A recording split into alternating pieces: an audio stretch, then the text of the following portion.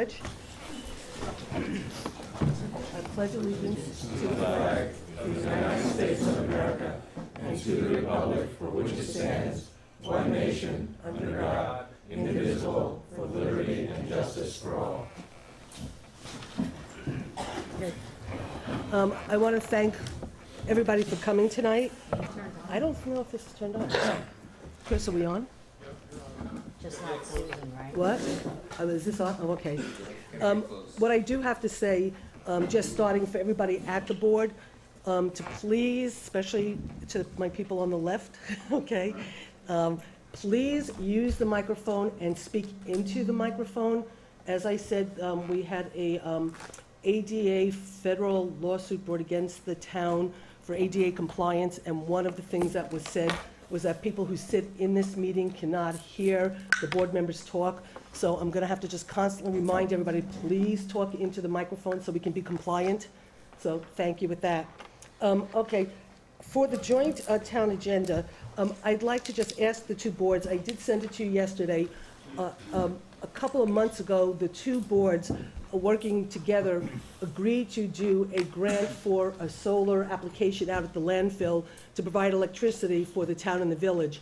And it ran into some snags, and Randolph is here, and we saw each other down at the Association of Towns meeting, talked about what was going on. He spoke with some people at the Department of State about an opportunity for us to apply for a grant together to take care of the problem with Central Hudson that's stopping us from being able to move forward. But in order to basically, for him to start writing the grant and us to get it in for the application deadline of March 13th, because we had a joint town village meeting, I did send out to both boards the fact that I know we try not to put anything on the agenda at the last minute, but there's no paperwork or anything. It's really just Randall explaining the snag and us just basically saying yes or no if we want to keep moving forward on this solar initiative. So he did come tonight, and I would like to ask for a motion and a second in support to just add it onto the agenda for Randall to do a 5-minute update and for us to reaffirm whether we want to move forward with. Second. Is there any problems? All in favor? Aye. Motion so carried? Okay, terrific. So that's added on, and when we get done with the consolidation, we'll move on to that. So thank both boards for that. In terms of what we have to add to the town stuff, we'll do that when we open up our town meeting. There's a few things we have to do on the agenda. So we have a lot of guests tonight. If anybody takes a look around the table, you can see we're joined by a lot of illustrious law degrees sitting at the table, so we're going to get a lot of good advice tonight. So I don't want to belabor public input for too long. We will have public input at the end again, you know, in order for anybody to say what they want. But we do want to sort of get into the meat and potatoes of the meeting. But I will, you know, if anybody does want to speak right now, we will open it up to public comment. But again, if you want to speak, we need you to go to the microphone up there, and you need to speak into the microphone and face the camera and say who you are.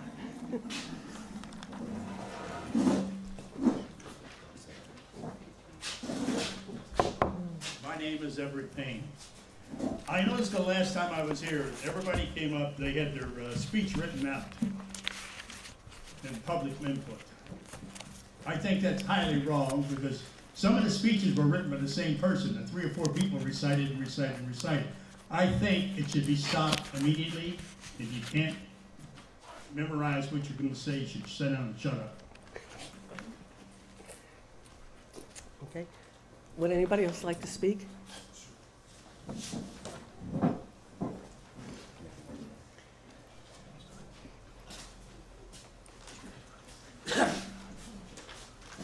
Bearing that in mind, and having written this myself, Steve Greenfield, homeowner, town of New Paltz, as always speaking only for myself as a citizen.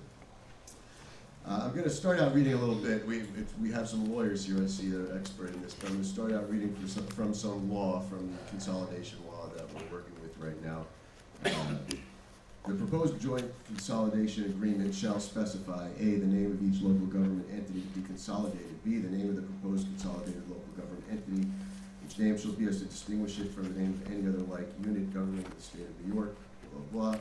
The rights, duties, and obligations of the proposed consolidated local government entity, the territorial boundaries, the type and or class of the proposed consolidated local government entity, the governmental organization of the proposed consolidated local government entity insofar as it concerns elected and appointed officials and public employees, along with a transitional plan and schedule for elections and appointments of officials. G, a fiscal estimate of the cost and savings which may be realized from consolidation. H, each entity's assets, including but not limited to real and personal property and the fair value thereof in current money of the United States. I, each entity's liabilities and indebtedness, bonded and otherwise, and the fair value thereof in current money of the United States. Terms of the disposition of existing assets, liabilities, and indebtedness of each local government entity in either jointly or separately in defined proportions. Et cetera, and so forth, the effective date of the proposed consolidation, a time and place for the public hearing or hearings on such a proposed joint consolidation agreement pursuant to Section 754 of this title. That would be followed by public hearings, and that would be followed by eventually a referendum. Once the agreement is in final form and adopted by both boards, there would have to be a 60-day aging from the agreement to a resolution, and the resolution would have to include the full text of the consolidation agreement, the law guiding which I just went over. This all needs to be done before the public can get the referendum. You have to define all of what the law requires to be defined in terms of government structure, finances, debt, election system, appointed positions, and put that up to public hearings for comment and potential revision. Then you have to have a final consolidation agreement and have that as part of your consolidation resolution. Part of the required agreement material includes a financial statement. We don't have that yet. The Finance Committee created an imaginary budget for 2011 that has no bearing on what's needed for the two boards to meet the requirements of the law. That document is going to have to be done from scratch in the post-consolidation present-day form. And you can't leave out the questions about facilities or the potential for lost grants. If you're closing Town Hall, as your documents claim, and you're going to move DPW to Clearwater, you're going to have to state where the government offices now in Town Hall will go, what it will cost to get them there, and how and at what cost DPW is going to move to Clearwater. I've been reading email exchange during the preparation of the Financial Committee's report. Messages to and from Ken Bond and references to verbal discussions held with Ken Bond abound. Whether or not it was formally recognized, Ken Bond was of counsel to the Financial Committee, and as such, he must be disqualified from any involvement in any review of those figures or the creation of new ones that are representative of an actual consolidated government. That should go without saying, but unfortunately, it seems to require saying because of the resolution that was brought before these two boards 3 or 4 weeks ago by the town supervisor. Lastly, Dr. Benjamin and Peter Fairweather both emphasized last week that keeping a certain emergency service as a village department was one of the 3 pillars upon which the recommendation to pursue coterminous townwide village as the form of consolidation. This creates a serious problem. As you all know, I do not speak for any emergency service. Speaking as a citizen for myself, I couldn't help but notice that nowhere in the report is there an indication that the department head was consulted as to whether that form is sustainable under the workload that exists and is projected to exist in the near and distant future. I'm shocked that lay people would make keeping the status quo in that emergency service one of the 3 points that determine the plane on which the new government will rest without consulting with the department head and describing his approval in the report. And again, while I do not speak for this department, it is a matter of public record that the chief, the other officers, and the membership did a presentation not too long ago in front of both boards in which they made it clear that they did not consider it sustainable and were seeking a change. This was totally ignored in the development of the recommendation for retaining the village form of government for the consolidation. All told, what we know for certain is that there is absolutely no way these two boards can, in good faith, get a financial report, a consolidation agreement, hearings on that agreement, a final agreement, and a referendum resolution together before village board elections and seating of any new members. What you need to do now is set a schedule for doing the research, all of which will need to be done in public, and stop trying to aim for a date at which you will create and adopt your referendum resolution. If the $1 million is as secure as we've been told, it will still be there if and when we're ready to claim it. And if it's gone, well, we'll be lucky that we found that out before we acted on the expectation it would come to us. So please change the tone of these discussions back to research, and when an agreement becomes possible, it will happen on its own time based on properly assembled and disseminated information. And I just want to say I was very happy that information that had not been forthcoming did come out last week. I expressed my optimism about that in my public comments, and given the personnel that I see in front of us today, even more optimistic that additional information will come out tonight, so thank you very much. Is there anybody else who would like to speak?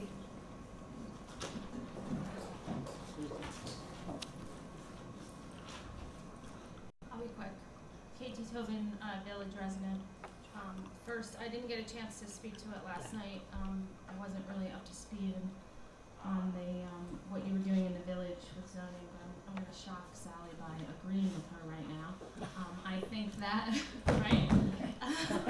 I agree that the moratorium should allow for grandfathering in the Niffen annexation. I don't foresee that that's something we will decide that we're not going to do. It's been in the pipeline for quite some time. I think I spoke and supported it in to a previous village board, so I won't go into the details why I support it, but I definitely think that it should be excluded from the planning board agenda at this time. I think it should be able to move forward, and you can do everything else you want to do, stop the zoning and stop the planning board and redo the zoning, but I would ask you to allow for the annexation process to continue.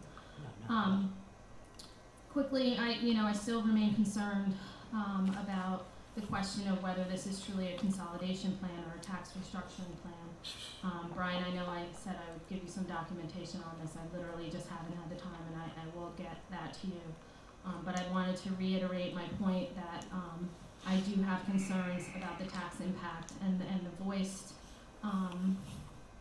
intent of town board members and village board members of shifting taxes to renters, which we know all live in the village, shifting the burden of the police to the village, shifting tax burdens to certain businesses in the village, and this in tandem happening with a loss of home rule and representation in the village core. So these two pieces of the puzzle, I think, need to be fully explored. They've been discussed at previous meetings. As we move forward, I think we should just, be as upfront about it as Kevin has been.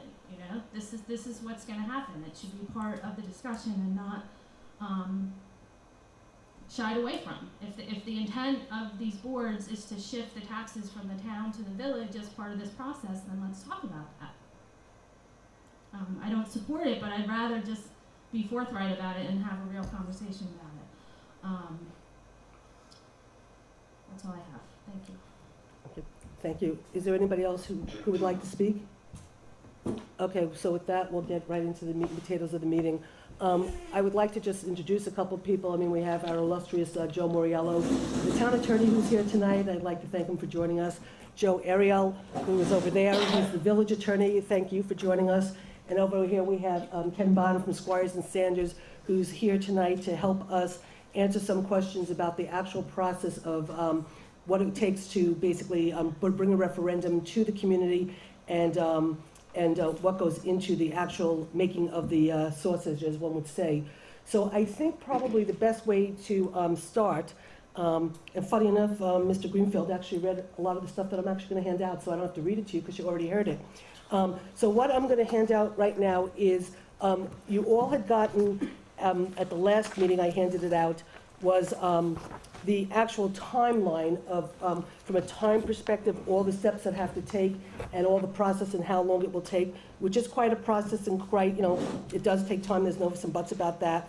And then included in it is, I'll pass this out and then I have more copies for the public. Included in it is then from the citizen empowerment law itself is actually the step-by-step process of what the plan actually embodies and what we have to do. So speaking to Ken about the best way to try to organize tonight's meeting would be probably to start by having Ken take us through the timeline, then have us, it looks like there's enough, so here, if you want to start passing these out to the public.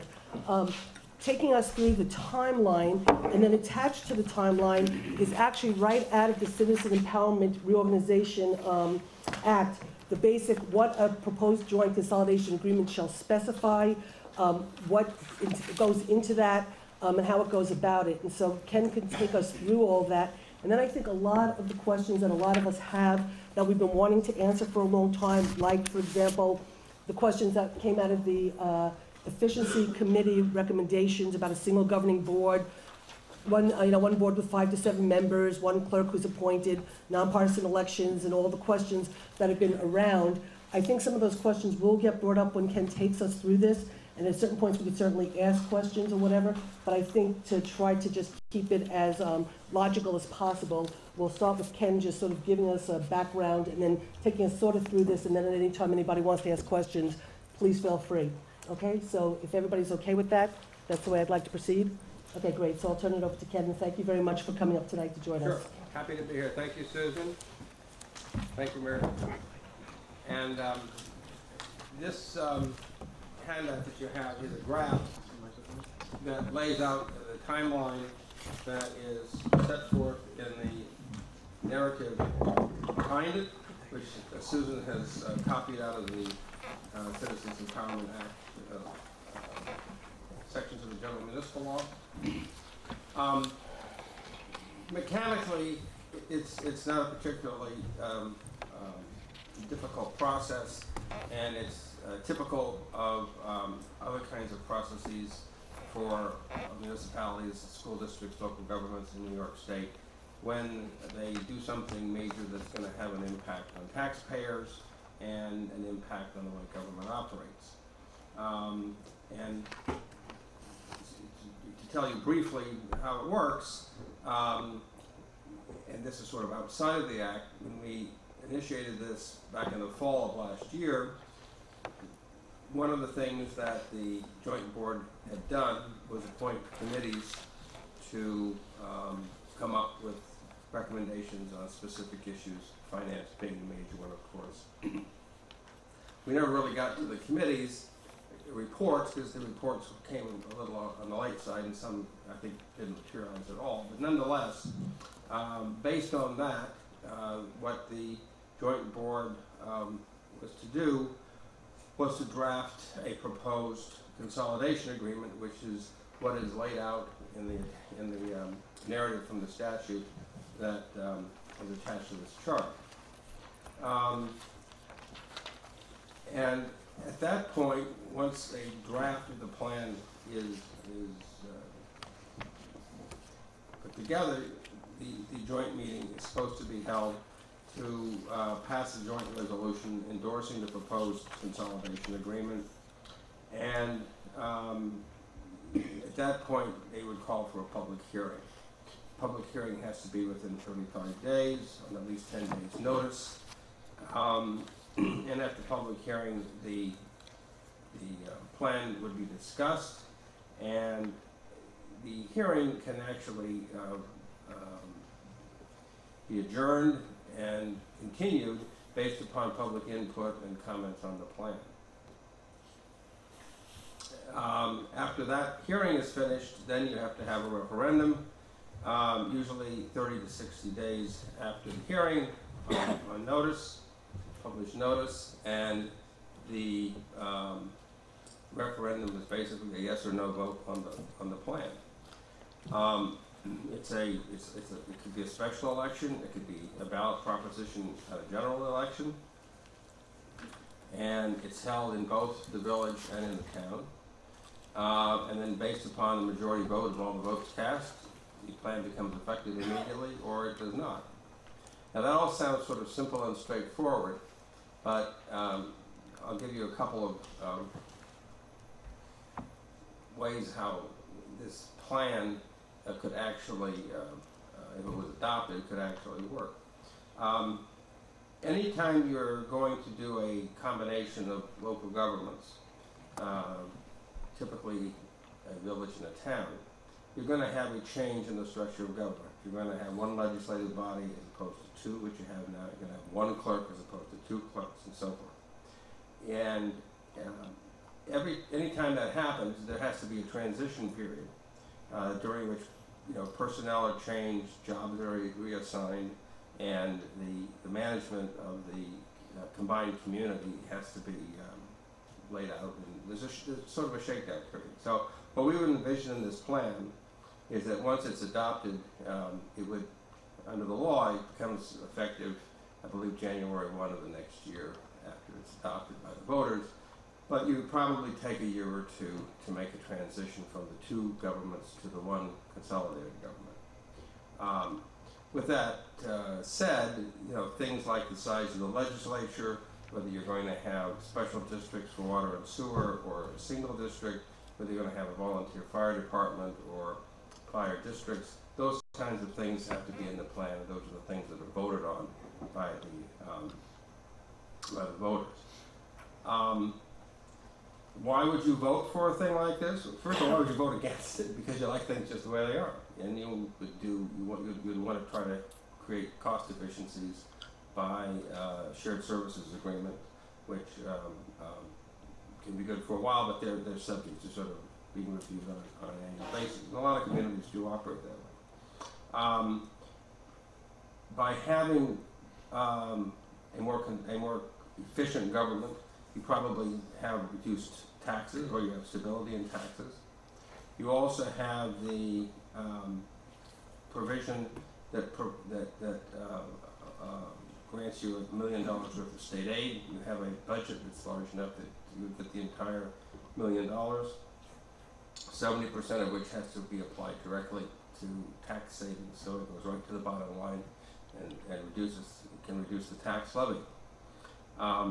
That $1 million a year, I know, has been a source of controversy or discussion as to what it really means, but I would look at it much like state aid school districts get for operating aid and building aid. Yes, it does have to be appropriated by the legislature, but you would only get it if the state went out of business and didn't have any money, which is possible, but not likely. It's not something where once it's granted, the legislature or some agency in Albany has the sole discretion to take it away, and that's not the way it works. The other thing that sometimes is overlooked, but it's important, is if you have, for instance, a single planning entity and a consolidated water and sewer district and a single economic development program, that has an attraction to businesses who are looking to expand or to open up. And in many cases, what we find is buildings that are no longer needed. They might be government buildings, or they might be closed plants, and they can often be repurposed into other kinds of industries or other kinds of uses. And those properties which have been sitting vacant and not on the tax rolls can be put back on the tax rolls. You have a better chance of that happening with a larger community than you do with a small one that's government. So part of your thinking about the benefit of consolidation is not merely a reduction in the cost of government, but an increase in the properties that are subject to property taxes. So you would have an opportunity to raise revenues and help stimulate the economy. I think that's pretty much a basic outline of it. The plan itself has to be specific, but it doesn't have to go into a great deal of detail. The ballot proposition has to be like a summary of the agreement. The agreement has to be on file in the town and the village clerk's offices for public inspection. And it really is a document that is like a sort of constitution, if you will, for the new entity, a blueprint as to how it would operate. Needless to say, if you get too mired down into details, get too much in the weeds, as people say, you will be working yourself too hard and you'll never be able to get the thing done, which may have been a little bit of the problem that we've had in the past, because a lot of the reports I've read have a lot of financial detail and so forth. That's important to have in the plan in what I would see sort of a general way, but dotting I's and crossing T's and a dollar here, a dollar there kind of discussions is really missing the importance of coming up with a general concept. Because what you will have at the end of the day won't be exactly which you had planned for, because the outcome is a little unknown. It's just that you're going to have a general blueprint to work with to try to, during a transition period, come up with a more efficient government and one that reduces costs of government and provides for an opportunity to stimulate the economy. I think that's about anything more I can say. Well, I mean, if people want, we do have, you know, in here the actual components of the plan. Would Do people? you want me to go through that? Well, I don't know. I mean, it looks like Brian already has questions. So, I mean, do people want to have him start to go through the plan, or do you want to start to ask questions, or I what's? haven't. Well, we did provide a number of questions that we wanted to answer right off the bat. You're talking about these particular questions, Yeah. which I think part of them become part of the plan and part of them don't. This is what I was showing you in terms of, Right. you know, so I don't know if it's better if we go through this, if some of these questions will get answered when you talk about the plan, or you want to just go through these now? If those are specific questions they have, maybe addressing them right now might be more Sure, efficient. sure. Because, I mean, what's in the statute is fairly dry. I mean, they're just, you know, you I mean, I think, Differentiate for everybody, the difference, the plan is not what gets voted on, that gets voted on by the joint board. What is in the referendum statement? the referendum is, do I pass the agreement for a consolidated government, or do I vote against the agreement for consolidated? And so the agreement we have available to the That's right, public that's right. as And the agreement is, you know, I use the word plan, but the Right. plan is memorialized in a written agreement. right. And that's the document that is discussed at a public hearing, and the document that's ultimately amended through public comment, and that is ultimately voted on, and then it's a summary of that, which is the ballot proposition. I mean, this is not unlike a lot of bond resolutions that we do, which are long and complicated, and they've got a lot of provisions, and we publish a summary of it, and you know, the voters can go into the clerk's office and they can read the whole document from beginning to end. That's a fairly common way in New York law that documents are made available to the public. The other thing, of course, is that you know, none of this is in the law, but I know the village and the town both have websites, and that's a great way to put information out there so that the public can read it at their leisure and not have to dig around for it. I have one very basic just question. please make sure you just use the Oh, microphone. Okay. And Sally, you got to also make sure you use the microphone. Okay, so my basic question as we go through the recommendation. Wow, Kitty, you're All loud. right. Big energy. Whoa. Oh, you know what? I put it on my laptop. They don't play well together. Okay. Put it on your lap.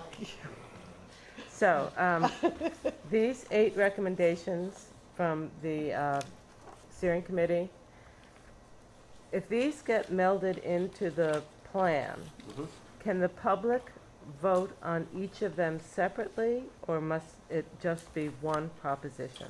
That's an interesting question. Each one of these 8 things that you have here, and there probably would be more than 8, would be components of a single agreement. And the ballot proposition would be on voting the agreement up or down. If you tried to have separate votes on each one, that would be what we refer to as alternative voting, something which doesn't hold up in the constitutional framework of being able to have a clear determination on what's been voted on by the public. So this comes up frequently in school district elections where you see a ballot saying, you know, I want the building and I want the pool. I don't want the building, but I do want the pool. Those kind of ballots don't generally are not enforceable because the results cannot be, you can't really tell what the public was doing.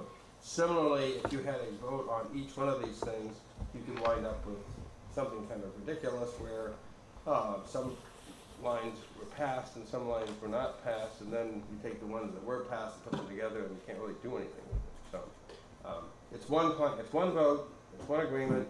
All these components and all the other components that you want to put in the agreement are in there. So the goal is to arrive at consensus You before. have, that's exactly right. Okay. The board and the public have to arrive at consensus. Now, you know, just to underscore the importance of that, it's the board as the sort of the governing body to come up with the agreement and, you know, make an initial cut of it, so to speak. And it's the public's obligation to come to the hearings and put input, just, you know, like we've seen tonight. If the public doesn't show up and doesn't give the input, good, bad, or otherwise, you know, then it's sort of a disservice to the community. But the whole idea is you get the agreement put together, you get it out there, noticed to everyone, and you hold a public hearing. You can have several public hearings actually. You don't have to have just one. But you know, this is a process that the statute you know, enables voters to participate in a very open democratic process. No, I'll use the Wait, wait, example though. I'm sorry, Oh, sorry, go on. excuse me, because Brian had his hand up, and so, so Brian, you were next, and then Thank Sally, then Jeff. I'm passing my question. You sure? Yeah. Okay, Sally? As we're going through this process, is there anything to preclude, not a public hearing, but public information meetings on certain controversial aspects, such as? And Kitty and I both. I know where you're going. The answer is if you've got certain components of the agreement that need to be hashed out with more detail, can you have a separate meeting on that issue and have an information session? The answer to that is yes. We call that coffee clashes when we do school district things where everybody, you know, says, I don't know, I'm going to vote for this building or this pool and all that kind of stuff. And so you have informal meetings. But those informal meetings are just that. Exactly. They don't decide anything. Right, They're but intent. it does help you to understand where people are Well, it does, on a it does particular two topic. things. It does two things. The first thing it does is it provides an education to what you're doing to the people who are in the public, who are listening to this. And almost as important, maybe more important, it gives the public the opportunity to actually talk to and meet the public officials who are putting this together on an eye-to-eye basis in the same room and, you know, take their measure. I think one of the problems that we have in our society is we're very cynical about government, and we, you know, members of Congress and members of legislatures are held in ill repute, generally speaking, and yet the other ones that work the hardest to try to accomplish something, that's what they're elected to do, and if you have an opportunity to speak to them on a one-on-one basis, that kind of meeting you're talking about here, you may come away with a different attitude, which is, you know, gee, these people are actually trying to do something that's going to help me and my family and, you know, improve our property and improve our community.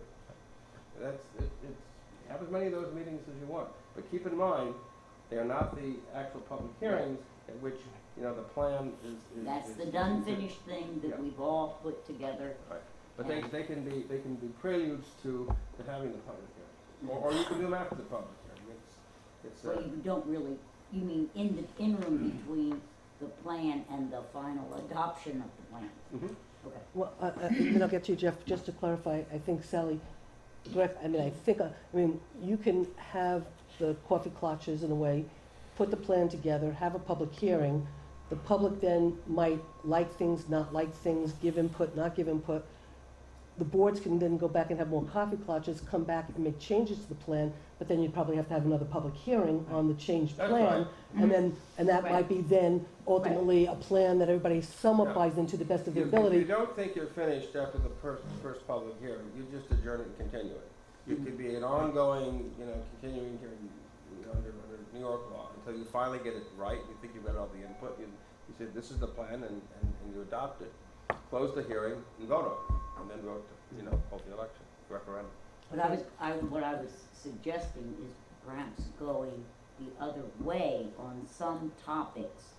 You would Have to be in the you would plan. do that earlier in the process, Right, that's what I wanted. not after the plan Right. is put together. Exactly. Well, I mean, I think in some ways, you know, because of the questions that have already been brought forward by the Efficiency Committee and members of the two boards talking, I mean, I think there's a pretty good sense of the issues people seem to care about, And so as we try to flush them out and then go to the public to try to get their input, you know, I mean, even just the ward system alone, you know, I know some of us have been talking about different ideas, and then when I spoke with somebody today, they have a completely different impression. So I mean, it's a controversial subject that we have to all sort of grapple with and see what's the right answer. And I think it's gonna take a lot of dialogue before we know what I we wanna agree. put into the plan and stuff. Jeff, you, Well, Ken, first I will agree with you. People are becoming cynical of government because of the distance government has, and people do not know who represents them. So I think you might want to. You want to keep government as close to the people as possible. So that could actually be a whole different discussion. And when you're changing the form of government, are you keeping it as close as possible? Up in Corneth, they had 4 different options, I believe, on their ballot. How did they do that? I don't know. Okay, so we want to look into that. They had 4 different options for Well, the. they might have had 4 different options, 4 different plans, you know, pick one. But that's different than having each part of a single agreement voted on where you don't know what it's going to look like. I mean, it's one thing to say you're going to wind up with one of these 4 things, as opposed to 1 or 2 things or 3 things. But when you have multiple choices for a single plan, you have no idea what it's going to look like. So would we be writing the plan that we write to, and you know, a couple of the things, I think you mentioned some really good ones, the fire districts, the clerks appointed, but then like you mentioned stability of taxes. We can't obviously put that in a plan because we can't prove stability of taxes, can we? You can certainly put in an aspirational concept for that. Sure, that one of the goals is to stabilize taxes. Pursuit of happiness, things like that. I totally understand, but I would prefer that we are going to present something that's very factual. community that gets along. and it has a public hearings. right, but having read now I've read I think up to about 8 different ones I've read over the last the ones that have taken place over the last 7 years. None of them refer to the taxes. Also, I think we want to be careful about the state. If we look even in our own backyard here, SUNY New Paltz just announced money that they were guaranteed to build 2 buildings was just pulled from them. Their science building, it was going to be built at South Manheim. It was going to be completed in 2015, South Manheim and Plattekill. It's actually been canceled. That was guaranteed state money. They were also going. Why did that happen? The state pulled the money. They're using it for the bridge. It happens in the bridge.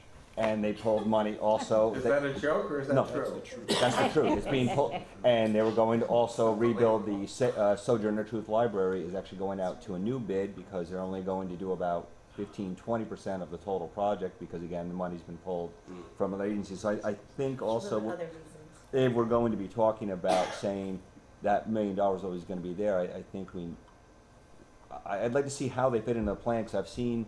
In any of the plans I've read from any other communities in New York State, they do not talk about the potential of taxes. They do not talk the impacts. They talk about what is known, very large inventories. I think one of the smallest ones was Seneca Falls, actually. It was about a 40-page plan. And then it had about another 40-45 pages of inventory. It actually did go down to the dollar and the penny. You can write one like that if you want to. Seneca Falls is a fairly small village and the town is fairly small. That would be a big undertaking to do here. I mean, you should probably have a general idea of that. But, you know, the legislation is fairly broad in terms of, you know, using your discretion as to how details do it again.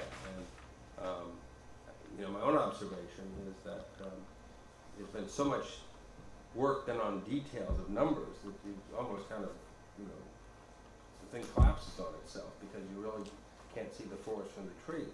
You can certainly do that as part of the process, but I think you're better served by getting these big concepts, things like the things that are listed here, getting consensus on that, and then, you know, going into the detail and the minutia after that.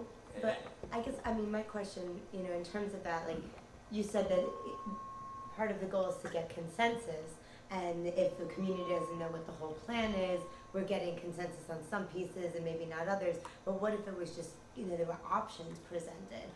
For instance, with, you know, the wards versus at large and things like that. Could we present options as part of as part of a multi-part referendum? Again, it goes back to the answer I gave over here. Okay. You just really cannot have pieces of it that are. So we legally cannot do it, or it's not recommended? It's not recommended. Okay. And the problem with it is, one of the questions that comes up was, how do we know that once you go through all this, it isn't going to be challenged to the problem? One of the easiest challenges on referenda is ones in which the outcome can be ambiguous, in which case, you've got a voter's right issue, a First Amendment issue, and there's a lot of case law on that, and usually the plaintiffs are successful. Okay. So, what we try to do is write propositions that are clear, that have a clear outcome one way or the other, and that way the right to vote of the individual they know what he was voting on is upheld. Okay. It's a basic federal constitutional issue, and it's also the state constitution. There was the little caveat in terms of this question, and speaking with Dr. Benjamin, trying to just review a couple of different things and questions and whatever that I had, this actually came up, and we were talking about whether or not we could do individual referendum items or whatever. And so like one of the things that he had said when I said, well, could we do a 5 or a 7 member board, an elected or an appointed? And he had said almost sort of somewhat similar, but also saying that referendum questions are, yes, you support it, no, you don't. So if you get a no, then what happens if everything else passes but that one thing doesn't? So he did say that possibly, and he wasn't 100% sure about it, that if you were to even consider this, and maybe we won't because of the bigger issue that Ken brought up, is you could do it like, in other words, if an appointed DPW, an appointed clerk is the default of village government, then what you do is you say, do you want an elected elected DPW and elected clerk? And if it gets voted no, the default is you have an appointed person, because that's what the village government does. So it's still a yes or no question, but there's a definitive answer. If it fails, you know what the answer is. And so I don't know if doing it that way, still in a way. I said that was not a good idea. Yeah, okay. I have something to add to that, because okay. I thought what you said was that the referendum that's on the ballot is actually, it's the agreement between the two governing bodies. Right. Okay. It's a vote on the agreement. Right, okay, so then I have a problem with that, because what we have is not an agreement. We have multiple choice, which is not an agreement, and it's like, what do you pick, A or D? A, B, C, D, okay? Right. The concept isn't working for me. The full referendum, I can see that, but I can't see the option unless these two boards, because we work so well together, are going to have multiple agreements that we've approved, and then we're going to plop on a referendum. There's like 8 of them. No, the law does not say that. So it says an agreement. And a singular agreement. Okay, a singular agreement. Okay, so any questions? That just kind of cleaned it up. I mean, you can go and you reproduce the law here. Well, read it for yourself. I mean, I don't want to get too narrow on this point, but I would just tell you, and I'll repeat it. If you have votes on issues for which there's no clear outcome, that is a infringement of the right to vote under the First Amendment. I've done this with school districts for 35 years. We never allow them to do that. There's case law on it, and you will wind up having the whole thing challenged. Okay, but unless I misunderstood Susan saying that if we put up, do you want an elected clerk, or do you want an elected clerk, that the default would be, if they voted no, it would then be appointed. I understand. But that's not advice. really. I don't think that's right. Yeah. Because But there's no agreement of the two boards Yeah. then. That's right. The point is that it has to be an agreement of the two boards Prior to going presented to to. Right. Okay. And we were just talking again, it was Okay. just trying to hash out some of the questions, you know, these questions that were brought forward, trying to hash out, because I know that one of the things we've talked about extensively is allowing the public to decide it, you know, in a vote, as opposed to us bringing it forward. So it was when we were discussing, could we, couldn't we, you know, we were struggling with could we, and that's when Jerry said exactly, Dr. Benjamin said exactly what was said. It has, you know, it has to be a very clear, definitive decision of what you're voting on, but Ken took it to the next step, which basically says, ultimately, at the end of the day, it's an agreement that we make to say this is what we want to bring forward. So I think that answers the questions. And I mean, I think, you know, again, I know some of us on the boards have different opinions. I don't know where we all net out at this point, you know. I mean, we obviously have more conversations. We don't know how, I know there's a lot of people in the public who have different points of view. I think if we do our due diligence, we listen as much as we can, we come back and try to make the right decision, and hope the decision we make, that we bring forward, is something people want to buy into or not. I mean, I guess in a way we have to bite the bullet and make the hard decisions.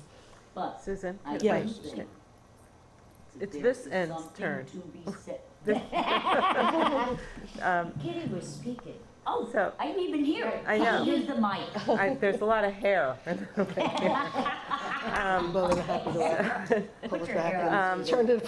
So it feels to me like there are community decisions and there are sort of legal decisions. The community decisions, a lot of those are in these 8 or 9 bullets, and those will take community meetings.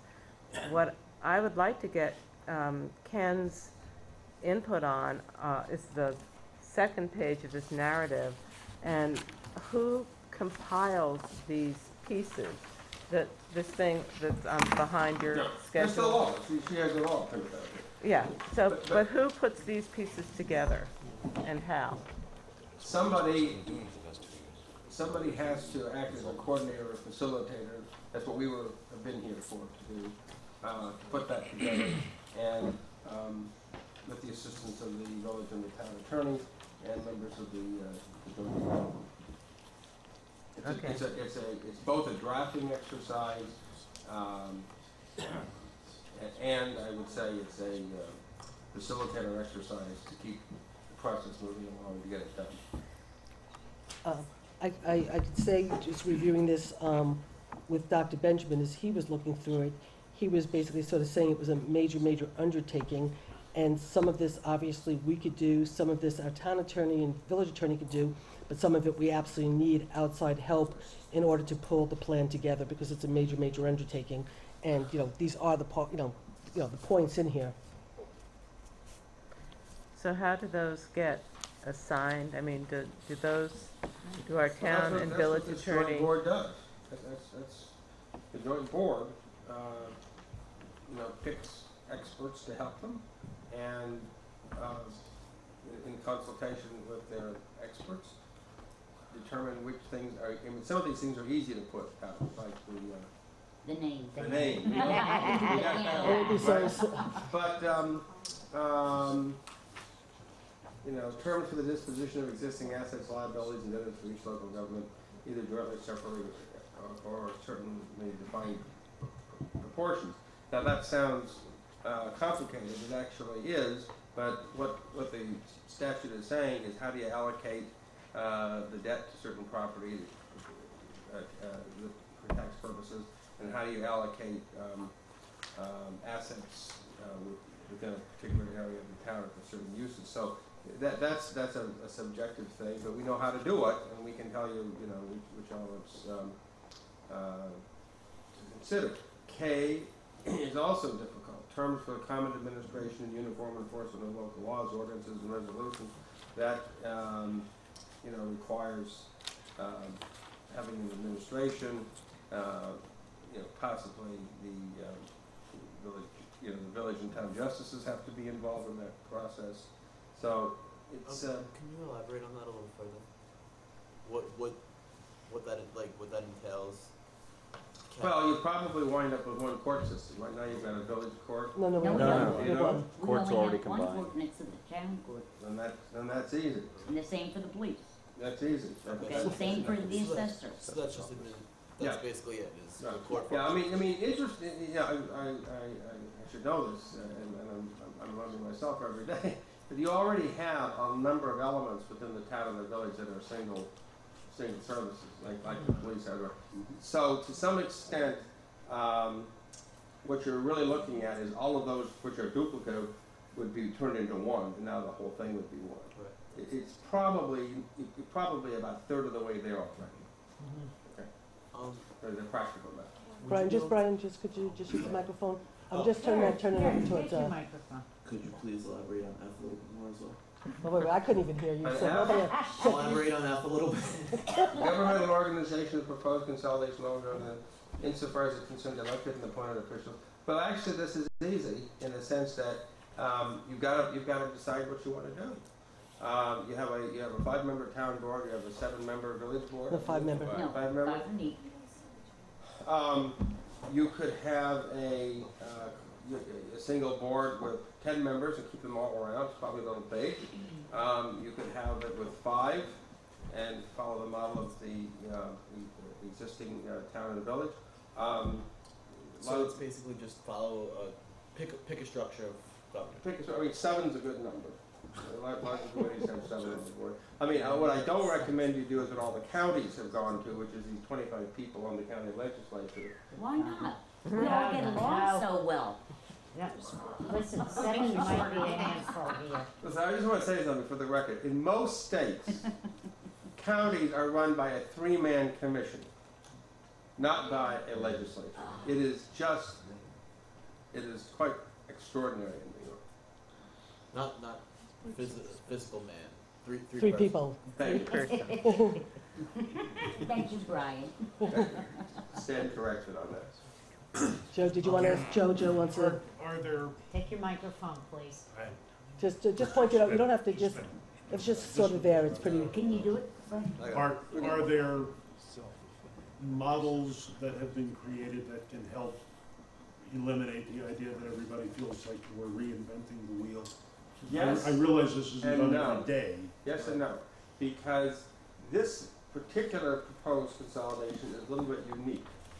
The other ones that have been done have been upstate with really villages that are drying up and blowing away. This is a different model. You've got a very rural, almost wilderness-y type town. You've got a vibrant urban core in the village, and you've got a SUNY campus. All right. Cortland would be a better example. Cortland's not in the process of merging with the towns and cities of the world, but we're already on to it, which is a city. It's already done. So in a sense, one way to look at this, if you look, just take where all the SUNY campuses are, you kind of got a government which is out, where the population and the commerce and the activities outgrown the structure of the government having a separate town and a village. That's one way you could look at it. And the only point is that there isn't an exact model for this. Now, better model, the models you could look at would be town and village of Harrison, town and village of Mount Kisco in Westchester County. And, we could look at that. Mount Kisco is a good example. You can't look at Harrison. No? Harrison is a brand new creation of a village overlay on a town, Okay, so it won't work for us. okay. Would you be able to speak a little bit to what the transition period between, let's say, a consolidation was approved and then to the effective date that the final consolidation would happen, like a 2-year period or something? Well, that would be part of the agreement. I mean, the statute's silent on that point. But, given that this is if it got to the ballot and it got voted on, given that there is a lot at stake and a lot of work that needs to be done, for lack of a better word, rather than having sudden shocks, like we're going to firefight people, or we're going to hire people, or we're going to get rid of this department, we're going to add that department. The joint board, which is now the legislature for the joint organization, probably should have some time to lay out and fill out the administration of the consolidated town based upon what's in the agreement. So that's why, you know, I think under the circumstances of a transition period of a year or 18 months or something like that would make some sense. Right, so would all 10 members of the board administrate that, and then, Perhaps. like, coinciding with an election cycle, then people would not be reelected? Perhaps. Or? That's possible. It's one way to do it. Oh, so just as to how we want to set it up. Again, the statute gives you the bare bones as to what you want to do. How you implement it is what the joint board and what the referendum process is about. I think in some ways, and I don't know if you could define that now or not or whatever, but I mean, I think in a way that's part of, statutorily, there's certain things that have to be done statutorily.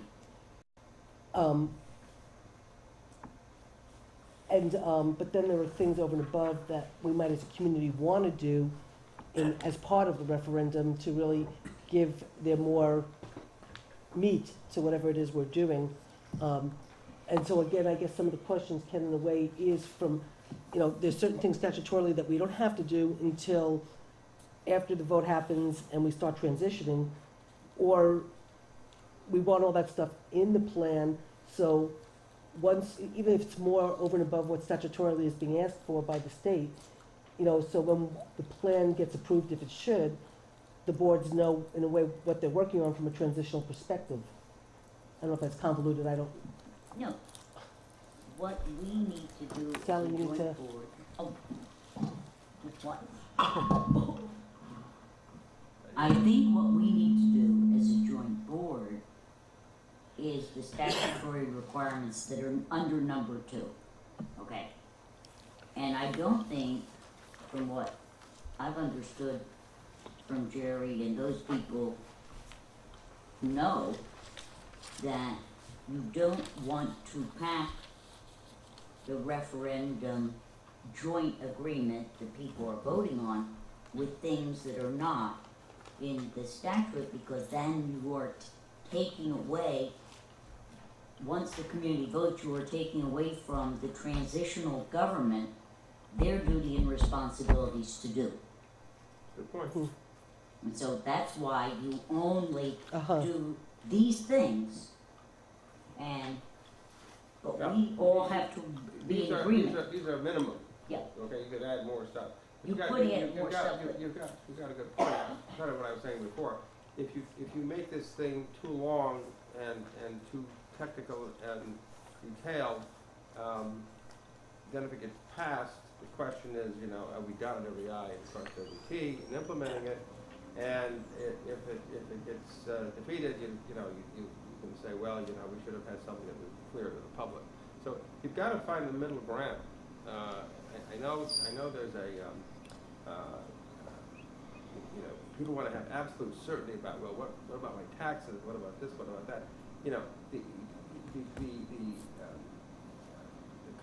concepts that are aspirational, that are things that you're going to do, or you think you're going to do, or you aspire to do once the consolidation would occur, hold those people who are going to be in charge and hold their feet to the fire to actually do it. So, and then the implementation of it has to be carried out once during a transition period, once the plan has been agreement's been approved by the voters.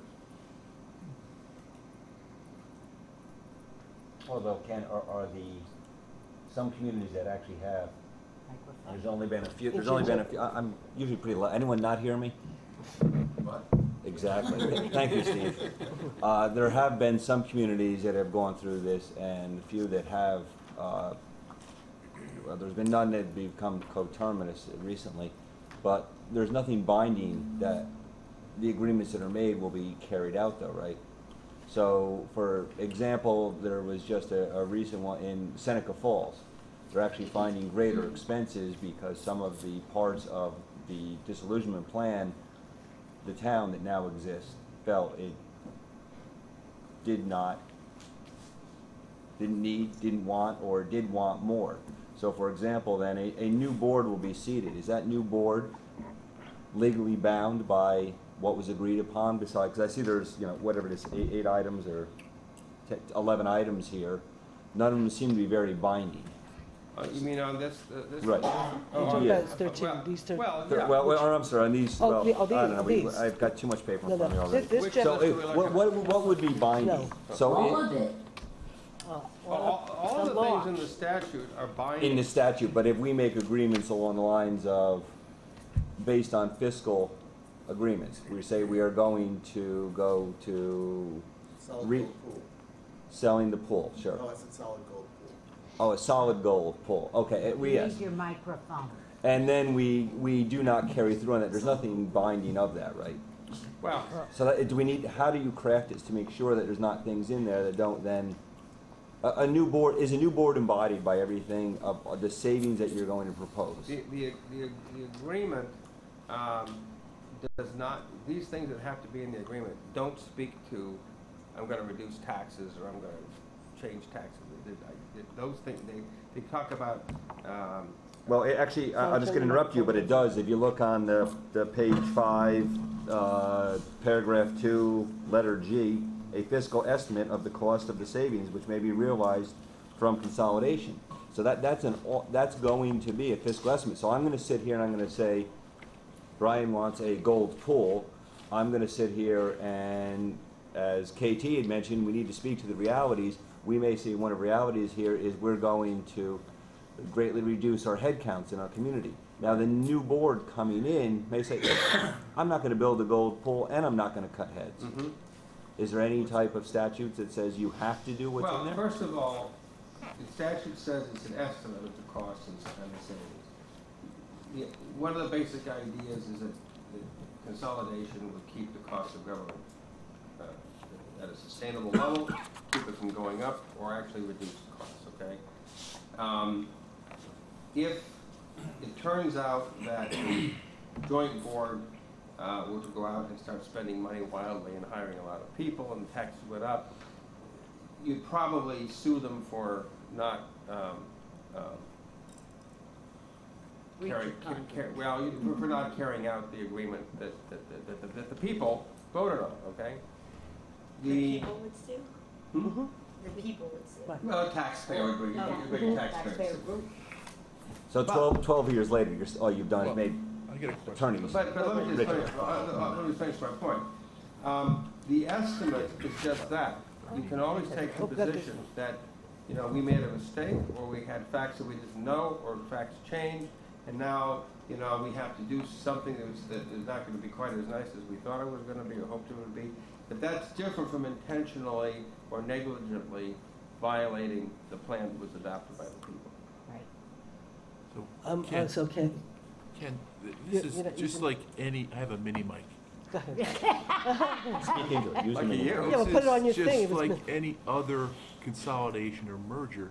This is an agreement that complies with the statute, You gotta use that gets you to consolidation, correct? And then after that, I would think something like a doctrine of merger would apply, wouldn't it? Then you just go on with your government. You're not gonna go back to these Well, you things. know, this is like a Molly Tog, if you know what I mean. No one knows what you mean. You're not gonna go back. I have no idea what that means. Molly Tog is? What islands do mollytogs live on? No, it's a screw with flanges on them, and you Molly bolt. hammer them in. It's called? It's a Molly bolt. Molly bolt? Yes. Now we know what you're talking All about. right, kidding. I still don't, but it doesn't matter. Okay. Toggle bolt and That is, you're Molly bolt. Okay. I learned it wrong. I think mollytogs are something we protect under our wetlands law. Anyway, You hammer it in. back, Caribbean island. back, Masculine. back to You the facts. hammer it in, the flanges kick in behind the sheetrock, and to pull it out, you have to pull the whole wall down, right? So that's kind of what this is. Can you go back? But it'd be a disaster. There is nothing in this statute that's got put the thing in reverse. Once it's voted on. Right. Well, I mean, I think that obviously you want to be realistic relative to what you're putting in. Did Joe, you have a question? I have to ask the people in the audience, what happens is people complain that, you know, there's conversations going on and they can't hear. I just have to ask you to keep it down, please. Big Go boy. ahead. Ken, I think one of the things that the undercurrents that I hear is concerns about going down a road that you can't turn back on. And whether that's true or not, I have a question myself. At what point are the boards bound to consolidate? What action do they take and when? The vote. You know, you were talking about legal aspects. The legal aspects are really what has to go into the agreement, which is this on page 2, these several items. But the rest of what's in here is just a legal process. It's just a procedure. And you want to follow the procedure to the letter so that when you get to the end of the road and you have a vote, whether it's good, bad, or otherwise, you don't get sued for having not done the process correctly. Okay? And you know, until the vote, all the votes counted, and a determination is made as to how the referendum came out, there's nothing. But if that referendum passes, then the two communities are bound, and the joint board has got to go to work. Right, and and I understand that, and what I meant was the actions taken by the boards leading up to that. So, for instance, authorizing that their council and whoever is going to act as consolidation council draft the agreement. Right. Accepting the studies that they may commission to Right. support their conclusions. Right. They don't bind the board along the way. Those reports and No, I and mean the those agreement? actions. No. In other words, when Well, they take those affirmative actions. all the board is doing is enacting or taking action on a legal process to get something in front of the voters to vote on. Everything up to that point, I mean, yes, the agreement has to be approved by the joint board, but it's not binding on anybody, including the joint board, until it's approved by the voters. I mean, it's like a bond resolution subject to a permissive referendum. It's passed by the board of trustees, but it's not effective until, you know, Well, I'm not, I mean, again, just to be clear, and I don't want to beat a dead horse here, because I know it's not effective. What I'm saying is the board bound by it, or either It's by the bound- fact that they've taken a certain course of action? And I think I know the answer, by the way. To some extent, it's a rhetorical question. I'm trying to make the point that until both boards vote on the plan, on the agreement. on the agreement, Yeah, and say, we're going to put this out to referendum, nobody's bound. nobody's bound. Right. And their bindingness is only as good as the voters. Right, Well, even vote. if they vote. Thank you. But, Go ahead, I have a question, and that is, it seems to me, from what you said, Joe, that the two attorneys working with whoever is the legal beagle outsider, if you three came up with a plan that was totally contradictory to what these boards want, it wouldn't be a matter of the two boards not agreeing.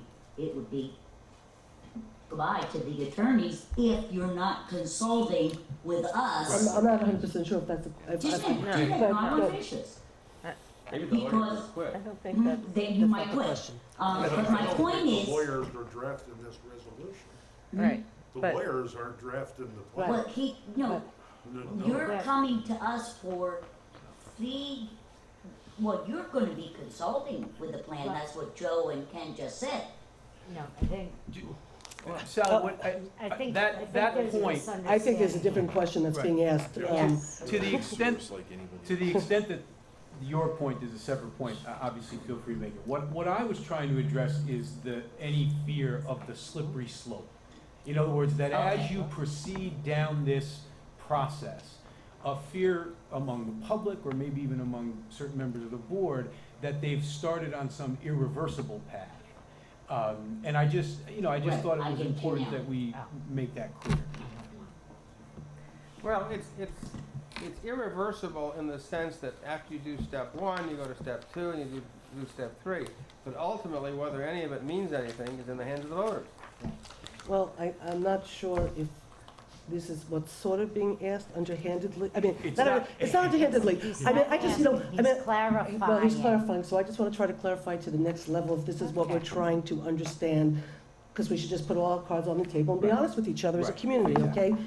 So, right now, we know that there's a majority of the board members who would like to bring some plan to the voters to make a decision.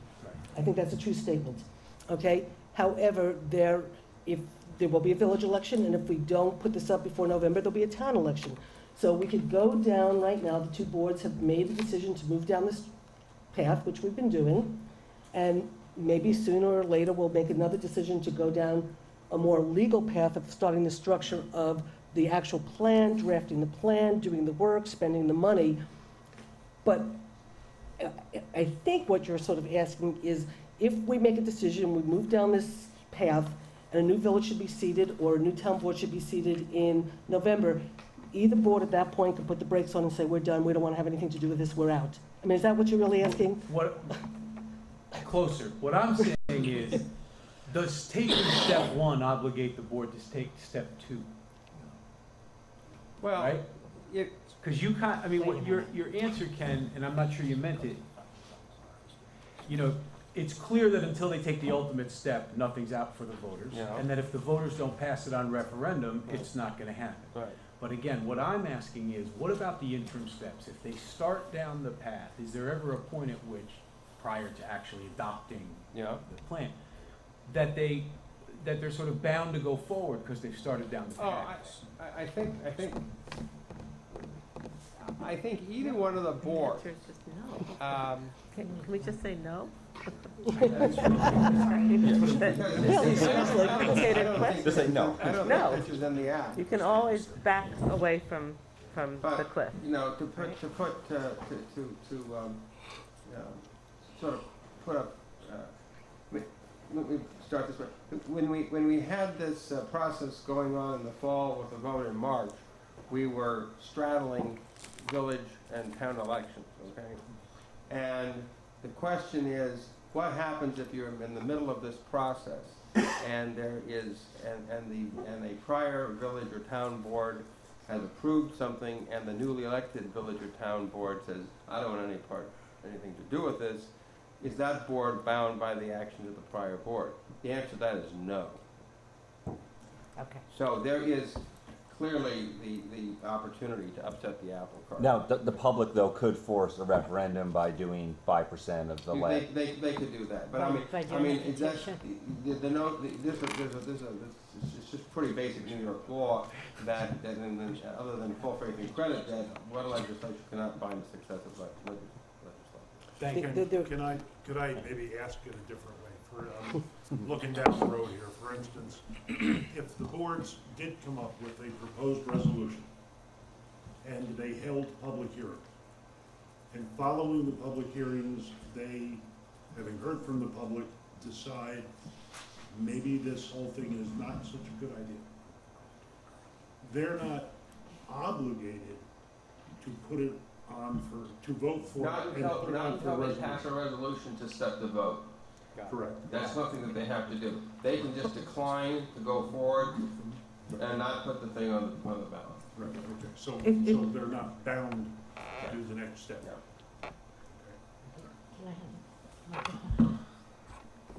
Okay, it sounds to me like some board members are concerned.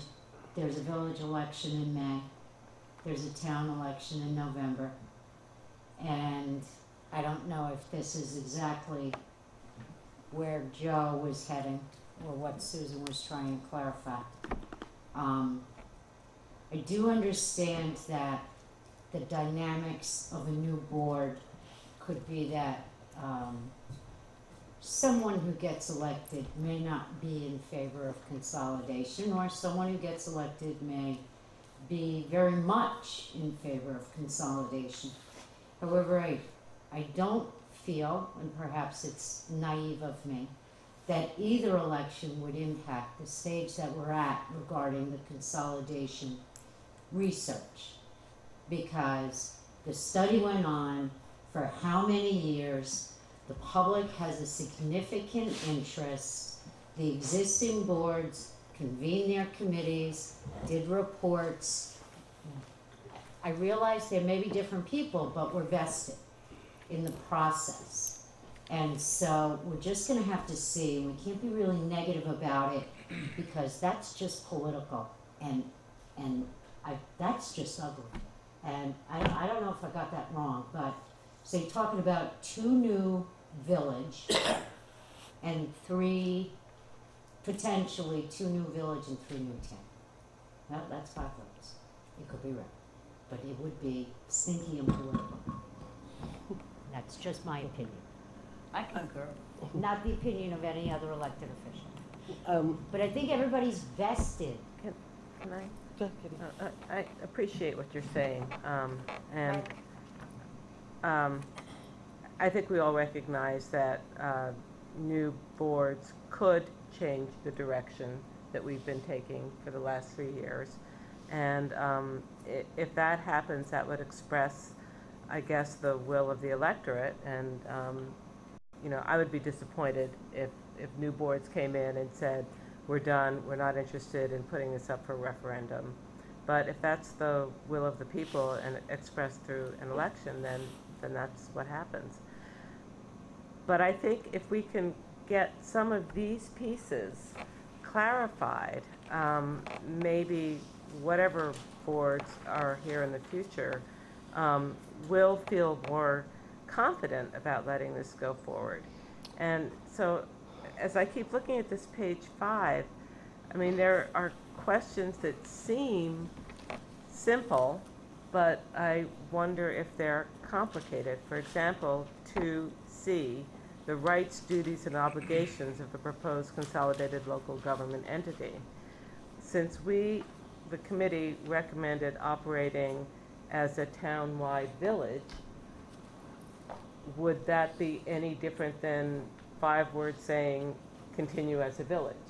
Does it have to be more complicated than that? Yes? It depends. I mean, when you talk about, if I can just answer the question. Yes. The rights, duties, and obligations, those are powers. I mean, if you go to the village law and the town law, okay, you will find sections dealing with the powers of boards and of both boards. You'll find liability and indemnity provisions. I mean, I mean, one of the things that's probably useful to do for each one of these things is go to the existing law for the towns and the village and sort of cut and paste them out and say, this is the stuff that applies to A, to B, to C, and so forth. And then you can either, you know, there's your opportunity to choose from column A or column B as to which you want to use, or something different. But this is just a sort of generic way of saying what are the powers of the municipality going to be. So if I can just clarify a little bit, as I somewhat understood, and I tried to get some clarity when I was at the Association of Towns, when I spent a lot of time with the Department of State trying to talk about some of these issues, because we're choosing for the moment to operate as a townwide village. So in essence, the work of the people who served on the efficiency committee recommended a townwide village concept of what, you know, we've been studying and talking about moving towards, in a sense. So technically, one could say there's somewhat buy-in to bring that form of government forward, of which it, you know, starts with the village government. But because we're still a town and a village operating coterminously, in some ways, as I understand it, there might be the possibility to say, fine, we're a village government, but actually town law, it's a little, you know, that town law might be better on this particular issue than village law, and so therefore we'd rather operate under that law form of government, because it's a better way to operate, and so we sort of pick that, and then we, like, you know, I mean, that is a true statement, right? Yeah, I mean, like Mount Kisco operates more like a village, but they have some aspects of town law that they use as well. But they are only those aspects of town law which aren't covered by village law. So Okay. if village law is on the books for example A, okay, and you just can't unilaterally say, well, gee, we'd rather have the town law, because if the village form of government states statutorily that it has to be, that's the way it is. If village law is silent on things that a village never does, such as, a good example is, what's it called? Social services. Yeah, social services, okay. Villages aren't involved in social services. And that's where the coterminous part fits in, because we do have to Okay. then take over social services. Continue to practice. Right? Yes. Right. See, it doesn't seem right to me, because I thought that's what Jerry was saying last week, that we can kind of pick and choose and create our own government and call it a village or whatever the case may be. So if we wanted to elect our town DPW supervisor, we could opt to do that, even though in village statutory law, it is said that it's an appointed position. Wait, I- this is, I- we wanna know. I think the choice of law is up to the joint board with respect to, where they get the answers to these things. Mount Kisco or Harrison might have been situations where they had special legislation, because these are old communities that were done by the state legislature when they were put together, that might have had something like that. This statute is loose in the sense that I'm not sure there's a great difference between a coterminous village town. It certainly, preserves the village aspect of it, as opposed to the other way that you consolidate by dissolving villages, and then it just goes away and the whole thing becomes a big town. And so, I can't give you a 100% definitive answer, but it's my understanding, and we would go forward on the basis that you can look at the various statutes and pick which is the best. It would be flexible, right? It is flexible, yeah. Just as it's Otherwise, your idea is okay, but what would be the point of doing this thing if you were mandated to become a village? There's nothing that's mandated you to become a village form of government. and part of But village that's what we government have is mandated ourselves. Well, no, not necessarily. By, Not that, Well, when coterminous. it was the recommendation. right, exactly. Okay. Right, it's a recommendation. And much So of that was our a language reports thing. and studies have been based on. No, I understand that, Sally, but I mean- I mean, again, the recommendation is a townwide village form of government. However, to some of us, that might make this appealing to consider, okay? Because there's some of us who might have preferred to see a city, or might have preferred to see the village dissolved. I mean, a lot of people have different opinions on how they would have wanted to go. right. But right now, what's on the table is the townwide village concept, and so a lot of us in good faith are working on this idea, because that's what was brought forward, and if, but so let me just finish 1 second. So while you said, sorry, Ken, but, so while yes, in a sense, we're saying a village form of government, to some of us, the beauty of this coterminous government is there might be this opportunity to take maybe some of the benefits in town law that are better than the village law and opt to say we'd rather operate under that than the village, because that becomes part of the plan, and that's what we're bringing forward to the public to vote on. And if statutory and legally we could do that, I think that's an advantage to looking at this kind of government, because you're creating a better government, not bound by, well, this is town law and this is village Okay, law. I That's- think that I'm would be an agreeing. active legislature you would need to do that. Maybe, maybe not, I don't know, I've gotten, I'm agreeing with you. I think that that's the benefit of this. I think Mhm.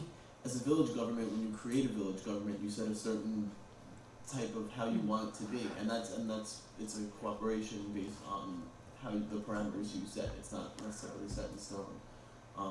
And I agree with you that I think there are certain benefits. We may not agree on those benefits currently, but I think that would be, because if not, why not just Let me abolish it? just make a comment here, so that we all, the notion of villages is one form and towns another form. They are different, and it's not an accident. Right. Villages are small urban areas, but not cities. Towns are large rural areas that don't include villages.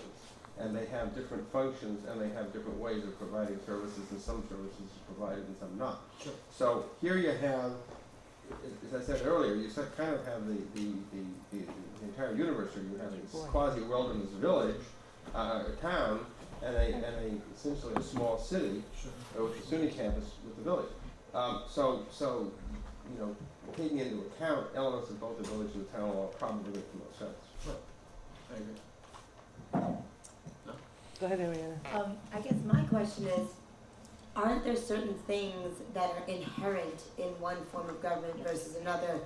I mean, and this is what I'm under the impression of, is like villages are inherently nonpartisan forms of government where elections are not held with political parties. Is that right? Yes, That's right. No, I think It's you not can right. have village. you can, but I think in you can the Boy, all the villages out in Long Island have big fights between In the village of New Paltz. but Left they're that not out. partisan in the In the village. village of New Paltz, we have nonpartisan elections. I thought that was state law about villages. No. Okay. That's why Jerry said, It's here. because our historical record in the village, okay, has, I forget, because the historical past of the village has been nonpartisan elections, that gives us the legal right To do it. to do it. If we had partisan elections in the village, Okay. then we would have to do an act to switch over. But something else like volunteer fire department versus a fire district, is that something that's inherent? Because I was under the impression that that's inherent. A town can These have are only New Paltz Village. No, No, a no, town can, that's a all town can have a That volunteer is fire state law. department, they Okay, just have to have a that's district. what I'm asking. is Right, well, it's not what- volunteer. But they what can't, no, it are is the volunteer, things it's just a district. that are inherent Well, in, the town actually doesn't own it either, it's a separate plan. Right. No, I'm no, no, sorry, that's I'm for taxing only. Right. You're mixing up words here. There's been a lot of stuff about the fire, I mean, honestly, we'll get to that in a second, but I think there's been a lot of things about the fire department that have been used to sell the village form of government that are not completely 100% correct, and so we can get into that in a little bit. But there's more dynamics, you know, like again, I was under the impression you couldn't have a volunteer fire department in the town. You can have a volunteer fire department, you just have to have a district. And so, but we can get into that And in a that second. separates it automatically out, Yeah. makes the budget Right, separate. right, right, okay. right. Well, Yeah, see, but we had but to vote. this is my question. My question is, what is inherent in each of these forms of government? Because there was reasons that the village was chosen, and they were laid out last week as being nonpartisan elections, the volunteer fire department, and oh gosh, Financially. the separate chief fiscal officer. Right. So actually, Ariana, if you look at the page 5, and as Ken and a couple attorneys down here speaking have defined, you can see what's being defined. If the next board coming in says we do not want to put in nonpartisan elections, that could be part of it. The next board is not embodied, but does not have to do it. So nonpartisan elections may not happen. They still may maintain being. You can shake your head no, Susan, but they absolutely can. Jack. They absolutely can. They can, unless that Okay, is wait, part we've of got the all argument. these attorneys here. So, you Let's know, ask It the, has to be ask part the of the attorney. agreement. It's part of the agreement, that's right. Once it's Boy, part of the oh boy, agreement, I'd like not to be in anybody's shoes on this board. When you If vote against. The voters said to you, vote yes, and it called for nonpartisan elections, and a new board tried to change that. Right. I'd take a lawsuit against Okay, you. but Me too. what would it take? What would it take for the new board to overturn if we have a new consolidated government, it's a village, the people have voted for nonpartisan elections, what would a new board have to do? Majority vote. But don't they have to have No, public No, it hearings wouldn't, and? no, if the Don't they have to referendum create was a law? passed. Once What's it- it's in the law. referendum is passed and it's law, Yeah. you can't go It's done. back. you can't go back. You're operating as a new government, that's all you're doing. But you have to Right. pass a new law. But No, at no, any no, no. time, you No, could no. change the partisan elections after that. The But same way you- the voters no. could have them Well, that's next what year we're if not we clear chose. about. It So would be a permissive It's- you would have to referendum. pass, I would love to hear You Ken have to just. pass a new. everybody, I'm sitting here because I don't know. No, no. Joe? Partisan elections or non-partisan elections are not one of the things that go into the agreement. They're not listed here. well, they're going in our Okay. agreement. They're going in our Very important agreement. here in New Well, Paltz, so it then- will be going in the agreement. Well, that's what we're asking. Is if something is in the agreement and it's voted on by referendum, and the community votes for this certain plan, what would have to be done for that new body, the transitional government, for instance, to overturn something? Is that possible? Change. Another I- referendum. No, I thought once the referendum was adopted, nobody can overturn anything. That transitional body is to Absolutely. implement That's the right. new government. Okay. You can't Well, put that's a what that's my question is that You can't is put there a a possibility? block. I We don't should know. end this I don't know. at this end of you the might be able table. to I'm sorry. specify- Tell them to use their It microphones. just doesn't seem impossible that you could handcuff yourself forever. Right. So it seems to me it could be changed. But it would take a new law. It would take Yeah. a new law, a new Okay. referendum. Yeah. You would actually have to take it back to the voters Yes. as a permissive Right. Yeah, referendum, exactly. and they would get to vote on it. And No. any board that thinks that they Wait. could change or turn Joe is something that the shaking his voters head have no. said it should be, are gonna be in big trouble and taken to court. That's true. The only way you can change, anything that we present to the voters and they vote on is by a permissive referendum back to them. Yes. Okay. No. Well, if everybody can, Joe is stop, shaking his head guys, no. stop. We agree. No, Okay. but wait a minute, can we have our, Well, can we have Joe's trying to can we have sort someone of- that's got a JD after their name answer this question? That would Thank help you. all of us. Can chime in. I don't know that that is a true statement. What's the question? I asked. Well, let me answer it, then you'll answer. Because you can't, generally speaking in the law, municipality can't just hold a referendum on a question if it wants to. No, I agree. Referendums, whether they're even what we call permissive ones, are permissive under statute, so you can't. They're authorized under statute. Yeah, they're authorized under statute, but you can't hold a referendum everything just because you want to. Oh, I don't disagree. This is not So an that- initiative petition. So that I don't know whether a proposed local law that would change some part of what got voted on, if it would necessarily require a referendum or vote of the public at all. It might just take an adoption of a local law. Well, And not this every was a law is question subject to I a referendum. posed when we were in Albany to the Secretary of State. Okay? Okay, and I said, we, as a consolidated government, present X, Y, Z, D components to the community. They vote yes. Can the transitional board or a future board change the will of the people because they voted? And the answer is, no, the boards cannot.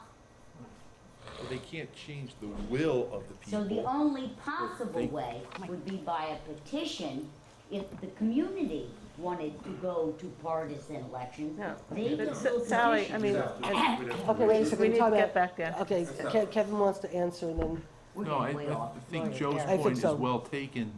Once this whole issue is passed by the voters, you're just operating as a regular government. So whatever your authority is under the law, you exercise that authority for the best interest of the people in your community. I think you would need a referendum on the issue of partisan, nonpartisan voting. I do. Because So, it feels now, a I little- don't know. It's worth researching. I think you That's really an election law question, and I think it's outside the scope of this. But- No, I think it's outside the scope of this It's consolidation. kind of okay, ridiculous so- to think that your hands would be What's gonna be tied in the agreement? forever as to a specific element of your consolidation plan, because things change. This is, okay, Right, in your Okay. government, you're saying. okay. So let's see if I can sum I this up thought in a that quick. we were discussing what we're gonna fight over with our new government, when we haven't even gotten to what we're I supposed to thought be we doing. didn't talk about these. We can, if you Yeah. want to go back to those, we absolutely can. I agree. So do you want to, Are we Just- talking about the? you want to get a eight sort or of the- sense of, Gina, you're saying you want to go back to this or this? I don't need to go back to this. I'm okay with this. You want to go to this? I would like to go to this. Okay, so, This is what we've been This trying is- to do for months. I mean, this is not necessarily, okay, let's, I think it was the purpose, I didn't mean to interrupt. no, you, no, Susan. please. I think it was the purpose because these are the recommendations. And so I think what the two boards wanted to know was that we had questions regarding legalities.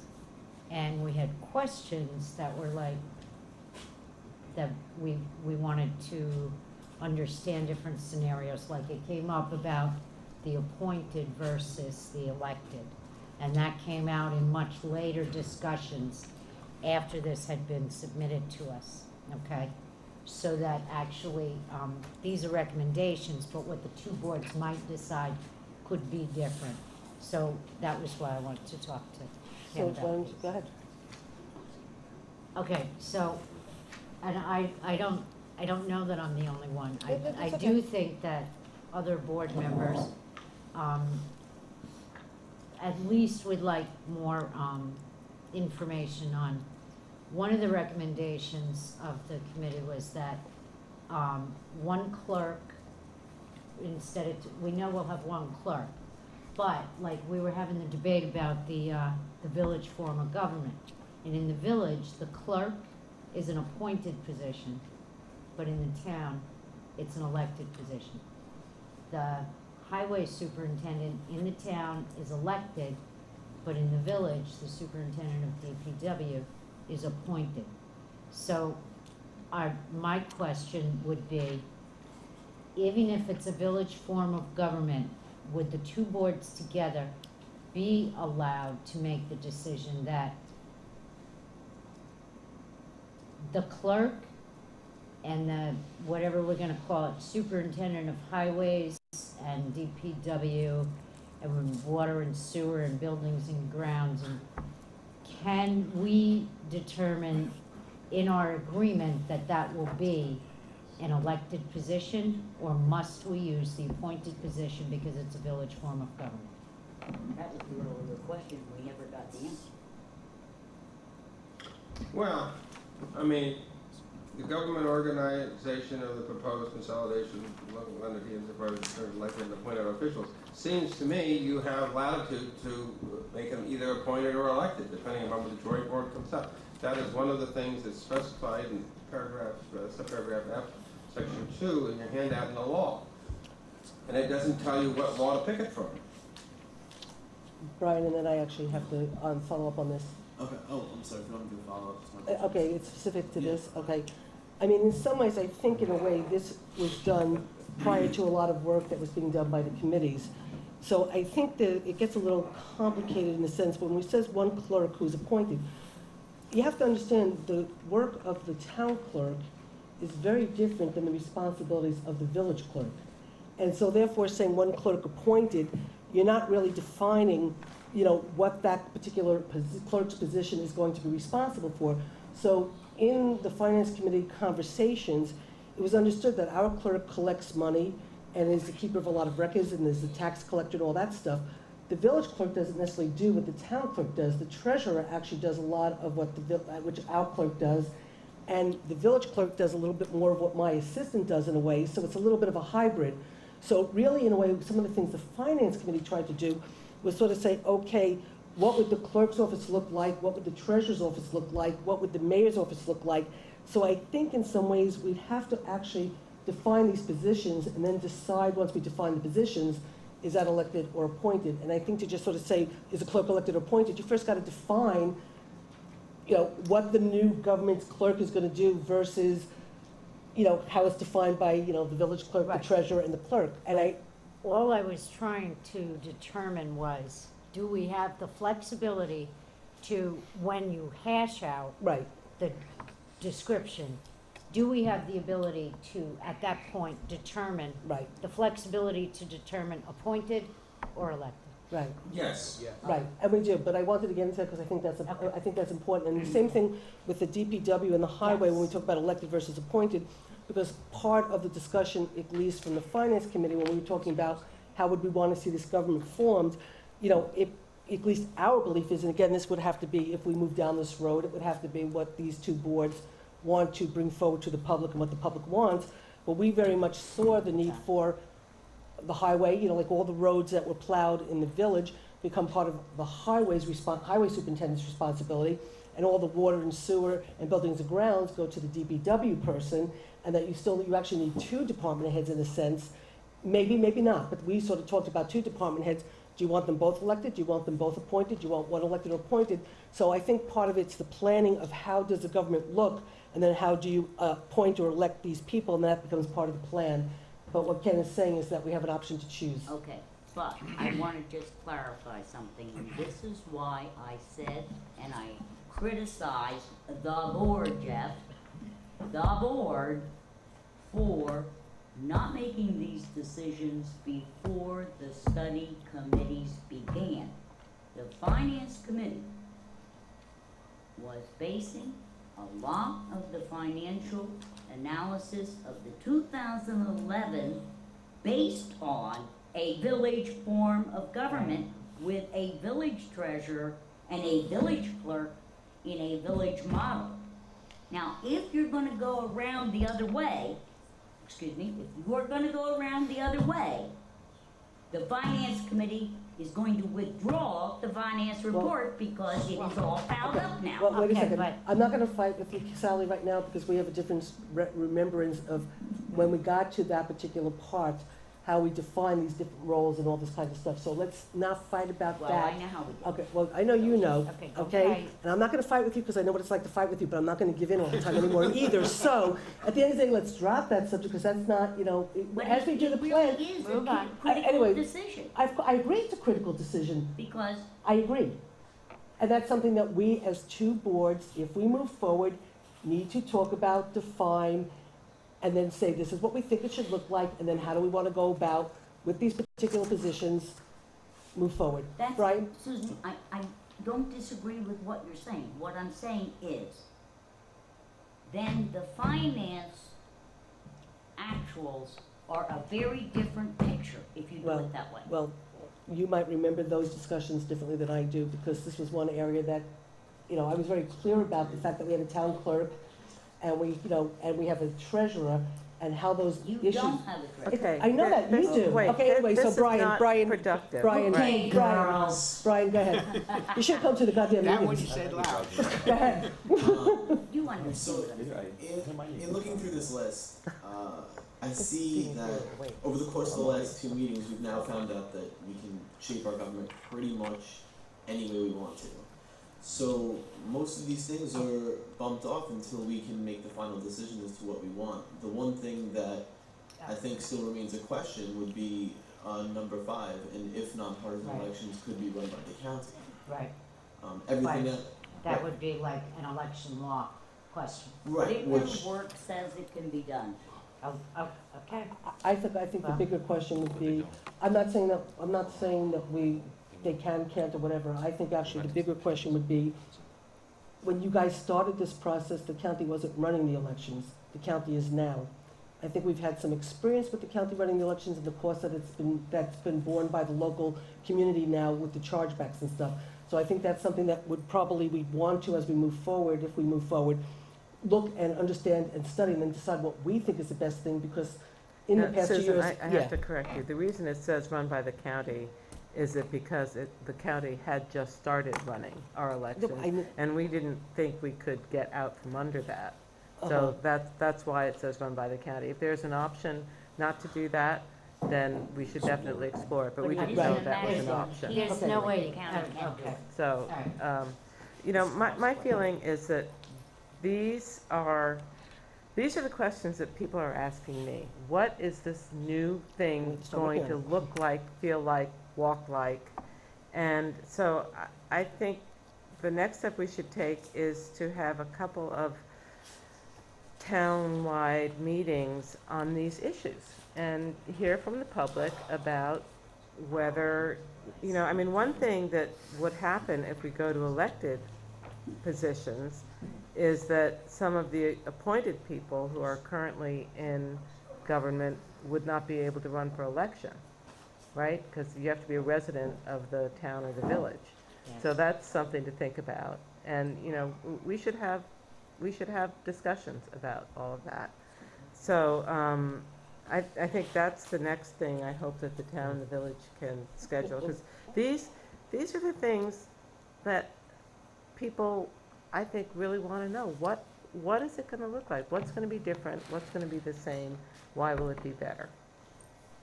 Might I suggest it might be better if we give a preliminary description to the community and then let them tell us what we think? Sure.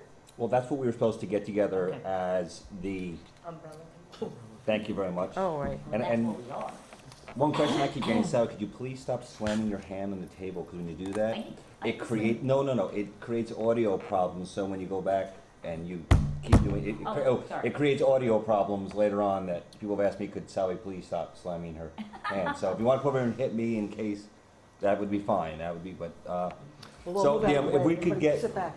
if we could get together though as the umbrella committee, this is when some will be discussed. Even just looking at this, you know, right away there are some large questions.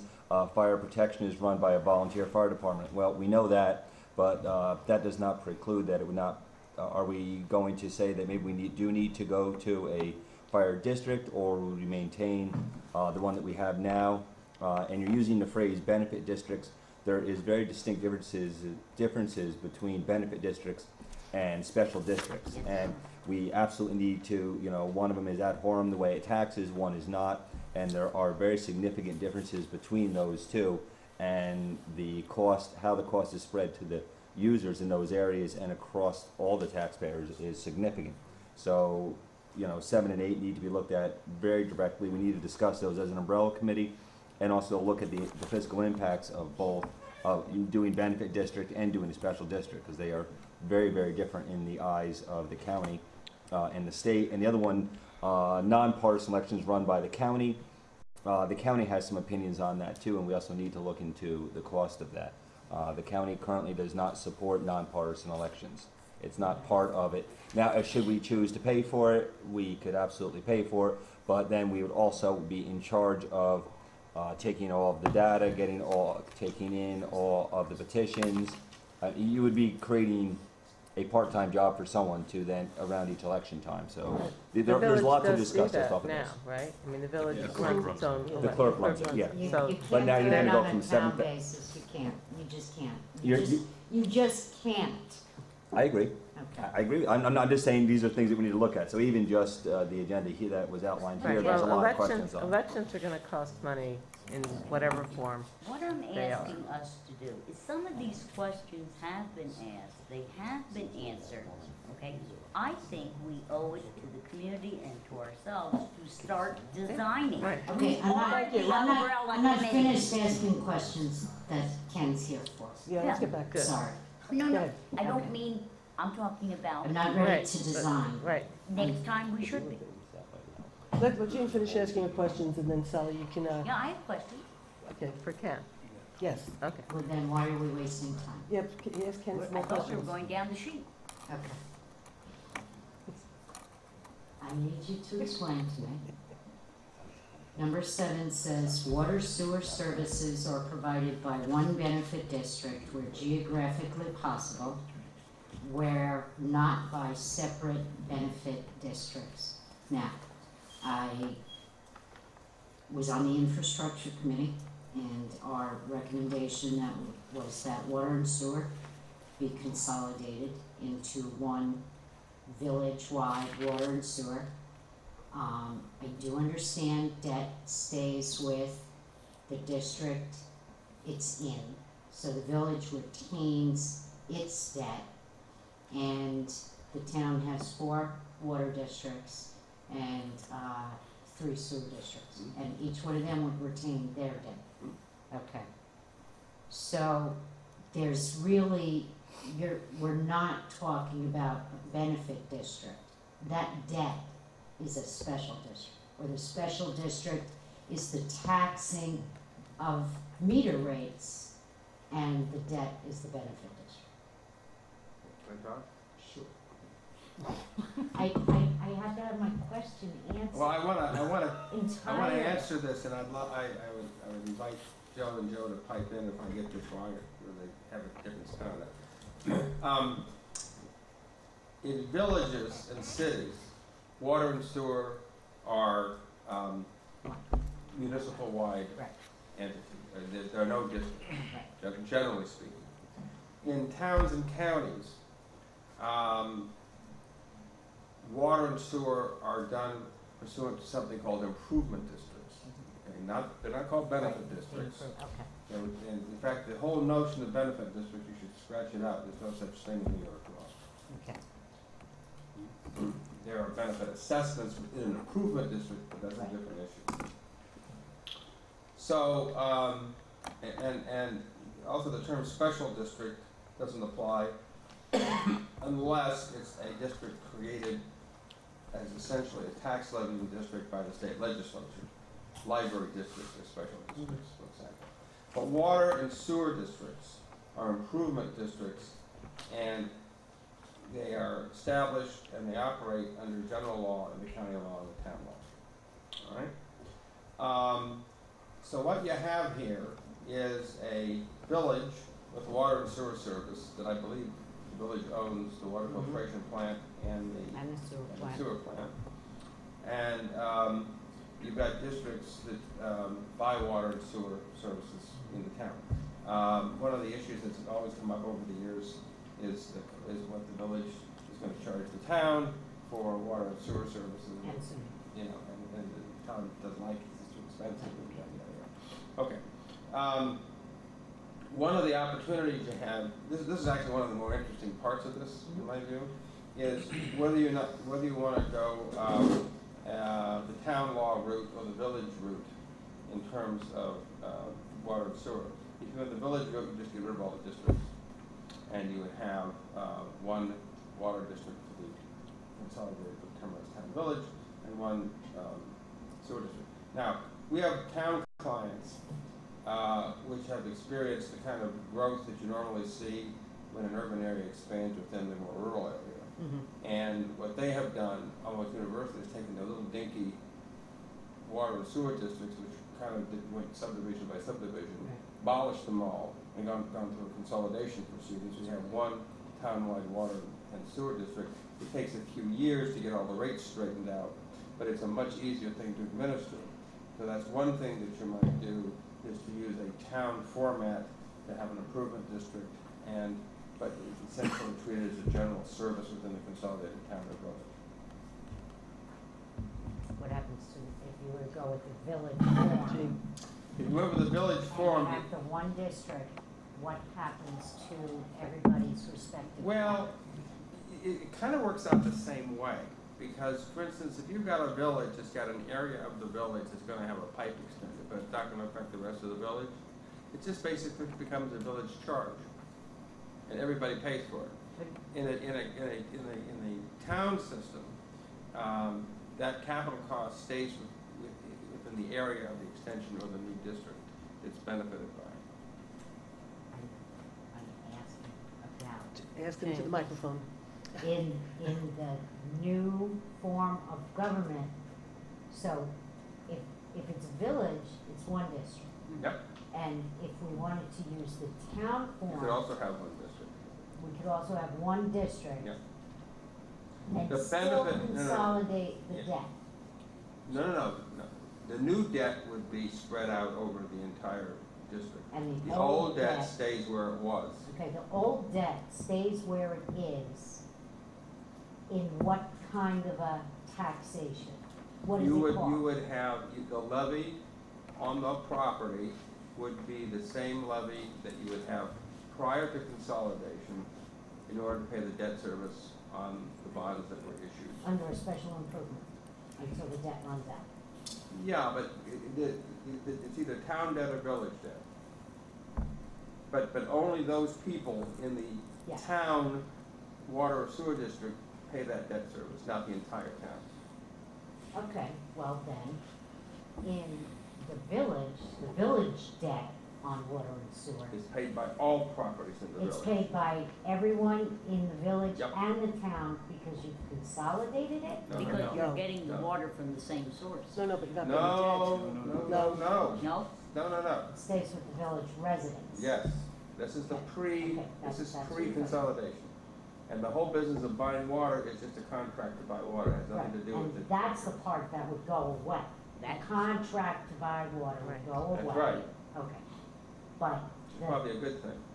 the debt that. The old debt The existing debt stays in place, stays. doesn't move around. The village's existing debt stays with the village. The town residents who are purchasing water that are right now in improvement districts will be taxed by improvement district for the debt only. The new debt. For No, any the new debt. existing town. For existing town debt. So it would only be on four. Once you consolidate, you have an interesting question No. on how to handle the so-called purchase of water, because now you're one community. And there shouldn't be any of that. What you should have is water and sewer charges that you'd have if you were one, as it is in one. So to some, I mean, Gene, I think, I mean, in essence, the debt stays with everybody, the old debt stays with each district. Hopefully, if it's one community, now the people who are serviced in what used to be the town, which is now the townwide village, they're now getting hopefully the water at a cheaper rate because it's one community, so they're paying one rate, but they're still paying off their debt, and then any new debt that has to go to improve the water sewer system is now new debt shared by everybody who's a part of that system. Now, as interesting as this debate is, this doesn't do anything to change my taxes one bit, because currently all of those people that work doing water and sewer in the town are paid for by those districts. And we have about, Jason, 1,100 users in the town. In the town? 300. No, I apologize. 300. I apologize. 300. You have about 300 users. So we've now been debating for 35 minutes over savings for 300 users. Well, so I think this is not one of the critical points. well, on that here. was Gene's question, and that was Gene. Okay, but I get your question. I wasn't debating savings, I was debating where is it going to appear Right. as a taxable object on the cover sheet of the budget so that the debt stays with the existing debt stays where it belongs. Right. And yet the water and sewer districts move forward and become one Right. in sales. Under New York state law, it states very clearly all debt stays with. I know that. I So- want to know where it's going to be on the cover sheet of the budget. I'm with you. I'm not disagreeing with you on I don't that. say Fran. We're with you. Do you understand? But it's not, this is not going to Okay. change, this is not going to change anyone's, this is not going to be a savings though. Ken, you're saying like this is going to be a big save. What's It's the really savings not, on their bill? Never mind. It will for 300. for 300, it's not going to be a savings to our community. It's going to be a savings to a very small She didn't percentage. say for the community, Jeff, she said for the town water users. I'm glad you're telling me what people are saying. I'm just simply making my statement, so thank you for Well- clarifying. I'm just simply saying this is not a huge, when Well, we start actually- talking about water and sewer, we're not talking about, Ken, large items that are going to be savings across the board. You're talking about what are going to be special districts. So I think when you're going to be talking about, and I'll go back to, Is it going to be called a special Well, district? well, if we go back and look I a need to fiscal, know what it's going to be called. right, a fiscal. Don't know, probably won't, a consolidated improvement district. Okay. But if we're gonna look at fiscal estimate of the cost of savings, I don't know if Well- that would be something that would be, I mean, Ken, would that be something you'd really wanna look at is, I definitely agree, we need to define, I agree that benefit districts and special districts are, those phrasings need to be clarified much greater. but- One place you might see some savings right away is the people in the town who are buying water from the village. That's 300 people, I'm good, that's Okay, 300 people, but I would like to jump in. we have a community, we're talking about a community here of 14,000. So where is the Okay, savings for if I- someone beyond, where's the savings for someone beyond those 300 There users? was a I question think it's asked, okay. and it's being answered. I Okay. don't understand why it I'd like has to- turn to your, well, no, I mean, it's fair to ask a question. We have the attorney here. She was asking about the benefit districts. Right. Okay, Let so her- now so Gene's question was answered, I think, right? So, was it answered, Gene? Yes, Susan. Okay, you sure? Yes. Okay, so I just wanted this, and then we'll go to some more questions, but I will say what I think is incredible savings, and for the whole entire community. Right now, we have a situation where we have all these developers looking to create their own water system or their own sewer system because of the division between the town and the village and the problems we have with water and sewer. So if all of a sudden we have one community with one water system and one sewer system, now all of a sudden, if the developer's coming in, they can put their money, instead of developing their own sewer system, they put their money towards improving our community sewer system. And so now we're taking private money, using it for a public benefit that everybody benefits from. And then simultaneously, instead of us looking to create our own water, we're working with our one community to, take care of whatever water issues we have. And then as we move forward for economic development, you have businesses that now want to come in because they have access to water and sewer because we're one community. So actually, I think the whole water and sewer benefit is a huge benefit to the community. And to me, it's one of the biggest reasons why I believe we should be one government, is the water and sewer problems itself. And what frustrates me incredibly is, when we sit here and we talk, whether it's with Park Point or we talk with the project that wants to go in behind the Genesis Diner, or we talk about Sewer 6, it's like all this private money from developers going in to create their own system when it should be going back to a better system for the community. And so I think actually us planning together one sewer system, one water system, and how we can move forward on the kind of economic development we want as a community, to me, is probably one of the biggest benefits of looking at consolidated government than almost any of the other issues, other than the fact that we fight. Okay, so as a point of order, I just want to say that we should be asking questions of the attorney who we brought here tonight. Right. Anyone who has questions should ask them, instead of talking Thank you. about what Yeah, you really So should. go ahead, Stuart. I'd like to ask a question about one of my favorite topics, attorneys and accountants. It seems to me in this process that we're going to have, when we get to a certain point, and I would think that point is not before we have all 5 of the finance committee meetings, where we're going to have to choose an attorney to help us put the plan together and go along through the pieces so that it's accurate and we do what we have to do. There's also been talk in the public comment, but also because of the Empowerment Act, that we're going to have accountants put together 3 years of the budgets right before we do this, of the 2 communities to show the savings, because that's a prerequisite for putting in for the grant.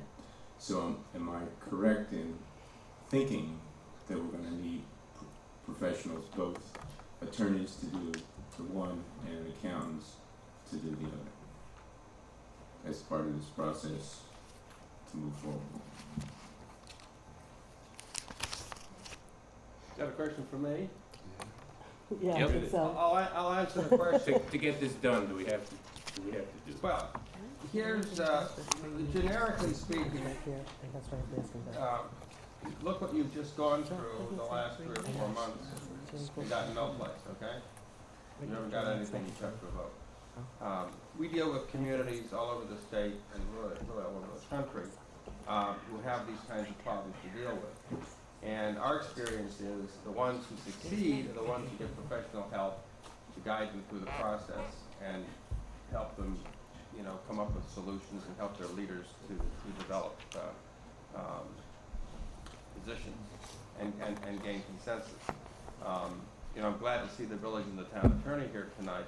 And one of the things I've said to Susan, to Jason, is it would be a good idea if your village and town attorney come to these meetings to provide you with some general advice and guidance, because you're trying to do something with, you're busy people, you've got a lot of other things to do when you come and deal with these issues, one night at a board meeting or even at committee meetings. It's a lot to switch gears and deal with, because it's technical, it's in legalese, and it's not something that you do yourself on an everyday basis. So, yeah, you need to have somebody like me come in here and act as a facilitator or coordinator and help draft this thing and help you come up with consensus. And you need the village attorney and the town attorney to assist in the process as well. To the extent that you need to comply with the showing of fiscal estimates for the cost of and savings which may be realized from consolidation, with respect to coming up with budgets or comparing past audited financial statements of the village and town, it would make a lot of sense to hire an accounting firm to take all the data that you've been compiling on your own and put it together in a concise form, rather than you try to play like your public accountant. I mean, does it cost some money? Yes. Is it worth the expenditure? If you want to get the process done and get it on the ballot, it does. I mean, we've spent, already a tremendous amount of time on a basis that we told the town we wouldn't charge for it. I can't do that forever, and neither can the town attorney and the village attorney. And so you need to make a decision as to how you're going to go about engaging professionals to help. Tim, can I ask a quick question relative to, in number G, which says a fiscal estimate of the cost and savings which may be realized from consolidation, it is my understanding that as part of this, and it's not in the citizen empowerment, it possibly could be regulatory or whatever, is I understood that part of the plan of what had to be presented to the state was that 3 years of looking back at the town's annual report and the village's annual report, looking back at 3 years and then somewhat analyzing it and looking at where there could be potential savings is part of what has to be done as part of this plan. Am I correct? Generally speaking, yeah, that's what that point is, that fiscal. But it's at 3 years. This Well, doesn't 3 mention. 3 years, I don't believe 3 years is stated anywhere. It's just, it's generally speaking, if you're gonna extrapolate trends in budgets, you go back 3 years and use that as sort of a ramp, a takeoff ramp. Ken, I have a question about, I understand that we would be eligible for $50,000 in reimbursement funds for legal and consultant services. What happens if we hire you and the referendum fails? Are we still eligible? No. Wait, Katie, No let me, I think I can clarify, as I understand it, okay? And I'm gonna pass something out. Kitty sent a bunch of questions. I sent it up to the Department of State. I asked Kyle to please answer them in writing, so it would be his answers, not me saying I spoke to Kyle, because then people can call Kyle a liar and not me a liar. Here you go. Here's the, so I'll pass these down. You want to tell everyone the public who Kyle is, so they Oh, know Kyle, I'm that- sorry, he's from the Department of State. He heads up local government for the Department of State, so he's sort of the person who oversees everything and whatever. One thing I could say is that, the one thing that when I was down at the Association of Towns that I saw is, at least while the governor, Cuomo was governor, that his commitment to consolidation is very, very big, and what the governor believes in is you have to incentivize things. You have to sort of offer people money to get them to do it. And so, whether it's economic development, whether it's like, better schools, whatever, he likes a lot of contests and he likes to incentivize and give money. So there is a lot of money out there for consolidation and for a lot of consolidation efforts. And it's very interesting to hear what some of the towns have been doing and villages have been doing to get this money. But because they've already given this community the $50,000 to do the study, so you use the $50,000, you hired Peter Fairweather, you did your study. Now the two boards are trying to move forward to decide the next steps. They understand that it costs money to hire outside lawyers to help you to get to the next steps. So basically, what they have said is that if we agree we want to take the next step and we want to hire an outside consultant, it's almost like a right in the sense that they give you up to $50,000 with the $5,000 match, which we already have approved 2 meetings ago, that we would apply for that, but it's actually a right because they're giving you the money to help you, understanding for a community that it's a lot of money to not only do the plan, but to do the transition and stuff. And so, because they gave us the money, what their goal is they don't want to give communities money to do a plan and then have the plan sit up on a shelf, because they didn't have money to go to the next steps. So if they believe as a community that you're committed, they are continuing to seed you the money to do the work that you need to do with the hope that you will have a consolidated plan that gets approved. So to get to the next step of hiring somebody to help us to put the plan together, it's a rolling application. There's no deadlines. As soon as we're ready to put the application in, it's almost like by right, we'll get the $50,000 and we have the $5,000 match. If we should then at a certain point decide to put up the referendum and it should be successful, then they have money that they will give you for all of your transitional costs. Now there are some things that are specific, and you can see in here, it's specific to the reorganization of the two governments, but there's even money available to build a new building.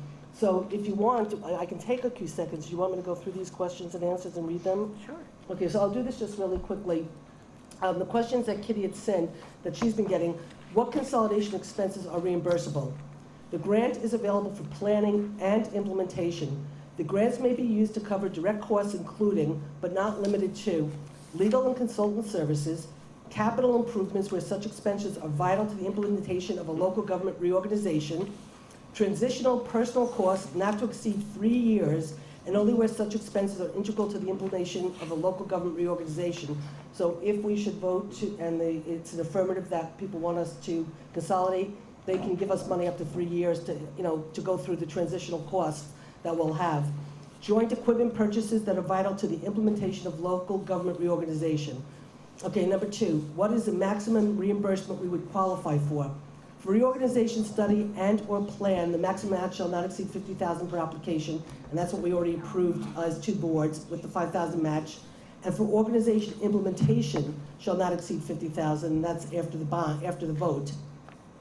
Questions 3, 4, and 5 deal with the tax credit after reorganization. So this is after we agree to move forward and we vote and the 2 governments, the people say, let's do this. Has the state paid any reimbursements to communities that have merged? He sent that to me yesterday, and I think, did I send it out to all the boards?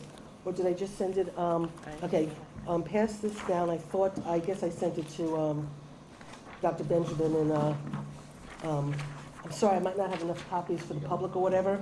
I had asked Kyle a while ago what governments had already received the tax credit. So I asked him what governments had already received the payment under the tax credit. And again, remember, it's 15% up to $1 million of your combined tax levy. So the reason why a lot of these governments are less money is because they have they're small communities, they dissolve their village. Barely exists. I know. So I'm just saying no, but I'm just saying this is the money that's already been given to communities that have received the check. Okay. That's all. So, well, it is relative because people have gotten money, that's all. Okay? It doesn't matter. These are communities that got money based on the citizen empowerment, and it was asked. Look at this, the whole thing doesn't even work. It adds up to $1.2 million because some of these are very small communities. No, 1.0, no, Okay. it's barely over $1 million, 120, $1 Right million, again. 24,000. But you know what? Actually, it doesn't matter. Okay, at the end of the day, all the question is, but it doesn't matter.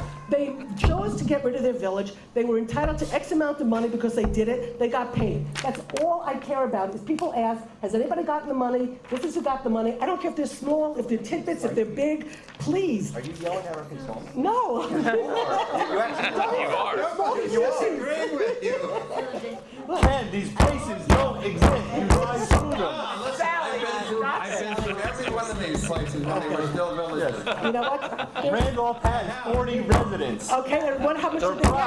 And they got $141,000 for those 40. Do you know how much money $141,000 on a tax break to 40 residences? It's a lot of money. Okay? You know, they all got how much money? Okay? It doesn't matter. This is the answer to the question, please, okay? The question was asked, he sent me the answer, you have it, okay? Stop insulting small communities. Has the state denied, has the state denied any request for reimbursement to communities that have merged? There's no formal request for increase in aid. We work with the Department of Budget to ensure the consolidated governments receive their reimbursements. To our knowledge, the list you have of local governments received increased aid includes all governments that reorganized since April 2007. And what Kyle actually said was you just look at this as like state aid, like Ken said at the beginning. How do we satisfy this section of the Citizen Empowerment Act? I'm not going to even go through it. I explained that last time, that little aspect about the Secretary of State authorized to make rules and blah, blah, blah, does not apply to us. That applied to coterminous governments that were keeping both their board and their town, and that's being taken out by Governor Cuomo. It's already passed the Assembly. It has to go into the Senate, but that's not relative to us. So those are the answers to the questions that Kitty asked for. By the way, don't confuse Edwards with Fort Edwards, which is a perfectly good village in Washington County. Okay. As opposed to the other Edwards. The other Edwards, we don't know where that is. It's gone. I'll try to go find it. You know, they find this stuff on YouTube, Ken. Okay. Gee whiz. You're never going to work in Edwards again. You might get this gig and never get another gig again. You'll never be asked to Conowanga again, just so you know. You've now been... It's all right. I won't mess Well, you know what? I go to Burn Seneca your Falls a lot, and I'm not going to Conowanga insult it. Does Ken, anybody have any more I questions? do. I actually have a question, and it has to do with, because you, if you look at the timeline, and there's a lot of work to be done, and there's a lot of timelines, some of the question is if we should move forward and want to offer the community the ability to decide whether or not they want to do this. There's questions about whether or not the election, it should be done on the November elections when most of the people in local elections know to come out, the town and the village, people who really care about local elections come out, whether it should be looked at as a possibility to be put up in November if we want to proceed, or if it should be put up in September, assuming we have the time to get it done. What are the differences of opinions in terms of when and why you would put something up? I don't think it should be, I personally don't think that the vote should be confused with the village or the town. Well, it can't be done by the village, but at least for this year. November is when town elections are. Sorry, Jeff. He didn't even notice. No, this time I wasn't listening. Last time I was. This time I just kind of wasn't listening. I think that so that people are not confused, where they have a clear understanding, I hope, of what they are voting on, and it is specifically on this significant issue. It should not be either when the town has their elections or the village has theirs, and therefore I would say for a special election. Can I just comment on it? Go, please. And then I want to. Okay, sure. One of the reasons that the vote was set up for March was to be able to have the possibility of the referendum adopted. It becomes effective, and that is before the state's fiscal year beginning April 1, so that sometime between April 1 of 2013 and March 31 of 2014, you would be sure to receive your first $1 million payment, okay? That opportunity is lost. So now you're in a period where it frankly doesn't make a lot of difference, and you're going to be involved with a village election and a town election, which perhaps adds some political uncertainty to it. But with regard to making it a separate proposition, so it's distinguished from town or village elections, which is what you want to make sure happens, that can be accomplished in a general election simply because this vote will be a separate ballot proposition. That wasn't what I was saying. But I'm just okay. But we're talking about psychological impacts, not the place it is on the ballot. That's fine. But I just, you know, this happens all the time, where special propositions like this are put on the general election ballot, and they are just a ballot proposition. Period. So I would like to just, if we're gonna talk about late summer, early fall, or November election, then I hope that the town and the village can have a lot of meetings and resolve our unresolved MOUs, MIAs, you know, all of the things that the town will need to know in order for us to go into our budget cycle. So let's try and get some of that done at our future meetings. This community voted overwhelmingly in favor for an Open Space Bond Act in 2009, I think. It was the same day as Election Day. If anything, I think it brought more people out. It was a bond that benefited town and village residents. It had tremendous support throughout the entire community.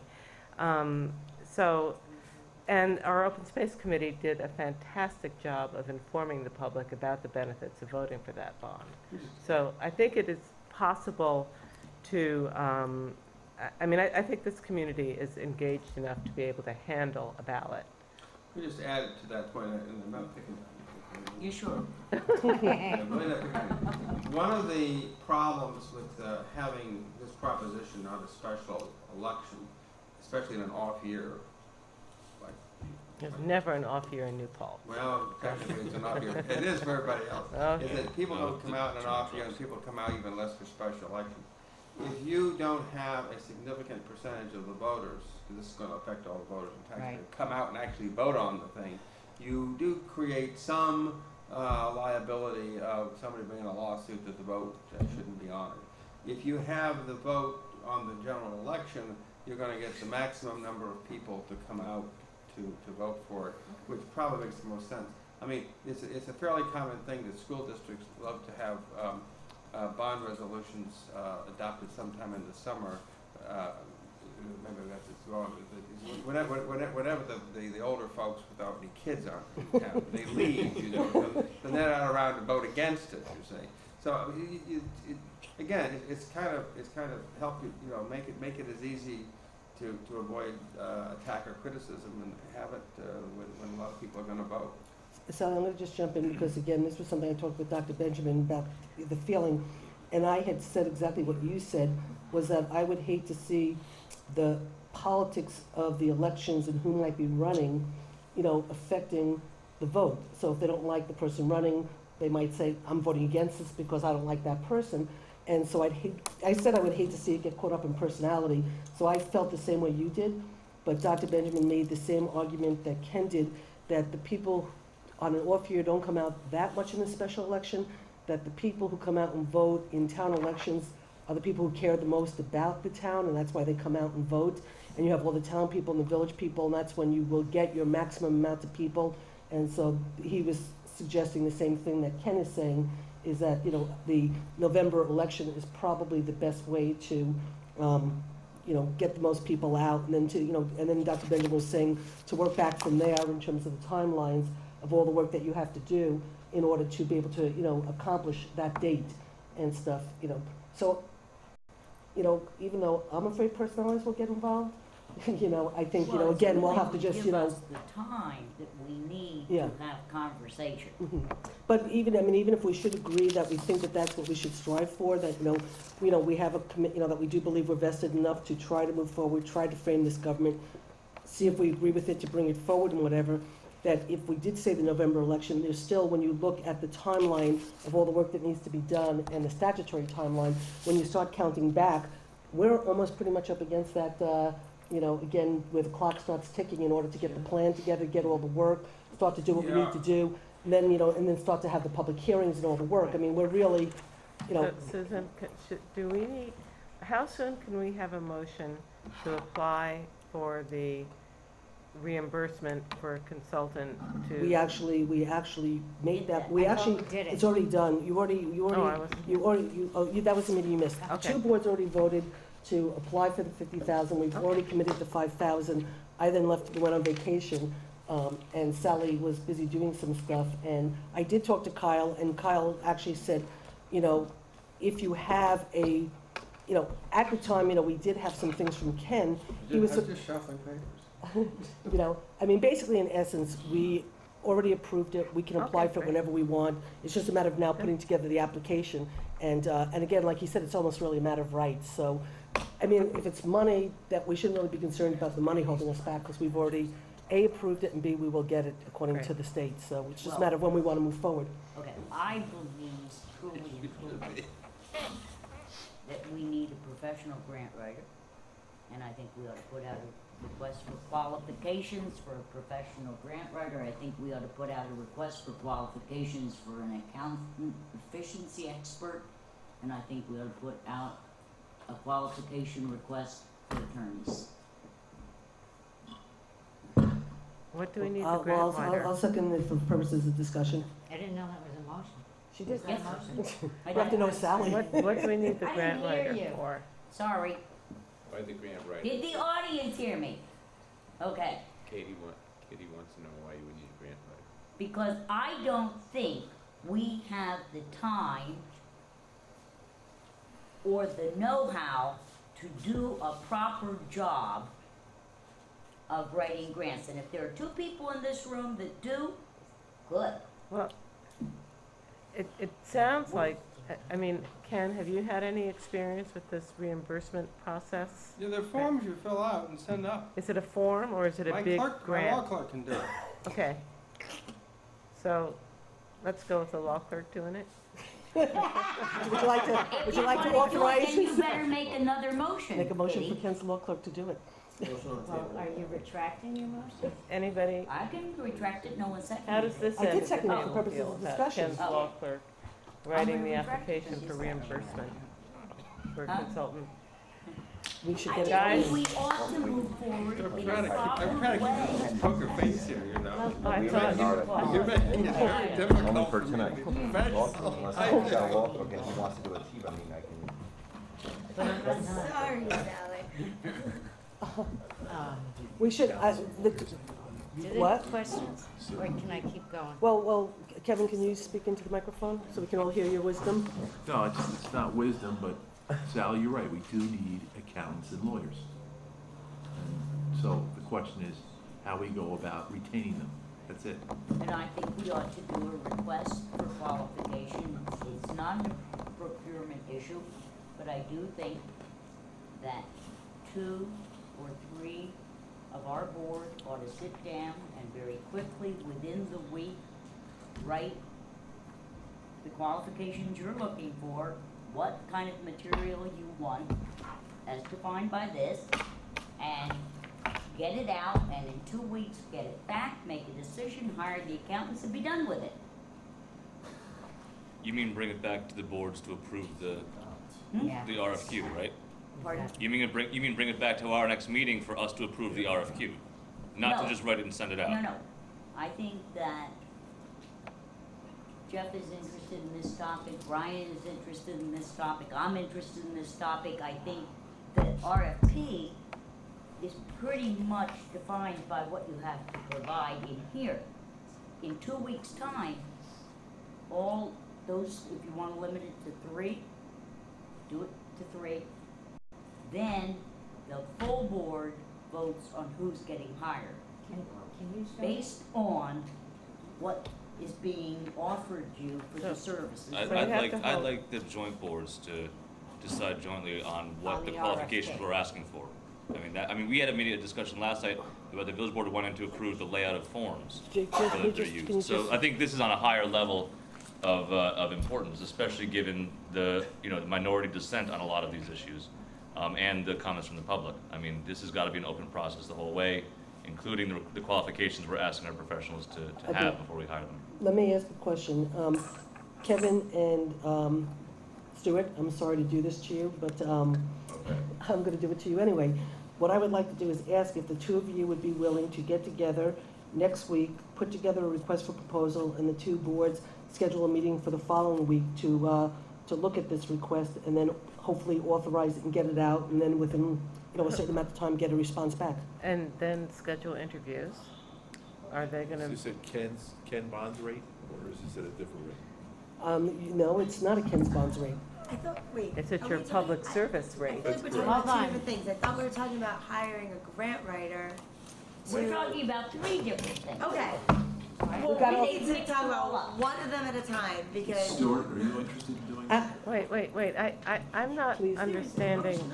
Yep. There is Once a we- motion Because on I the think table. there's some Once confusion here. once we start the RFP, first of all, I don't believe we're actually required to do this to hire a consultant. But if We're that's, not. if you want to go that route, let's be honest, it's gonna take a couple of weeks to a month to write the RFP. Then we have to interview each respondent. Do we do that publicly? Do we do that privately? How do you wanna do that? Okay, my view. How do you wanna do that? Do you wanna have Would public you let me interviews? say? Yes. Okay, number 1, you didn't allow the process of the grant writer discussion to proceed because Ken told you his legal clerk could do it, and that ended that discussion. I have a motion on the floor. I want to, and for a grant writer, we do not need, we need to know, do you or do you not have experience in writing consolidation grants and municipal grants under the Citizen I don't think we Empowerment do. Act? No, but you're way ahead of what we're doing. I'm not, it's my motion. What we're asking for is to submit the grant For the to get the $50,000. $50,000 to pay the consultant and the accountant. Right. I don't think we need a grant writer for that. Are It you sa- doing it? It sounds, did you hear, Mr. Bond? It sounds like it's a fairly simple form that His clerk No. would need to be paid for. out of perhaps this $50,000. But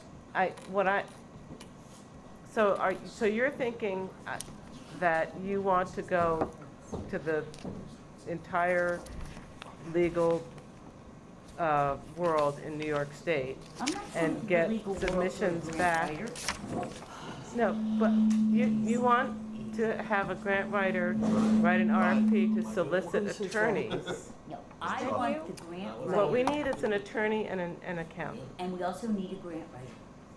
I don't understand why. So maybe we need to know more about what the grant application entails before we Basically- know whether or not we need a grant writer. What I can, What's this you got right there? You did it last week. No, I can't connect. There's no internet in this place. Sorry. Ken, is this a form that someone even existing in the town, in this building, could actually fill out? Is it a simple enough form that someone currently employed by our community could fill out? It is a 25-page application. It is, Ken, your voice just got suddenly higher. I It's have. incredible. And you sound like a smoker now. Wow. I asked Ken for a reason You know because what, he knows the form. Okay. I'm sorry I asked someone here who actually knows what they're talking about. that is a way, excuse me, time out. Everybody stop for 1 second. Stop for 1 second.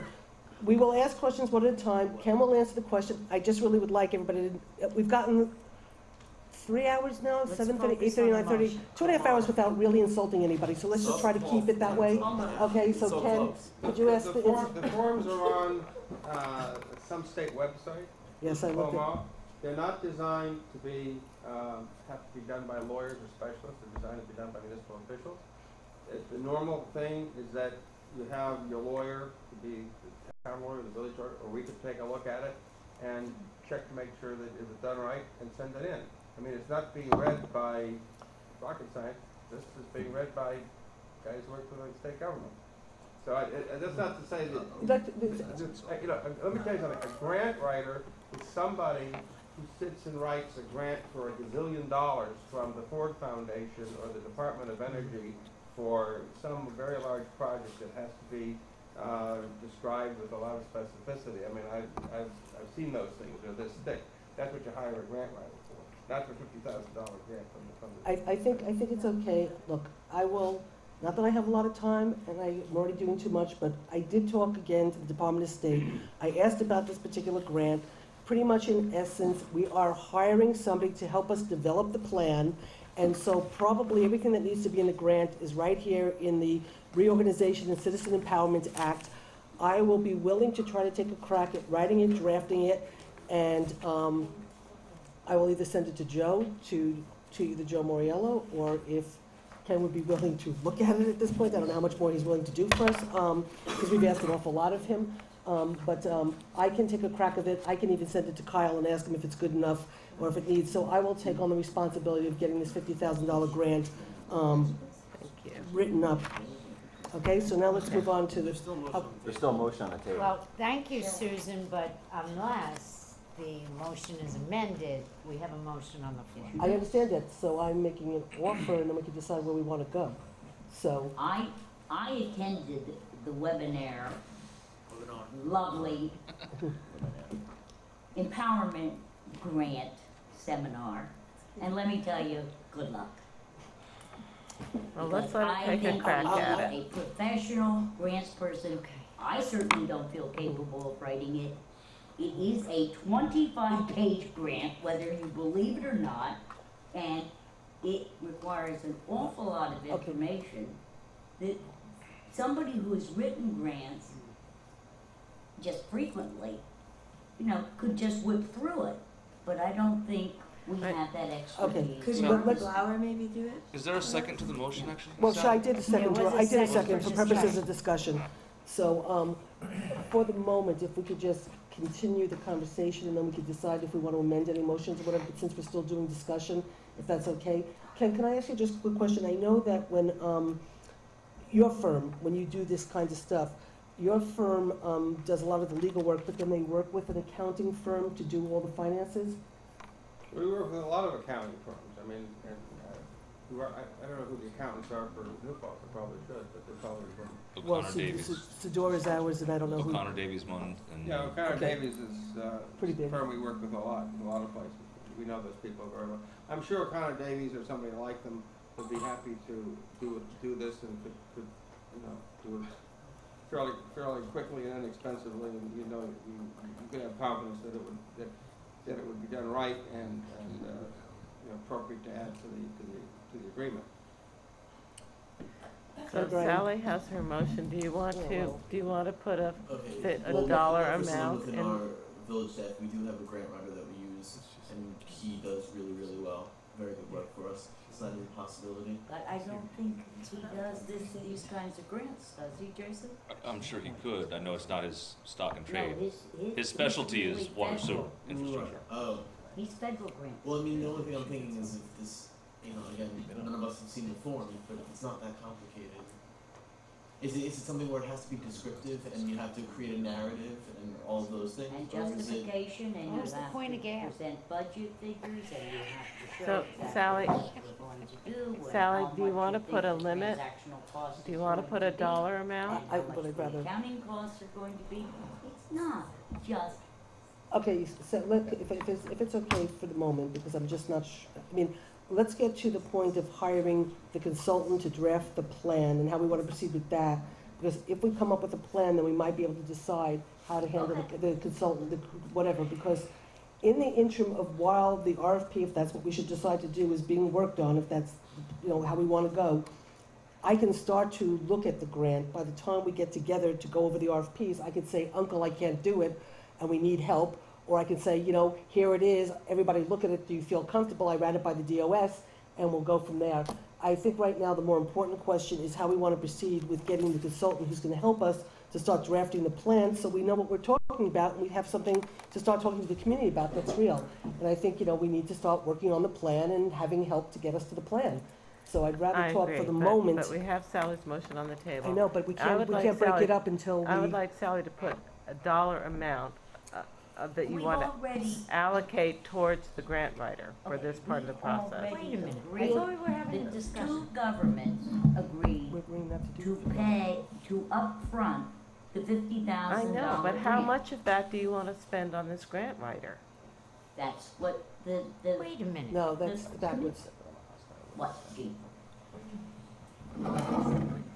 Because I thought we were still discussing, and I thought the part of the discussion now was that we were first gonna discuss maybe an RFP for legal, accounting, because Susan said she would take a look at the 25-page thing, perhaps come out screaming with her hair on fire, but that maybe we should have a discussion regarding the legal and the accounting RFP, and we'll circle back to the grant writer. Then I better pull my motion off the But floor. not yet. Because your motion has all those things, right? You don't have to, Sally, right now. We're still discussing your motion. Right. If you're okay with that. I think if you're going to go the direction you're suggesting, I'm withdrawing my motion. Let's get this clean and get going Good properly. idea. No, but I have to second the withdrawal, don't I? I'll second it just because it's getting late. Withdraw your No, she can second. withdraw. I'll You withdraw can my withdraw. second, okay? Very well. She So, didn't have to- I'm sorry, go ahead. Move her. Yes, you can. Can you please pass this to, Joe? Okay, so, does somebody want to make a motion to, okay, I don't know if we have to make a motion now. I asked Kevin and I asked Stuart if they were willing to write up an RFP for professional services to help us draft a plan. Are you two willing to step up to the plate? Yes. Is that you? I can't tell. Somebody's got a big microphone over there. It could be, it's big. I'll agree. I'll agree to work with Kevin on the legal one, but I think, you know, why don't you have another group of two work on the one for the accountants? Well, then I would, Can I just ask why we don't just Most use our legal- town and village Do accountants? most legal firms that do this kind of work have accountants associated with them? I don't know. See, Who I does? think that is the case that in the type of, I think that the type of firm that we're looking for, that would have the capability of doing the helping us with the consolidation plan would be the type of firm that has the availability of an accounting firm that they frequently work with. I do think that maybe that would even be part of the specification of a legal RFP, that they have the accounting at their disposal, not necessarily in-house, but someone they're very familiar with. Now, if you look at the other ones in the state, and the other ones are really of no significance, they're less than 500 except for Seneca Falls.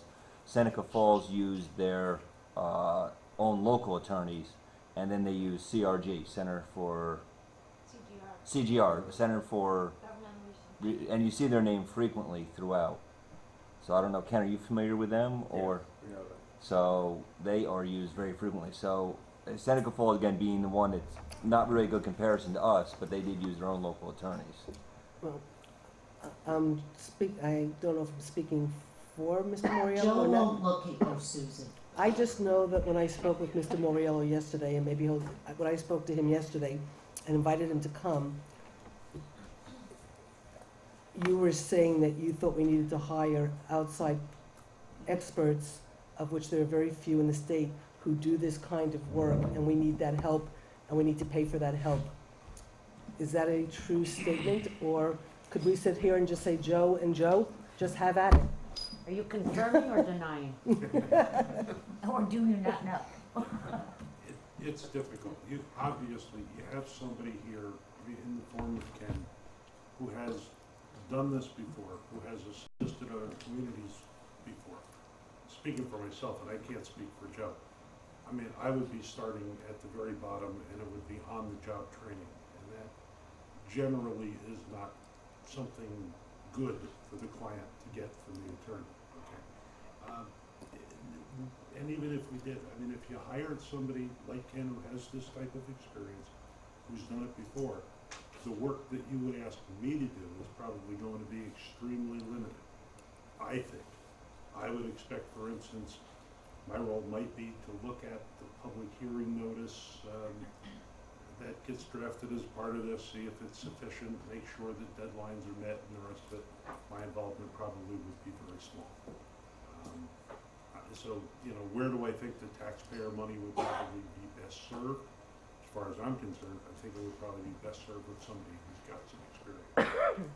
If I may, Susan, my view is similar, but I would add one thing to it. I think when you're undertaking something this significant, expertise is important. And I would agree with Joe that this is not an area of my expertise, right? But more than that, and so I think you do need counsel that can express a specialty or an expertise or at least experience in doing this. And whether you want to do that by expressing confidence in Ken based on what you've heard so far and going forward, or you want to do it by RFP, that's entirely the board's decision. One of the roles that I think that Joe and I have is until you've consolidated, you are two separate entities. And the interests of your boards will, while you may have expressed a joint interest in going forward, there will still be significant interest to protect in ensuring that the form of government you ultimately end up with protects the interests that the individual board wants to see protected, that, you know, reviewing the document to see that the various things that have to be anticipated are properly anticipated, et cetera, et cetera. There will always be a role for your individual counsel unless and until you actually consolidate. So there is a role for us, as Joe has said too, and I think it's an important role. The reason I bring it up is I think that role, if you go one step further here, I guess this is the way to say it, we really do need to be involved. I think it's a mistake if we're not. But I would also say, yes, you need expertise in this area. And how you choose to get that expertise is a policy decision that you're about to make. Okay, so both attorneys declined. So that question's been answered. Susan, I don't think, that's not what I heard. I think what we heard, though, was very good sage advice here. And I think the question I'll ask everyone here, and then maybe I'll put a little unfair, heavier weighted question onto the two attorneys that sit as board members. Do we need to go to an RFP? And if we, because these are professional services, can we just sit here and all agree that we have a professional that we've been now dealing with for a while, and can we just go ahead and, I mean, we know we have, well, we don't know. The $50,000 to do it has been granted multiple times. And again, I'll use the last one, Seneca Falls, again, they got $50,000 to help implement. There's several others. So I'm feeling pretty comfortable right now saying I would like to do this, because an RFP is going to take a lot of time. I'm feeling somewhat comfortable, especially after hearing from our two attorneys here, with this is professional services, and we just want to go ahead. And I'd like to hear anyone else's opinion, particularly our attorneys here. I agree. Thank you. That was a freebie? Well, being at the other end of the table, I think there's good reason to have an RFP process. Obviously, there's only probably a handful of attorney firms that would have enough experience like Ken's firm to handle this, so we had to go out to those who had that expertise. And I also think that the accountant part, which maybe someone else will draft that, probably should be independent and separate. And in both cases, you're going to get a really good professional view, but you also have to remember all the public comment we've had so far in all of these meetings, and people are questioning the finances and the questions, and we need an independent accountant and all that. I think we're going to have to go out of our way to make sure that there's a clear process for how those professionals are chosen, because we have a perception issue here that's very important. And maybe we as boards, having gone over this 300 hours, feel confident in things, but there's a lot of people out there that haven't spent 300 hours on it, and those are the people that are going to have to vote on it.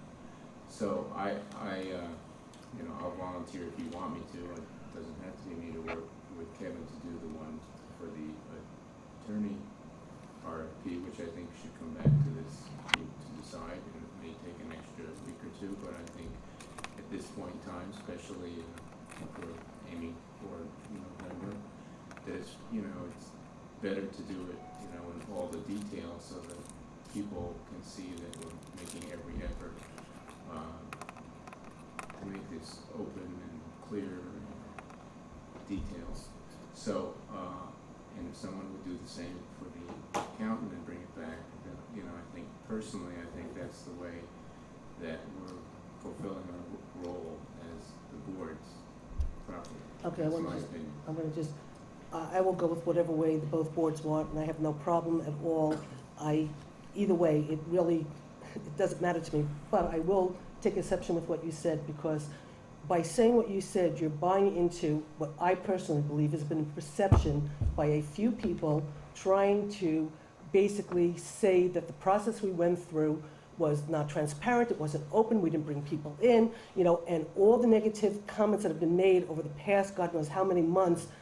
I'm not going to buy into that, because I believe for 4 years, the efficiency committee, every meeting was filmed, they had it, they were open, they were talked to. If the public decided not to come, the public decided not to come. You can't bring people by their hair and pull them in, okay?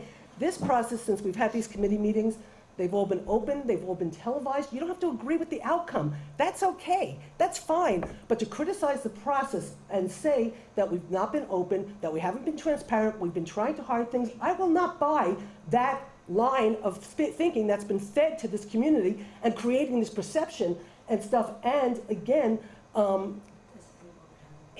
know, but that's what's, I'm sorry, So but much that's... for not insulting people, huh, Susan?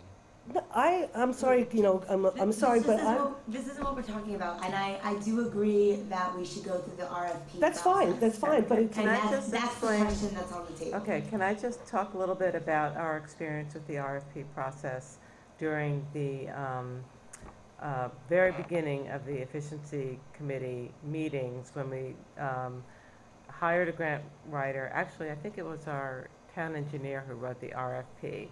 And we interviewed, I think, about 5 different firms. So each interview takes a significant amount of time. Then we have to follow up on each of their references, right? We have to call each of the towns that they list as a reference and really make sure that they delivered the product that the town was looking for. So, and then we're going to do that again with an accountant and an accounting firm. So we're going to have, I don't know how many, 10, 20 applications between attorneys and accountants. So that's 10 or 20 interviews. And then if they each list 5 to 10 towns that they have provided the service for, we're going to each have the responsibility of calling those towns and getting references checked and making sure they're happy with the product, which is what we did, and that's how we ended up with Peter Fairweather. So we are not talking about a couple of weeks here, and that's just something to think about. I don't think that there's anything that isn't transparent about openly choosing the team at this table or at a future table, as long as it's done here and it isn't done somewhere else and then announced here.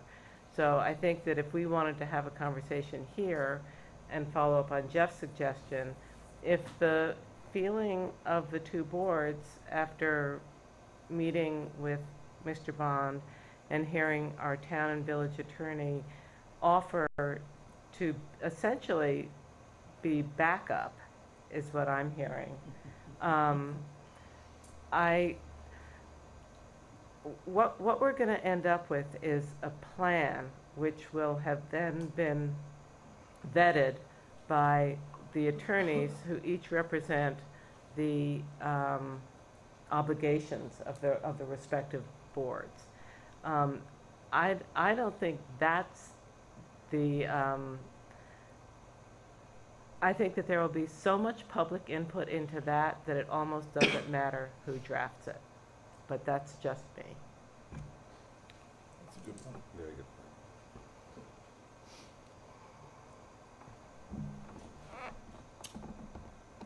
Well, let's see if the auditor issue is easier.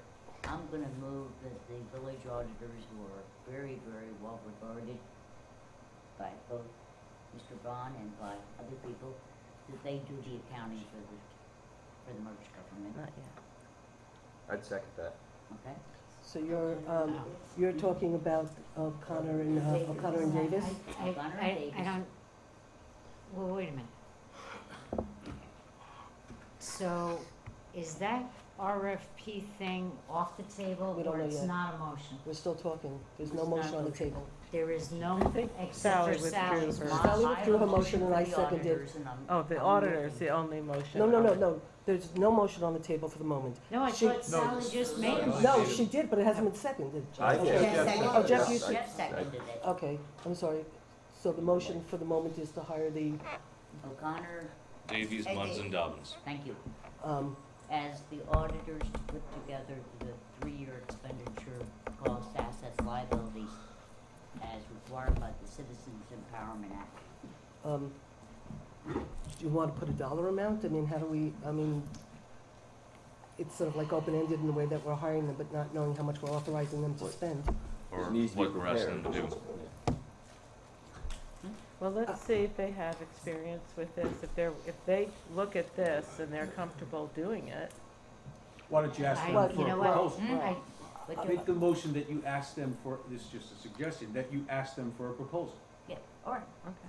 Well, Ken, did you Jeff, want is to that say okay something? with just Hey, gonna good say, idea. Okay, I will accept your friendly amendment, absolutely. Thank you. Okay, Ken, did you want to say I something? just say, our firm did a joint program with them back in June for our clients and their clients. We have, in fact, I think we shared that PowerPoint with you on consolidation. I don't think so, I don't know.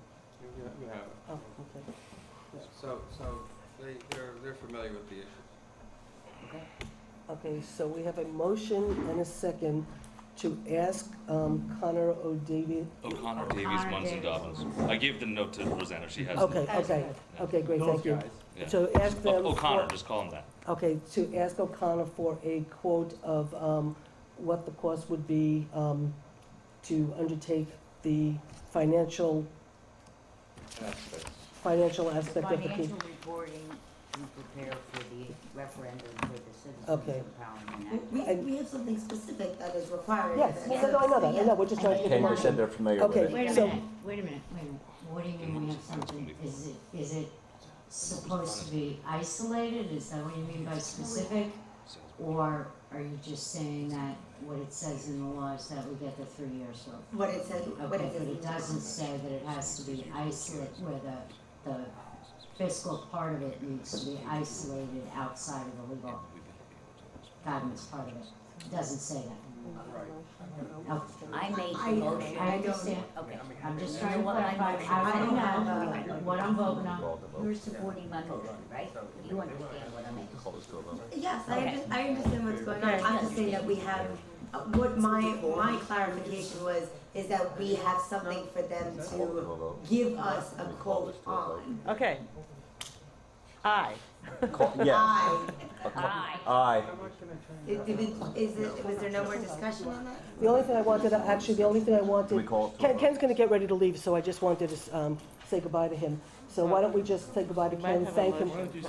I'm sorry, I have a motion Well, on okay, the floor and I'd okay. like it voted I- on now. No, Ken, I just wanna comment. So until discussion is over, it's not gonna get voted on. Ken, thank you very much for. Oh, he's discussing. No, he's leaving. No, that there might be other people at the table who want to say. I want to add something to it, but Ken just leaned back to tell me he has to be in New Jersey and he has to. That's not what I'm talking about. Can I ask a question? Yeah, I know, and I don't want to vote on the motion yet, because I want to, I'm I'm fine in with favor what of you're this. proposing. Why don't we do the same thing for Ken Bond? Why don't we Make do a the motion. same thing? Just hire him as I've asked for other options. Just ask him for A a proposal. proposal. Okay. But my point is, we can't do that till we vote on mine. I understand. okay, You can move yours. okay, the only thing I wanted to do is, Sally, to your proposal, I just want I want a deadline, that we're gonna ask them for a proposal, we'd like the proposal back by next You'll like get it Wednesday. back by Monday. So then let's put it in that you want it, that might be When are too we soon. meeting next? How But we about have to set that up, so that's why I wanna. Friday, March 8th. We will Okay. have it by the next meeting. Okay, so you're going to, we'll set that meeting, but that's part of the motion. That's all I wanted, was a part of the motion before I voted on it, that there was a deadline of when we got it back. Okay, so we'll It says take, that they have Okay. worked on okay, this. so all in favor?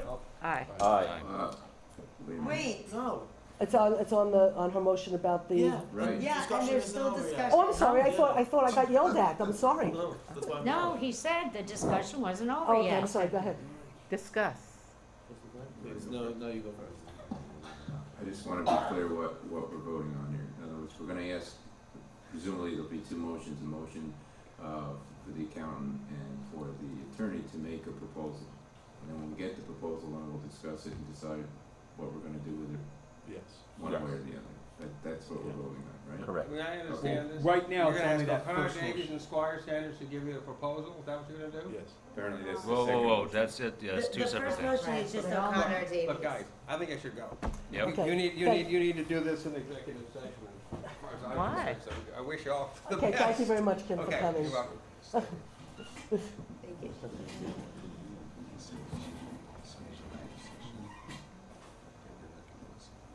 Oh, because we're identifying a specific firm, is that why we should do that? What? I should have You paid it, it was $5,000 good. gift. You should frame it. Sure, good night. Take care. Good night. Good night, Ken. Thank you, Ken. Okay. Executive session, yeah. Just within the.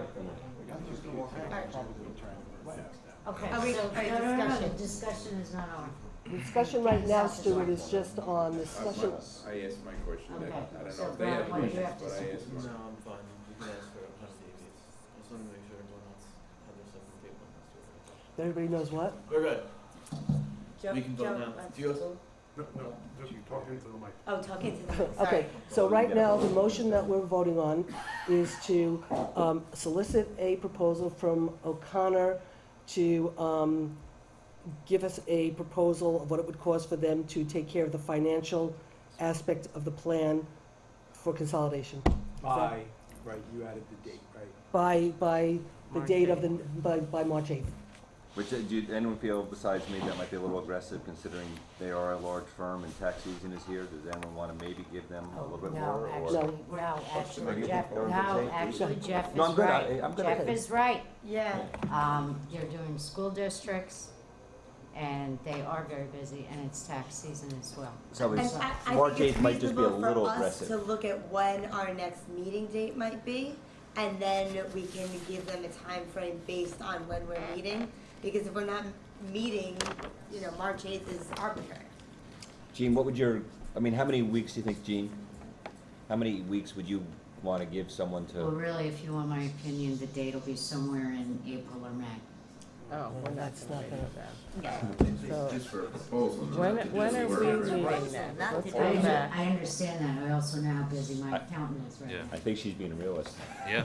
Well, we can ask, right? Yeah, you can always ask. So, Okay, well, But we when also are, get the same when answer are we really, meeting? you know what? Right. There's 9 They're not other even people who can vote at this table, so feel free, go right So- ahead.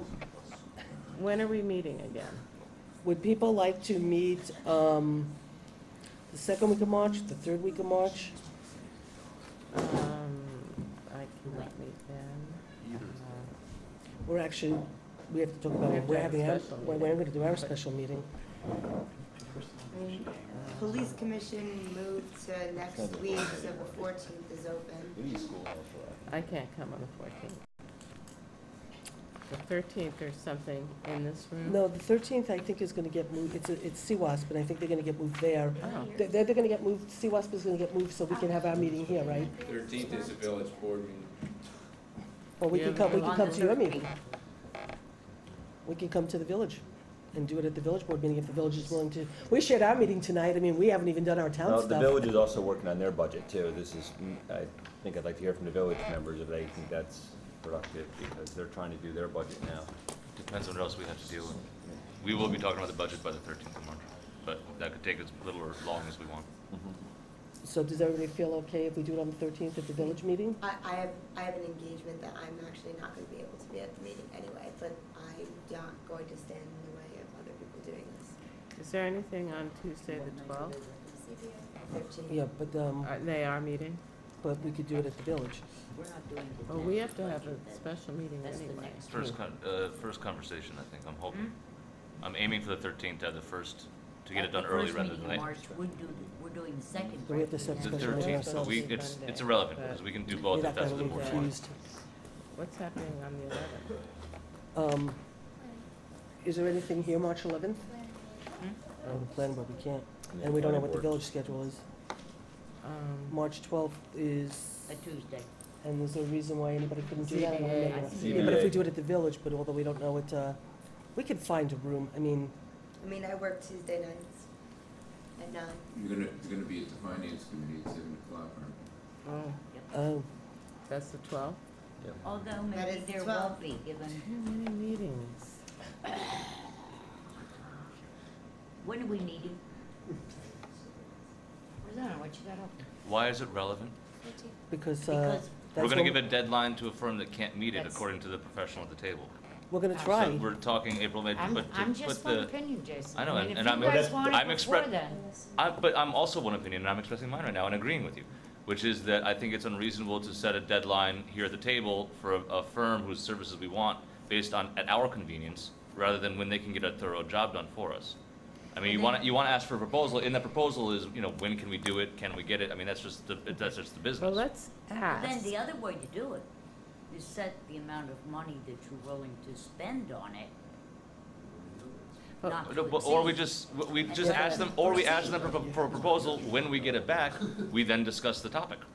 Let's ask for them to get it back by March 15th. If they just laugh in your face and say, forget it, then, And if they get it back Yeah, it's not early, like you can't make another decision. Right. Right. Right. Okay, so do you want to do it where the motion is to ask them for at least a proposal back by March 15th, and, What's happening on the 18th? and if they can't, they'll let us know. Is that okay with everybody, just as a Is way that your to, amendment there, Sally? would you accept that as an amendment, that we're going to ask O'Connor and, to give us a proposal, for everything I said 3 times already, to be given to us by March 15th? Is that okay? Everybody okay with that? Jeff, are you okay with that? Second that, yeah. Okay, so is everybody okay? All in favor? Aye. Aye. Okay, motion so carried. Nay. And I'm a nay as well. Okay, I love them, but Yeah, I'm with Gene on this. Gina, okay. and Gene, I do, that's why I asked you the question though, too. I doubt we're Well- gonna be able to get it. it doesn't have to do with the date. It has to do with what I said before, that I think, when we've, a legal firm that has experience or has ever looked at or considered consolidation, that type of firm will have a relationship with an accounting firm that is not the one that does either of our audits. That is just my opinion. On the other hand, once we get this proposal, then you're in a position to go to the legal firms and say, we have this proposal, and then maybe have another few suggestions, and then see where you end up with people with the ability to do it, and maybe they'll do it for less. There are only 3 firms. We're talking about But that's legal, accounting, that's a yeah. legal, No, we're talking about legal firms. legal Yeah. firms is only Yeah, 3. but Ken was saying that he has No, worked but with what this we just firm, voted on so was they accounting. go outside of their own, You're so. not, I Excuse mean, me. I like this idea Gene? because the village auditors at least are familiar with half of the budget that Right. we're gonna be Folks, we working already with. decided this Right. question. We can So- move on from No, this now. but- So, Kevin, can you Gene move on was into raising your, another question. So can we meet please? on the 18th? Well, let's have Kevin do his motion, then we'll figure out the, So, my motion is that, we solicit a proposal from the Ken Bond firm, Squire Squire Sanders. Sanders, to provide us with a proposal for their costs in supplying and complying with the legal aspects of the documentation we have in front of us. Give us a proposal of what it's gonna cost for them to do the legal work for this project.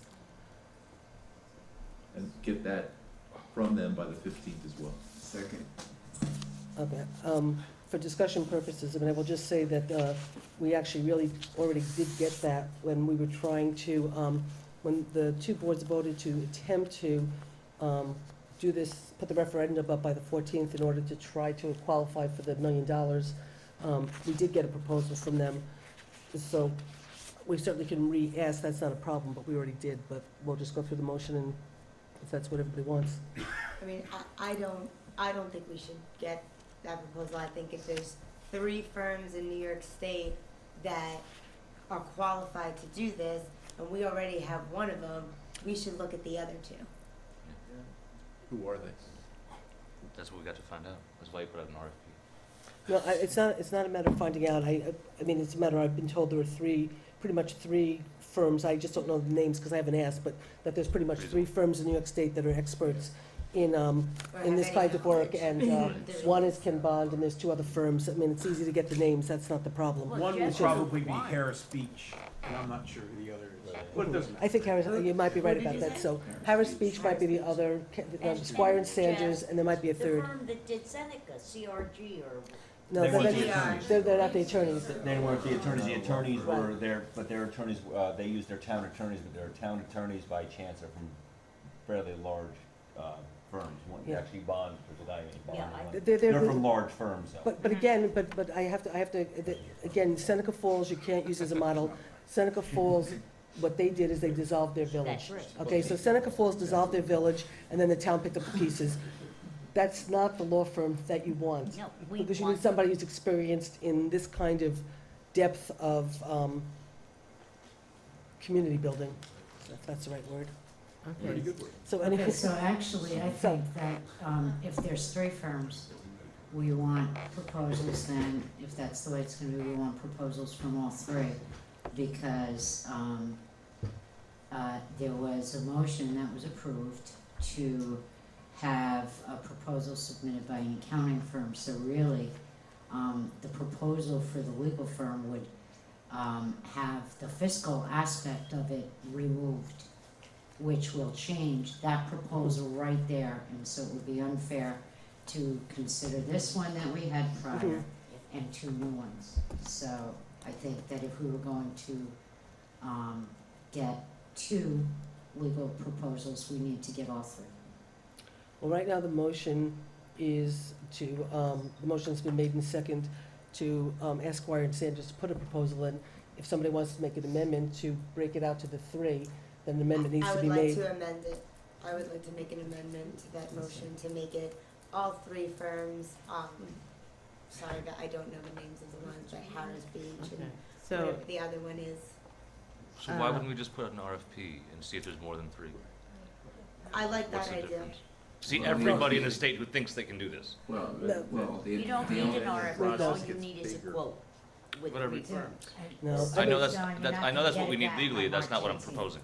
I could talk about the date you're gonna get it back, but there may be a lot of firms that have some experience in municipal law who might want to apply, but there probably, as Sally said, there are probably only a handful of firms that have the experience, but this is a real hybrid what we've got here. And let's be honest about And how there's rare not it many is. people in firms that have dealt with it, so I think Right. you don't wanna, get somebody who's the first time they've done it, even though they've done other kinds of work like that. But given this, oh, I'm sorry, Stuart. Yeah, so if we know who the 3 of them are, can change the proposal that, we've gotten so far to, if it needs to be tweaked because of the financial aspect, and then ask the other 2 firms, give them the same proposal, what would it cost? Who has the names of those firms? And actually, why do we know that there's only 3? Because I've asked, Who told us that? Speaking to the mic. Well, there's only been about 11 consolidation attempts in the last 15 years. And that's my other point, is let's be clear about when we're talking about expertise, no one has done this often.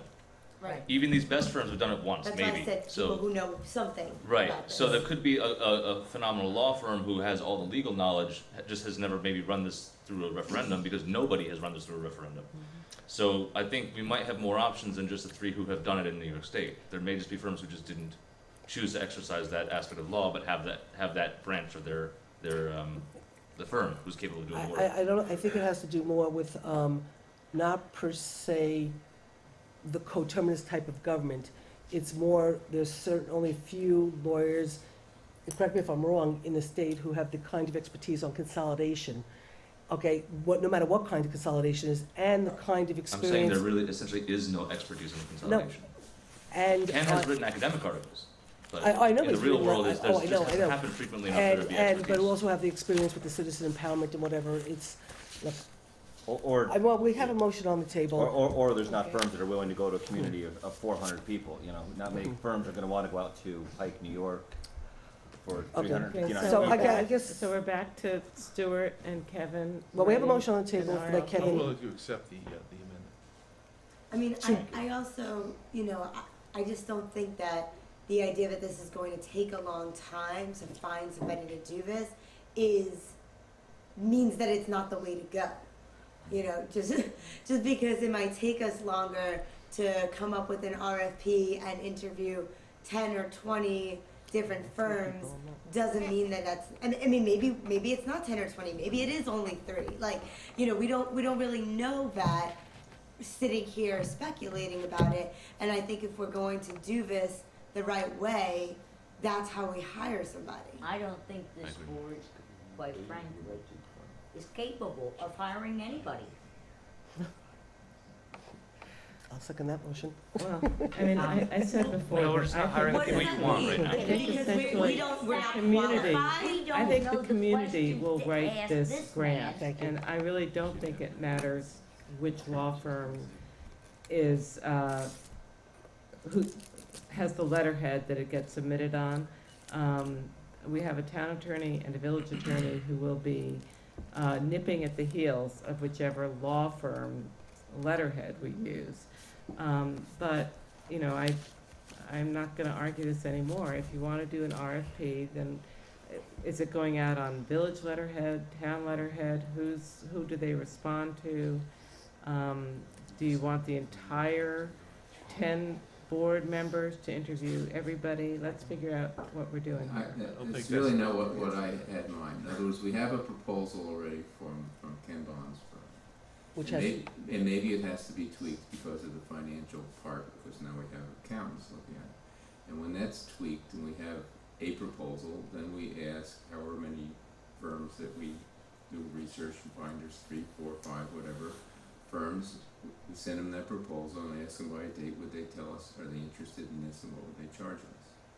We got the proposal. wait a second, are you saying to send them Ken's proposal? No, you would never send That- anything that's- with a dollar amount in it. No, not the dollar amount, but No, the he's saying use the same definition like, of the format. task. Yes. No. So you're comparing apples to apples Right. without the dollars in it. Right. So we're gonna And let I don't Ken think- define the task. That's not fair. Yeah, that's That's not not fair. I'm defining not an asking- RFP No. to send out. That is, and actually, I find that incredibly unfair because this skilled New York law firm submitting their proposal and then having us turn it around and send it to people that we merely suspect might have an ounce of experience in I think consolidation. you're misunderstanding what I'm saying. I think it's defining the task. You need to define the same tasks to whoever you're asking, so Yes, they're all apples to responding. apples. So we don't send the exact same proposal, but in there, he's set the task unless you want us to Look, come up with the task, and that'll be fine. I think we have two choices, okay? It's either we accept what Kevin said, we ask Ken to give a proposal, we go from there, or the two of you meet, you define what you want, you send it out to 3 or 4 law firms that, I can call the Department of State, say, who do you respect, in terms of who do you work with all the time, let them give us a couple of law firms, and then you send the same thing out to everybody, and give everybody the same chance. Absolutely. Or we could do an RFP. That is what I'm saying. I'm saying if we're not That's gonna. not an RFP. It's Kevin, and it is an RFP. I'm asking, Let the lawyers explain. No, I'd rather not. We're talking about 2 different processes. The RFP process is a different process than what we're proposing here tonight. What we're proposing is to get a proposal from Ken Bond's firm and 2 other firms that have experience in consolidation work. That's the proposal on the table, and I believe there was a friendly amendment to bring it to that point, and I'm fine with that amendment, and I'm willing to vote yes for that. Okay, so you're saying ask for a proposal by stating to them that the town and the village of New Paltz are looking at and studying consolidation. Under section and- so-and-so. Right. yes. And will need to come up with this plan and need the legal guidance to develop the plan and subsequently the agreement that the joint boards will come to that will formulate the referendum. And based on that, you would like a proposal minus the fiscal. Yes. Okay. It's even And in simpler the- than that. We would like a proposal based from you on, we would like a proposal for your legal costs to enact the Citizens Empowerment Act with the town and the village. That's it. Period. The end. And just so we're clear though, and this is relevant to the discussion because it would determine how people might vote, maybe Joe, the village attorney or Joe, either Joe could just explain for clarity's sake what an RFP is and what that process is, because what's being described is not an RFP process. Right. So That's just fine. quickly, could just for clarity's Right, sake. it's a quote. Yeah. A true RFP process would be where somebody would write the scope of the work that you're looking to have bid, and you would simply post it to the public sites. You would send it out to a list of firms. I mean, there's several ways to do it, but it's a general proposition, and firms who feel like they're qualified to respond, we'll respond. And by the way, you can dismiss some of those responses out of hand. So, you know, as we've said here, you might get 20 responses, but you might be able to determine immediately that only 4 of them are worth considering in terms of the firm's experience and you know, how many attorneys they have, whatever the case may be. You will determine those. That's a true RFP. And what's being proposed here, as Kevin said, is slightly different. I think the reason why we need to have a different mechanism here is because of the uniqueness of the experience that you have to have here. It's not like an RFP where you want somebody to build a shed for you, you know, Right. at the ball field. This is a very narrow legal field. There are only a few people that have experience in it. So let's just take a sample of 3 of them and see what they come up with. That's all I'm asking. Okay, so Kevin has accepted Ariana's amendment, although Ariana didn't specify. So Ariana, will you accept Kevin's amendment to your amendment, that what we're bringing forward is that we are going to ask 3 to 4 experienced law firms based on, you know, and if that's okay with everybody, I'll call the Department of State and ask them to give me the names, you know, of 3 to 4 experienced law firms who've dealt with the citizen empowerment or consolidation or with the Department of State or whatever it is, for us to send them a request to give us a proposal, for them to send us a proposal for what it would take in order to accomplish the plan for the town and village, blah, blah, blah.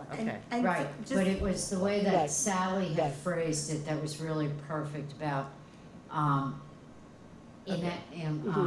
enacting the Citizens Empowerment Act. That was like the best language. Because really, that if you just put that in the proposal, that like sums it up. Yeah, I mean, it's basically. And that's number 2 here? Right, exactly. It basically. That is our scope of work. That's exactly right. So That's exactly right. Right. So what you're saying is that you need to comply with whatever, so. We just have to strike the Okay. fiscal part. Right, With the exception of G. right. Okay, and I just want it to be, I'm okay with doing this, but I want there to be an understanding between all of us that we are looking at this. We are doing this to get estimates just to look at, and none of this, if we look at this and we say we want to do a fuller RFP after that I might say that, is I guess what I'm saying. But I might not. You might not, Okay. and we can agree to disagree, we can vote, and I can be voted down. That's fine, I'm just putting this out there. All We're right, gonna get more information. That's what we need. we need more information, I agree with that, okay. Okay, Yeah. so we have a amended motion on the table, It's been stated. okay. Ariana, you accept the amendment, Kevin's amendment? Yeah, I don't think he amended, I He think did. we He were, said 3 to 4. we were on the same Not a page. Well, full she never RFP. said 3 to 4, so that's why, Do you have a second?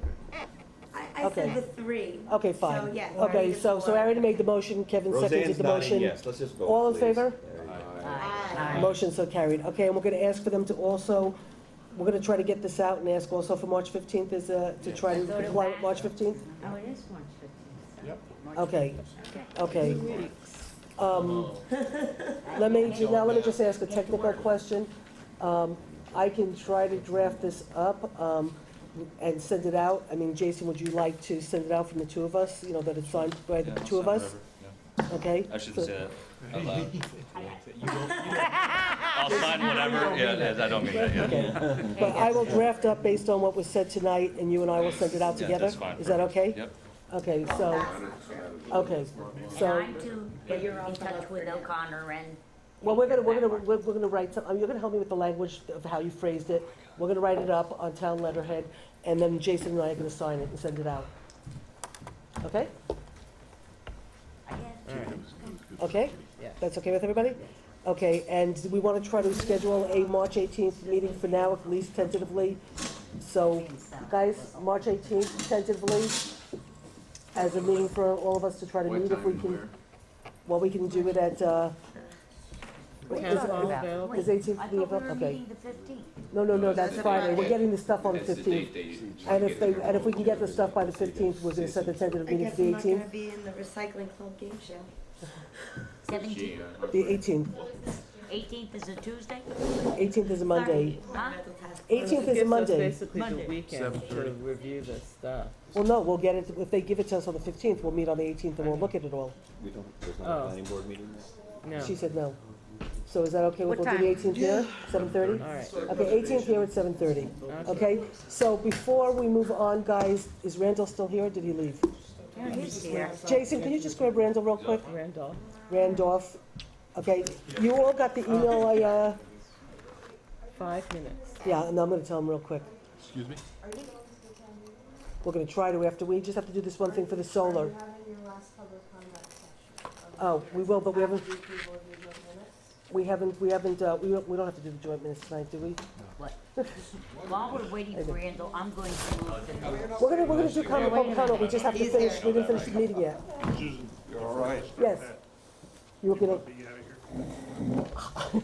Oh, Joe wants to go home. you can go, You should have asked you us can, different. you can go, you can go. Do you want? But see, Joe, the other Joe's on retainer, so we're gonna tell him he has to stay. He already left. If you notice, it's an empty chair there. Oh, is it? Let's get Thank you. Randolph home tonight. Thank you, Joe, for coming. Okay, so Randall, in a very, Do you want me to go? Good night, Joe. no, Hi, how are you, sir? no, you can. Do you want me to go to the microphone? Sure, why don't you do that? Good night. But in a quick nutshell, tell everybody this, where you've been, the problem, so we could just vote to like authorize you to go to the next step. Thank you, and let me say that it's a privilege, as your neighbor from just up the county, to have seen the progress you've made tonight on this long desired for process. So congratulations as you move ahead. Now, in a parallel process, both the boards accepted my offer at no cost to go forward and try to find a vendor to begin a process of creating a decentralized energy facility which could serve both village and town. And we took a pause in October because Central Hudson wanted to assess exorbitant, at least very high, electric service interconnection charges, $432,000 to upgrade the wires so we could get the power out of our generation facility onto the grid and then take the power at the various village and town locations where we want to use the power.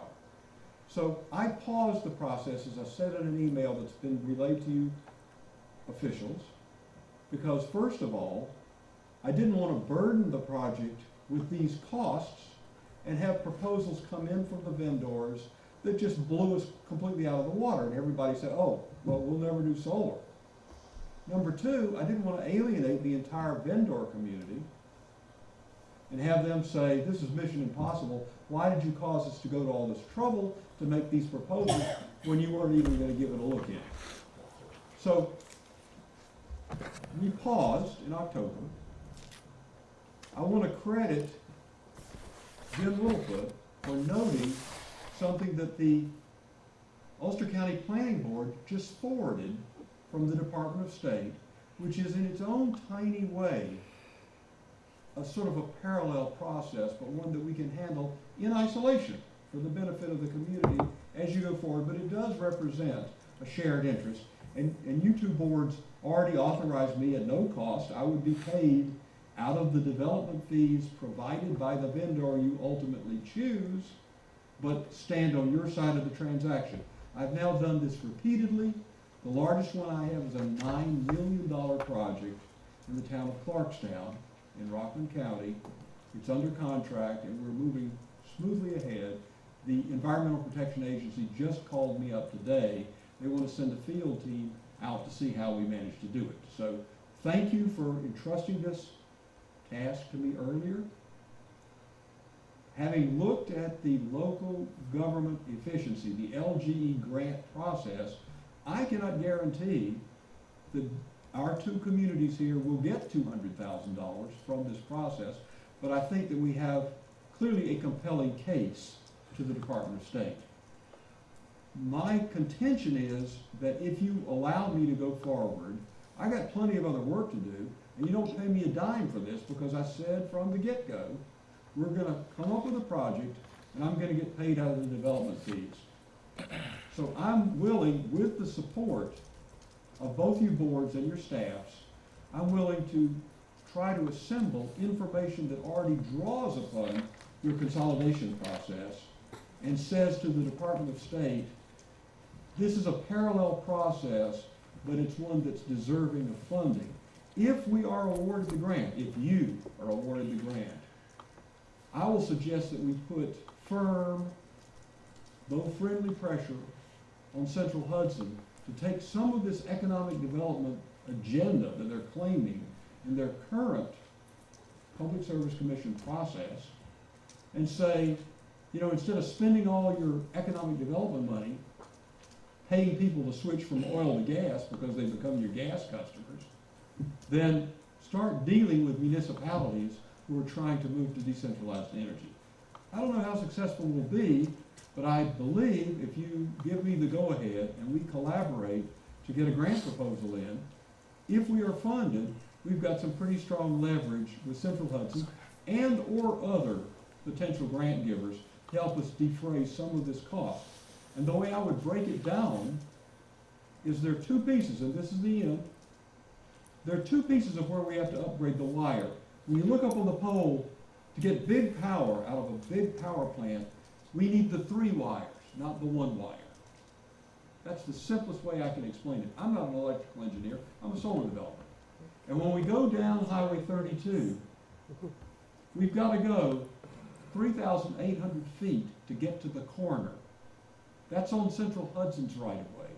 Then Central Hudson has a right-of-way that goes across town property to get back to the landfill. So if we get the $200,000 grant after this due process, we'll say that will be to upgrade the portion that lies on the right-of-way across public property. And we will put all the pressure that we can bring to bear on Central Hudson to make an in-kind donation of upgrading the wires along 32. Then the bids that we receive when we resume the process will be for building a solar system, not for building out what Central Hudson really ought to do for us for free. End of story. I simply ask you to authorize me to prepare something that you will finally approve, and I will have to request some of you officials and your staff to collaborate with me because we only got a couple of weeks to get it out the door. Okay, so the only thing I just want to, if we should get that grant, I do think, although I'm not positive, that there's probably ultimately a 5% match, which if it's $200,000 would be, what? 10 grand. 10 grand, so it'll be 5 each. And so we don't have to commit anything now at all. I just want to let everybody know that if, I think it's a 5% match, I Well, that's think. 10 grand. Yeah, so I think it's a 5% match. So I just want to say, we're not authorizing anything now, whatever. You're willing to do this work for us, you know, with some help from us, but we're not authorizing anything, any money, whatever. I just want to let everybody know that if we should be successful and he does come back and we get the 200,000 and we're successful getting Central Hudson to step up to the plate, just so you do know that at some point we might have to authorize $10,000, $5,000 each to make this a reality. So I just want to throw that out at the beginning. Let me make you happy with one more thing. Sure. When we reconfigure our RFP, which did incidentally go out to every qualified vendor in the entire state, but that's history. We have that bidder pool. Right. But we, according to the way I structured this solicitation, it's entirely in the province of the 2 municipalities to negotiate a final result. So let me give you some good news. I see no reason why, if we get the grant, that we can't burden the project with the 10,000. Okay, Let fine, me just state great, it thank in front of you, everybody. thank you. Okay, that's great, and that's wonderful. I just wanted to let the board know that. I appreciate your having So that. anyway, so does anybody have any problems with us authorizing Randall to proceed to try to see if we can actually make this a reality? Second. Jason made a move, Second. Kevin, everybody in favor? All in favor? Aye, motion so carried, thank you very much, go to work. We're not authorizing our share yet. We're not offering anything other than for him to do his work. Okay. And I can't do it without your support because You'll have it. I have an agenda of other projects that are driving me No, day and night. But our Randall, all I can say to you is this board, these boards don't put somebody on the agenda at the last minute easily. You got on tonight, consider Yes, yourself ma'am. lucky, good night, thank you. And thank you so much for your patience. No, I enjoyed watching your process, I'm thrilled. Okay, thanks. January 30th, No, no. February 21st. Thank you, I'm moving all the minutes. Give me a call. I will, yeah. You still have my number, right? I did have, I haven't looked at some of them, but I looked at the last one that we just got.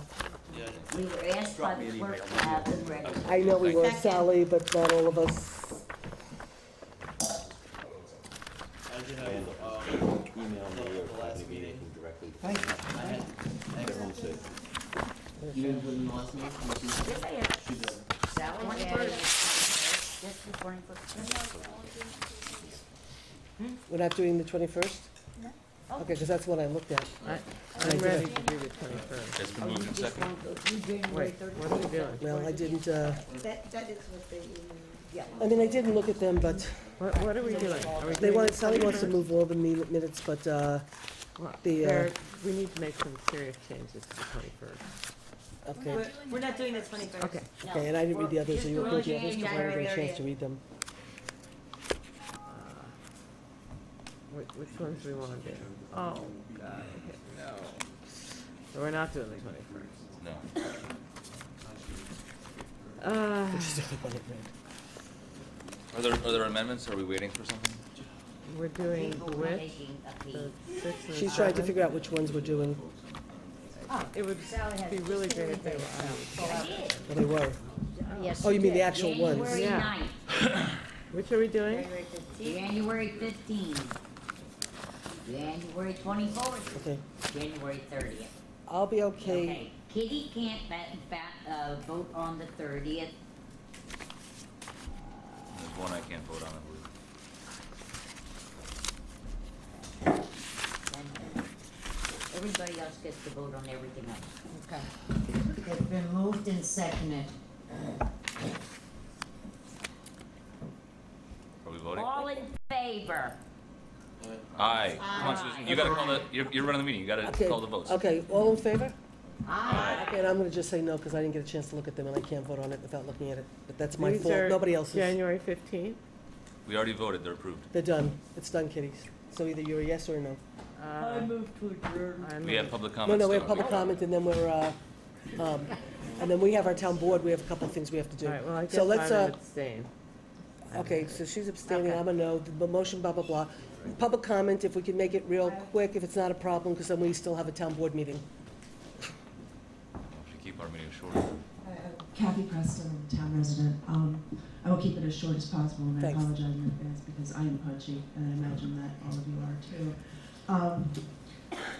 As far as your timeline goes for working on consolidation, I think it's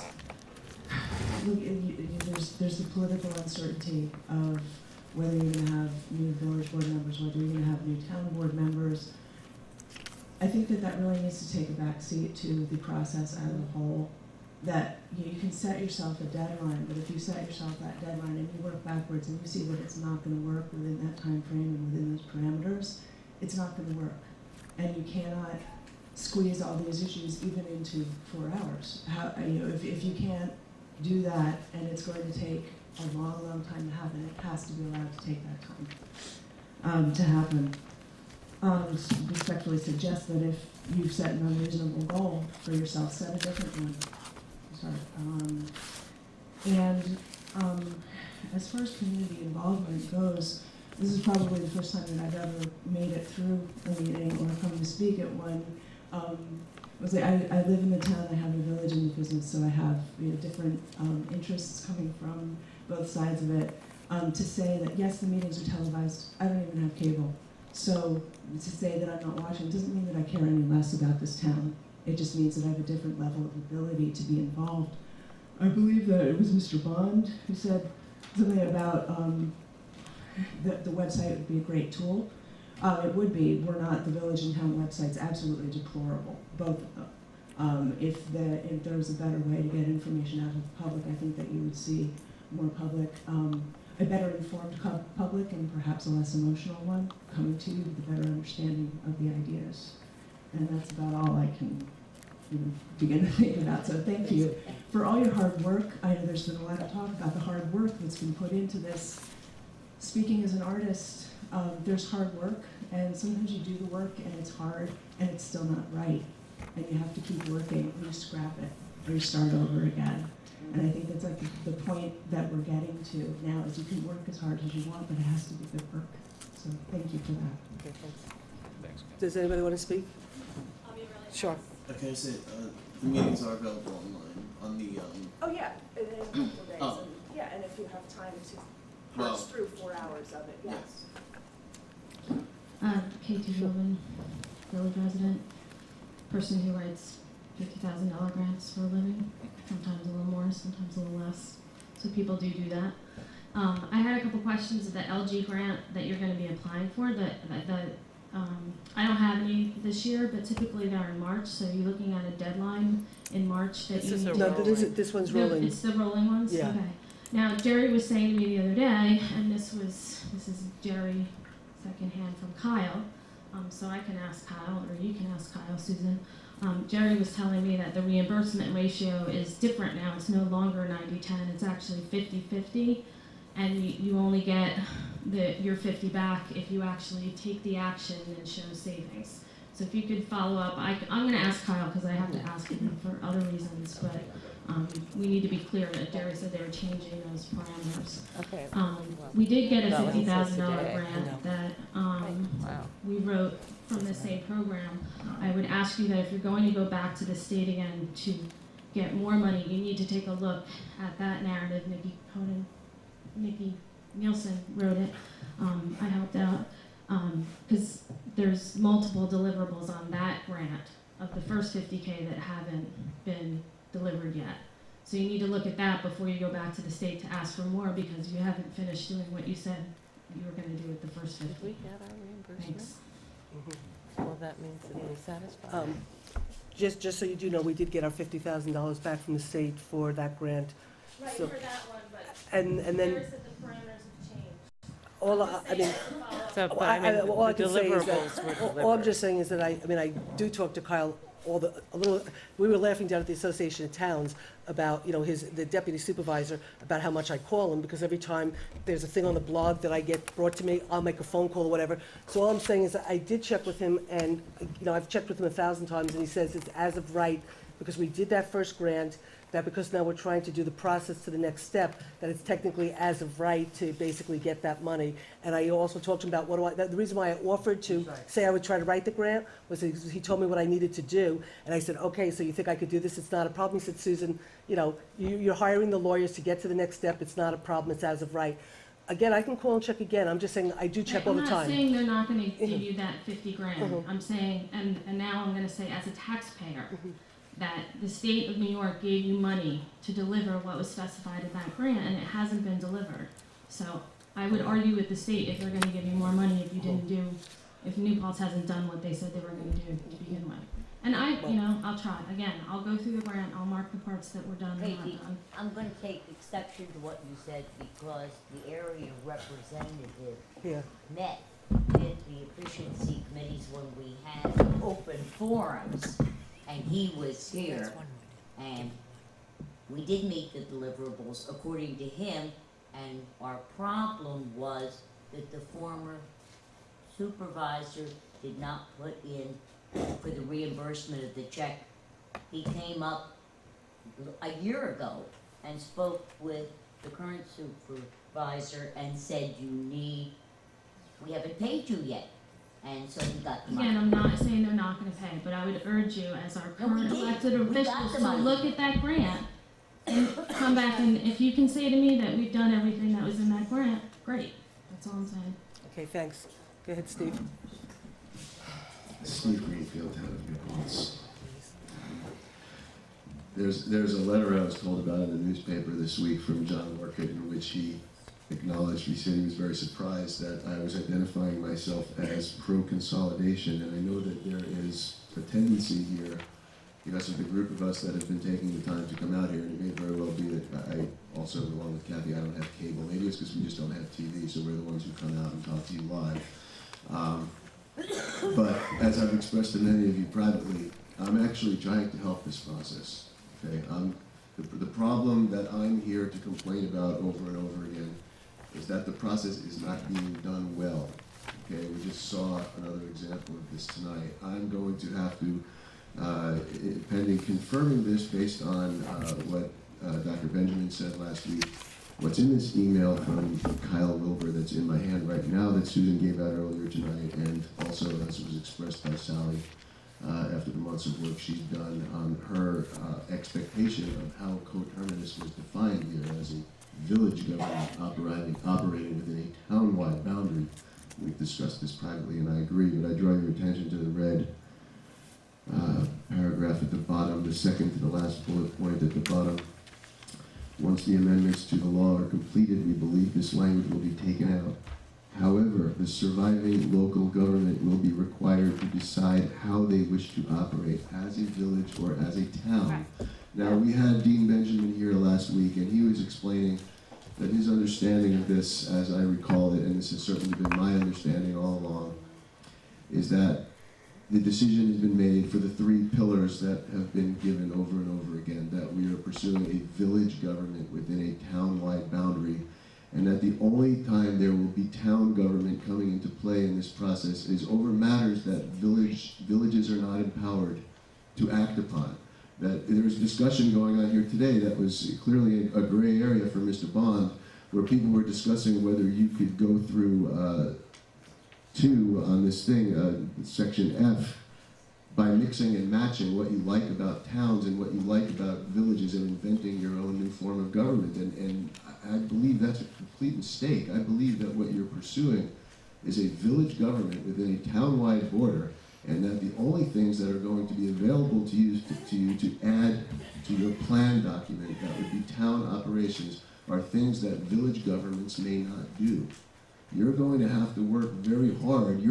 I come here time and time again. I came here 5 weeks ago and I looked at your 8-point plan that you still have on the desk here. And all I said to you about that was that you're not ready to act on this yet. And I say that again to you now. We saw what happened here. Here you are, you had an extensive discussion about the possibility of mixing and matching government parts to create a new kind of government. And as far as I know, that's not what you're empowered to do here.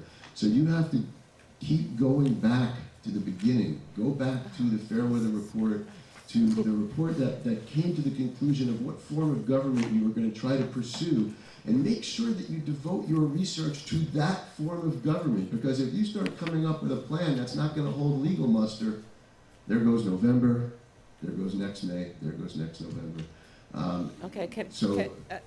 If you'd like to actually have a response to that, the 8 points that have been recommended by the Efficiency Committee are the ones that represent as much mixing and matching as we were able to do with the advice and guidance of Peter Fairweather.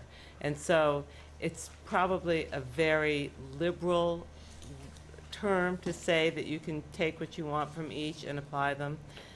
What we did was to say we can choose whether or not to appoint or elect certain positions. That's about as much mixing and matching as we can do.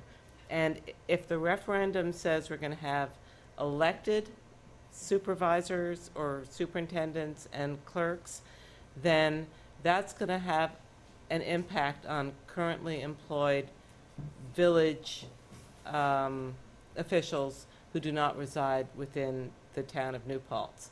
So those are the things that we as a community need to talk about. But that's about as far as mixing and matching goes. So okay, that is still ambiguous. And I'll give you, that's not what I was talking about. But again, there's another issue. We had Dean Benjamin here last week who was advocating for the nonpartisan elections, and nonpartisan elections are certainly something I support.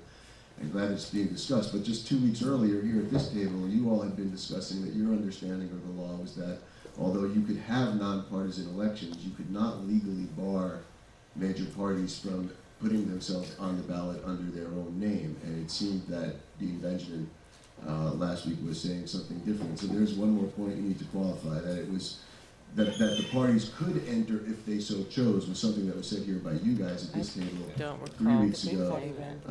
And so we need to clarify, you're still, Anyway, the point that I'm making is that under the terms of this law, 2A through N, you're already seeking legal advice and accounting advice, and you're not ready to give these two potential contractors the scope of work that they're going to look at and bill you for. How do they know how many hours it might take them? You haven't even told them what your positions are, whether you're going to run elections or not, whether the county's going to run elections.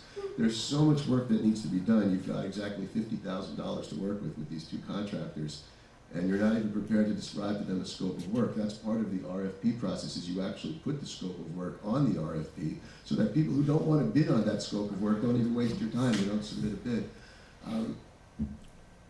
Again, look, I'm the guy I am. I come off the way I come off. I speak the way I speak. But the people here that I speak with privately and those who have known me for the whole 12 years that I live here know that I actually support this process. And the reason that I'm expressing myself the way I am, the reason I'm as frustrated as I am, is that there's no way that this is going to happen based on where you are now. Drop the idea of aiming for dates completely. Let's that be one thing that no, there was discussion today about whether you maybe should aim for November, because that's the general. Just stop talking about dates. Talk about the work that you need to be done. Start talking about dates when some of that work's produced results, that it's things that you no longer need advice about from the legal end, things that you know you have the math on, things that you know holds up to the law of the new consolidation law. Please do this correctly. Ignore dates. Get to that later when the time's right for that. Thank you. Thank you. Okay, anybody else? Because we really have to. It's been 15 minutes. 11:30. Yeah, Please, and we have some things please we. be brief, okay? Because the video guy goes home in 2 minutes. We can keep ourselves briefer if we want to have shorter meetings. Absolutely. So we could leave early. I'm going to make a comment about the discussion about the accountants. I'm happy that we discussed that. I kind of liked the way the conversation was going when Stuart commented on having separate, hiring a separate accounting firm from the law firm, but then it kind of swung back the other way, and now it sounds like what we're looking at perhaps is the auditor that we're already have a relationship with, at least the town does. No, it's the village. The village does. Okay. And I would much prefer an arm's length outside accounting firm. However, what I feel is more important than that in terms is the process, and I just want to encourage everyone. Let's do things right this time. Let's keep everything out in terms of in the open in terms of what's conveyed, and try to let the accountant do their work. Don't, I fear a lot of communications that is influential and tries to create a certain impression. Let's avoid that. And I would much appreciate it if every communication that goes, that you know, where the accounting firm asks for information and all is made public. And let the process convince the public, not without undue influence in terms of trying to get to a certain place. Thanks. Mr. Russo, I'm going to take exception to you. Mr. Russo, I'd like to speak to you. No, sorry. Okay.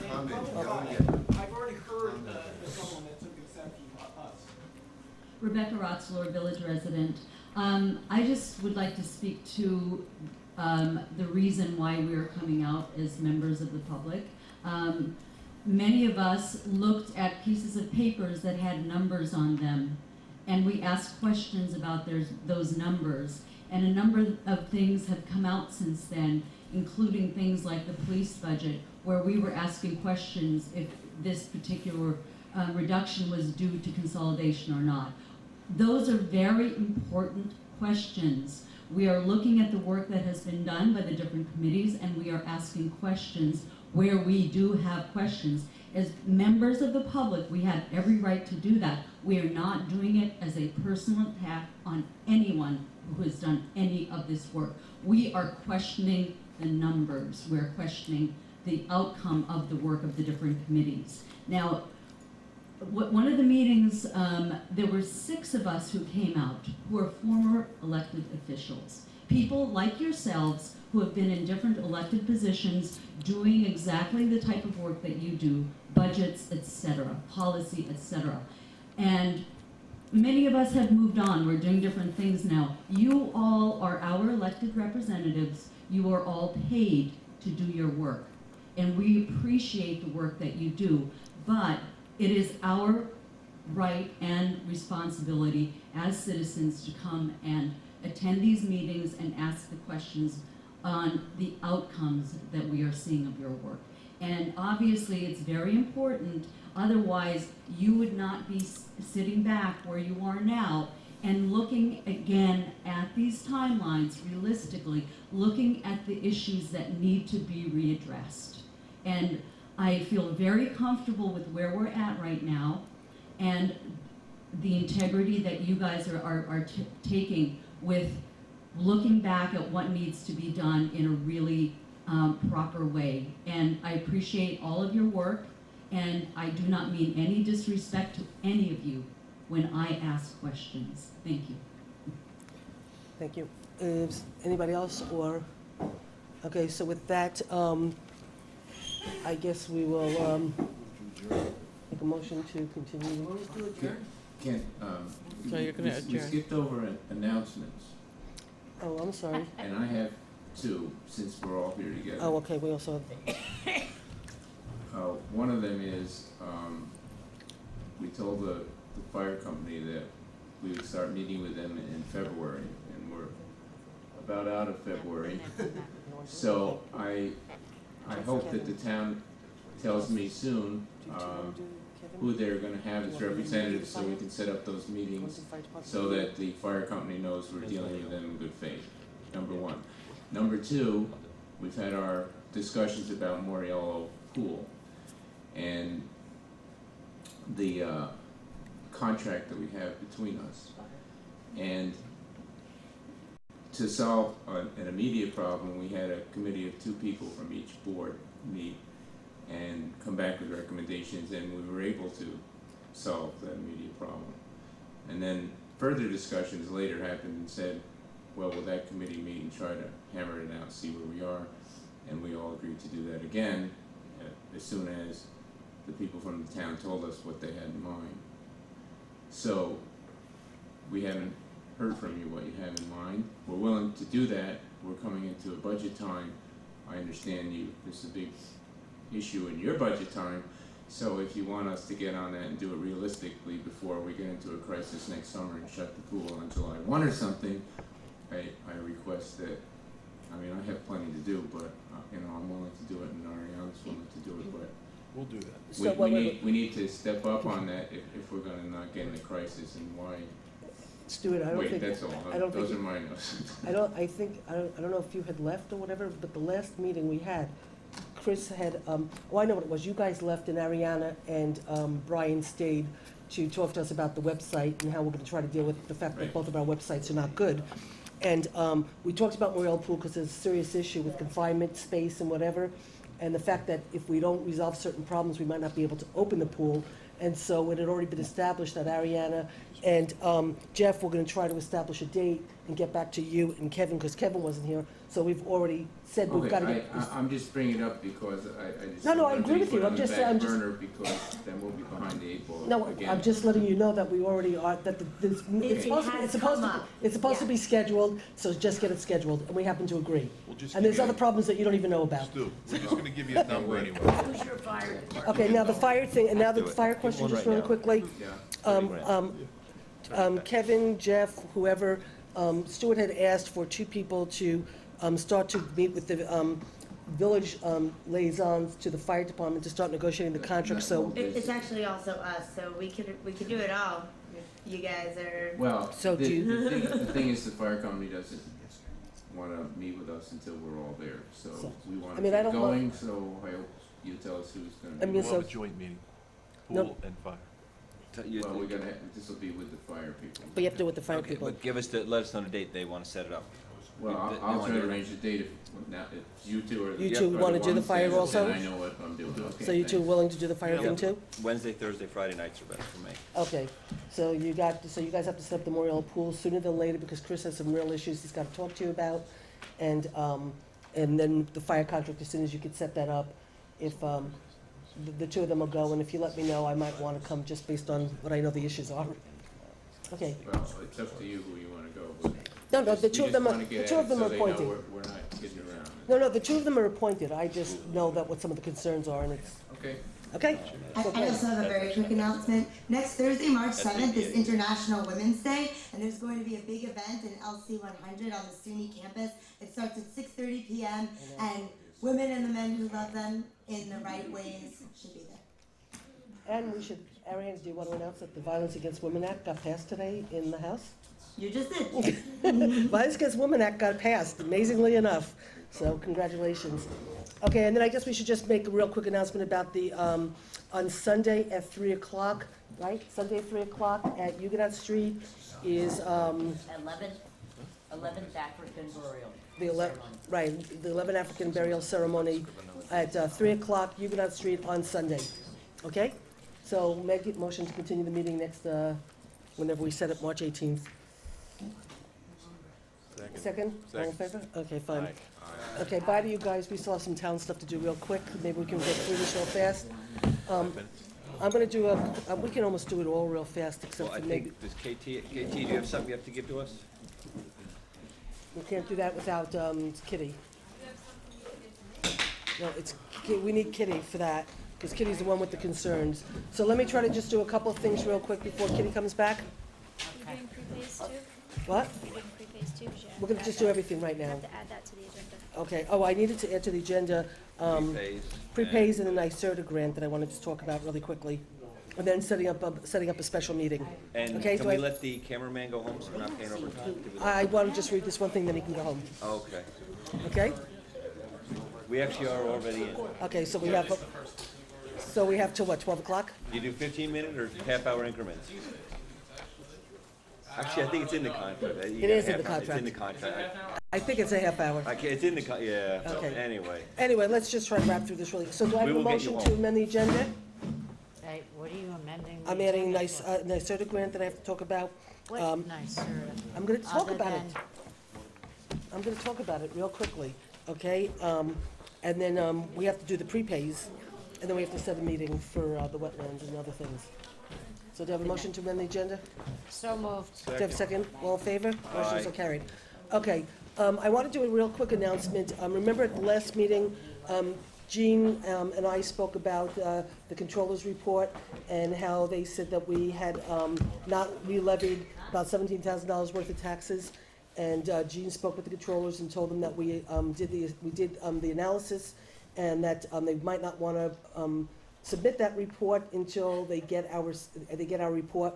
But they released it today, and they basically said that the town of Saugerties and the town of New Paltz did not collect, the amount of money that they were supposed to collect and re-levy, burdening other taxpayers. So we sent out a press release this afternoon as soon as we got contacted by some reporters. So it says basically, Susan, quote. this is not on the agenda. No, but this is an announcement, real quick. And then we're doing this, okay? And it's real quick. The town of New Paltz has been in contact with the controller's office. We gave them a heads up. We had concerns with the validity of the report after thorough research of the controller's findings. We told them not to issue the report before they received our final analysis. Unfortunately, they chose to release it prematurely. We will be sharing our findings in a press release within the next few days. So we got that out to all the papers. I just want you to know when you're reading the papers tomorrow, that I we, saw it on. it's already online and stuff. So we just responded to say, Rosanna's gonna need a copy. we warned you, you released it, now you'll get our response publicly. So anyway, with that, so real quickly, I think we could just, if we can do a couple of contracts real quick, then we could get to KT. The task force contract for DWI, it got reviewed by Joe Moriello, it got reviewed by Joey Schneider. It's fine the way it is, so could I have just a motion to, I make a motion to approve the DWI contract. any discussion? All in favor? Aye. Motion so carried. We have an urgent resolution and a contract. Again, we reviewed the urgent resolution, the urgent contract. Some changes were made to it by a number of different police agencies. It went back through the county, came back, Joe looked at it, Joe Moriello, Joe Schneider. I make a motion to approve and enter into the urgent contract with the county. Is there a financial Yeah, requirement? well, yeah. No, we but get I'll- money I'll back. second for discussion. No, we don't get Okay. money back. No, we are No. getting money back. We're getting, DWI is 20,000. No, that's No, no, DWI Not for urgent. urgent. No, we Urgent do- is only, no, they changed it. I just filled out all the paperwork. They changed it, but we're getting part of the seizures. We're getting part of the seizure account, and we just filed the paperwork. And now that every town has signed it in, we're gonna be getting a check actually pretty soon from Urgent for seizures. Well, They're the- splitting it now. But the I don't downside, see that. well, the thing is, we should put this off and we can see what that is, because our financial commitment is it puts 2 to 3 of our officers are on urgent? 2? I always thought it was just really one. I thought it was only one. It's only Is one. it one? Yeah, I'm gonna get it.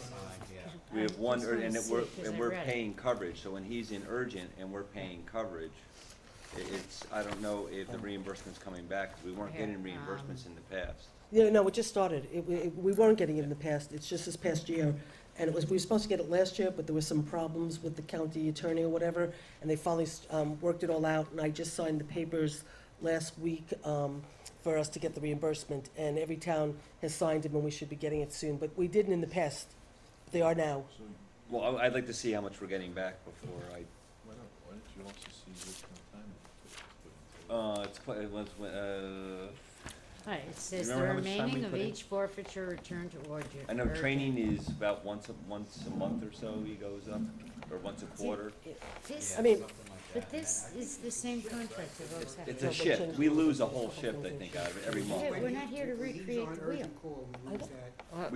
And we backfill Some, that shift. some of us have not always loved Yeah, the so because urgent wheel. backfilling a shift, That's- we Well, lose. well, I mean, money. I will say on the flip side, Okay. if some people have problems, I mean, I voted for it up in the legislature and supported it because I think that police departments working together to try to deal with drug dealing in the communities. To deal with massive drug dealing.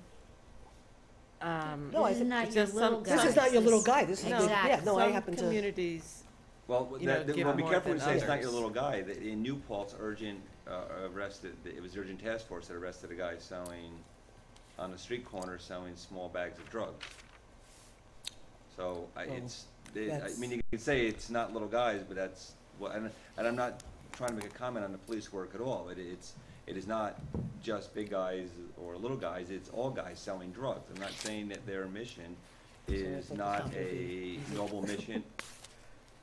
No, I'm sorry, I just thought this was gonna be quick. That's otherwise. Well, yeah. you're asking us to make a fiscal No, it's okay, commitment it's here. okay, then. it's Okay, okay, then- Jeff. then- I'm just saying, then I withdraw thought it wasn't this. gonna be a problem. That's why I said we could do Did it I quick. have a That's all. second, or should I I just think withdraw there my w- motion? I think you got a second. I would just like to be refreshed on how much Time we time give, we commit. Okay, and this then is, how much money we're getting what I back. can do is, this is not a problem, okay? Frank Lutico was willing to come down. I told him I didn't think we needed him. We don't. Let's just, We We don't. don't. We don't need Frank to We come just down. need to know from We have no Joey questions Snyder. on the program. We just want to know what we're getting back and how many shifts We just we wanna know. lose each month. okay, out of so officer. how about What's if we? our fiscal commitment, and then what is the fiscal commitment that the county's going to reimburse us for? That's all we need. We don't need Frank to sell us on the program. We don't need the. It's a valuable salesman. program. I just We're not wanna know questioning that. from Chief Snyder, how many hours per month we put into urgent. And then how many dollars we're getting back from the county as reimbursement. You know, and then I can make, I mean, You'll never know how much they can't project. Right. It's a Because it's seizure. based on the Seizure. seizures. So. And then tell me just the it's- percentage of the seizures I that just we're getting. want to Well, understand. What's they the can give you formula? based on an estimated historical. They Well, could even give if you- it's nothing, Okay. I just want to know what our investment is, and then I'll be comfortable. We had a motion in a second. Do you want to, table it, or do? You know what? I Well, you withdraw can my call the motion. vote. Oh, Okay. She withdrew her motion. that's so even simpler. That's even easier. So we'll talk about it Okay, next fine, month. I'll second it. Next. Okay, the NYSERDA thing, what that is really, really quickly, this is pretty good news. We got a thing from NYSERDA that they're trying to reimburse, and also, you know, we had to buy a new Xerox machine at the clerk's, at the Justice Court for $3,900 or something. Through this NYSERDA grant, we're probably gonna get all the money back for 25%, which is really, really good and stuff. And then there's this opportunity to there are like 4 air conditioners in the building that are in really, really, really bad shape. They're horrific. So for like about $300, I have it in here. We could actually get the air conditioners and they'll pay 75%. And so it's only as long as the money lasts. And so it's a real opportunity. And I think we need to do it because the money's about to run out. So we put in for it tomorrow. Great. And we really need it because the air conditioners in these windows are horrific. So if that's okay with her, but I do have it somewhere. Okay, so what's it gonna cost? I think it's And what's our reimbursement? 75%. I make a motion And that so what's the cost? I'm gonna tell you in a second, I have to find it in this paperwork to get it. So, if you wanna do something else, while I just find it. I'm happy to this make way. a motion that authorizes the supervisor to replace the air conditioners at an amount not to exceed $1,000 and to apply for NYSERDA reimbursement. We won't buy it unless we can get the NYSERDA money, even though we need them. But I think they were $350 an air conditioner. Oh, $350 per air conditioner? Yeah, but we So get 75%. 1,000 isn't- Oh, But we right. get the 75% back, so Right. it's, 1,000 will cover it. you know. And then there was only just one, they also actually had the same thing on printers. I had it right here. Oh, it's right here in front of me. I made copies for everybody. Here you go. So, The air wait, conditioner, they call also. the vote on my motion. I can, I just want to tell you one more quick thing, because there's also. So you want all these motions combined? Yeah. Okay. Because there's also, printers that they have, and up there, we have the one big gigantic Xerox machine, and I have the old printer from Bob Leghorn's office, which is pretty old, and we probably should have a second printer up there, so when that Xerox machine isn't working, because we have so much paper that's coming through, that as long as they're paying 75%, we might want to just get one printer upstairs, and I think the price is also no, I don't want that, we're not doing the assessor one. $379, and they pay 75%, and it would be an extra printer we'd be able to have in the Is supervisor's this like office. a heavy duty one? It's this one, $379. yeah, It's pretty heavy duty, okay. Wow. okay. So, cheaper cartridges. and that we authorize the cheaper cartridges. supervisor to spend up to $500 to be reimbursed 75% through NYSERDA For the printer, for the printer. okay, Second. okay. Do you need one? Do you need an air conditioner? Is yours, Ours is very small for our room. For the size of the for the room. size of the room. so do you need, I mean, I didn't ask for it. I got one. okay. Did anybody tell you about this? Yeah, we sent it out. No, I didn't know. No, we sent out, The we sent email out. said if we bought anything recently that would qualify for this, and that has been there since way before me. Okay, so then what ended up happening was I guess Carol must have called because we got the Xerox machine, and then they said we could also buy this other stuff. So, Okay. if you look, so that's why we added it, because she got 3 air conditioners, but then I said you didn't count the one in my office, which is horrific. I mean, everybody knows it when you come in there. So if you Okay. think you need Well, one, if he's got one. And Okay. the assessor has over $1,000 in printers. we're not doing the printer for the assessor. She couldn't justify why she needed it. All in favor? All in favor? Motion- Aye. Okay, motion so carried. Of? Of what? We're doing one Oh, printer and this is 3 air just- conditioners. No, I thought this was just of the 3,676. No, the 37674 is what we paid for, that we already paid for the Xerox No, machine. that you're gonna get back. And we're gonna That's get that your back. rebate amount. That's, we're getting a rebate hopefully back. Is it Okay. actually a Xerox? I'm on board with that. Yeah, It's a So Xerox what was your brand? motion? this one? Yeah. So, I'm not making a motion for us to get this money back. We're applying for I know, this. what was the motion you For just 3 air did? conditioners and 1 printer at 3 air 75%. conditioners not to exceed $1,000. And 1 printer not to exceed 500, of which we Okay. get 75% back. Okay, well, are they this 12,000 BTU that the building inspector's getting? Because, well, you know what, on the last motion, you said, what is the county giving us back in something that's completely unpredictable, and how much is it gonna cost me?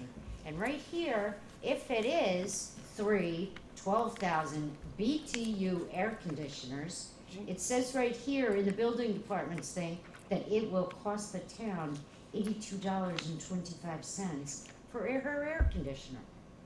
So it will cost, if you're getting 3 of these 12,000 BTUs, it will cost the town $82.25 times 3, unless you have something else in mind.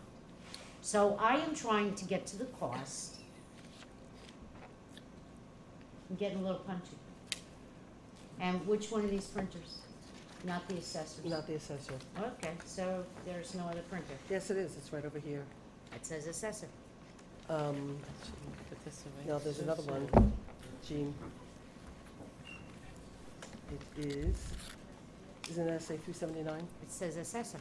But we're not buying it for the assessor. It says for the assessor, but we're not buying it for the assessor. We're buying it for the supervisor's office. Okay, what was your limit, Kitty? She said $500. 500 for the printer. All in favor? And what we'll do is with the air conditioners is we'll just make sure Chris will look at them all. I mean, again, we just, NYSERDA sent this, Carol called up about the Xerox machine, found out that we could, they said to us, they said there's money there, you could do this, so then Carol went back and spoke to people. We have to sort of just have Chris take a quick look also before we do anything. I want to just get authorization so we can look at this tomorrow with Chris, and then we could try to put it in while they still have the money. Because once they run out of the money, it's over, the program's done. We have a motion, we have a second. Okay, all in favor? We have aye. Aye. Aye. Motions are carried. Okay, the only other things besides doing the sustainable is, All right. is, KT's still here? yeah. So Katie, why don't you, KT, aren't you glad we put you first on the agenda? Here are my questions. do you want to ask them? Sure. Is there anything Okay. else to do? We have to do the sustainable thing that, That's it, right? and then we have just Prepays. prepays, and then we just have to set the meeting Want to for, read them? do you want me to read these? You're KT, asking me do you want to? to come up with us? 'Cause I just have a bunch of questions. I did have a long conversation with Mana Jo today. Can you Yeah, talk she into the? told me. So she answered Appreciated that she did that. a lot of my questions. So I've been hearing a lot about, how important it is to ask questions, so I'm going to ask questions. I tried to go to your website. Is it called Engagement Hudson? Yep. Okay. And it says, by using a platform that allows members of the community to contribute from their own homes and on their own schedules, we believe that we will be able to engage a broader audience. If you have additional questions, visit our FAQ page, our Frequently Asked Questions page. The site appears to be shut down. We had 2 open public comment periods. Those are ended, and now the plan is with NYSERDA. The draft plan is with NYSERDA.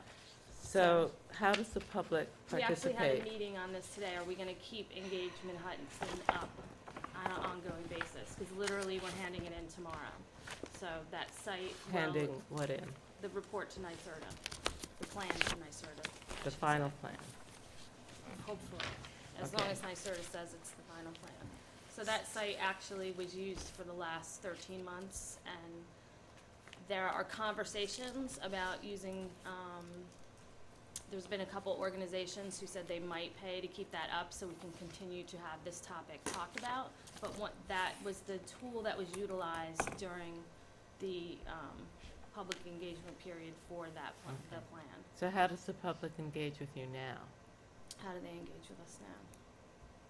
Once the plan is made public, we are either, like I said, going to keep that Engagement Hudson up, but NYSERDA has to decide if they're going to continue funding that type of thing. So there's a lot of unknowns about the next steps. So Are there they is- in the plan? Are the next steps in the plan? Yes, there's a governance chapter that Jerry and I helped write.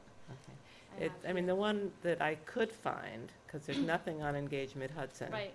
So I did find one has that's, it under embargo until they decide that it's final. well, there's a draft that I Right. found. You can check that out now. 234 pages. I Yeah. did not get through it all. Right.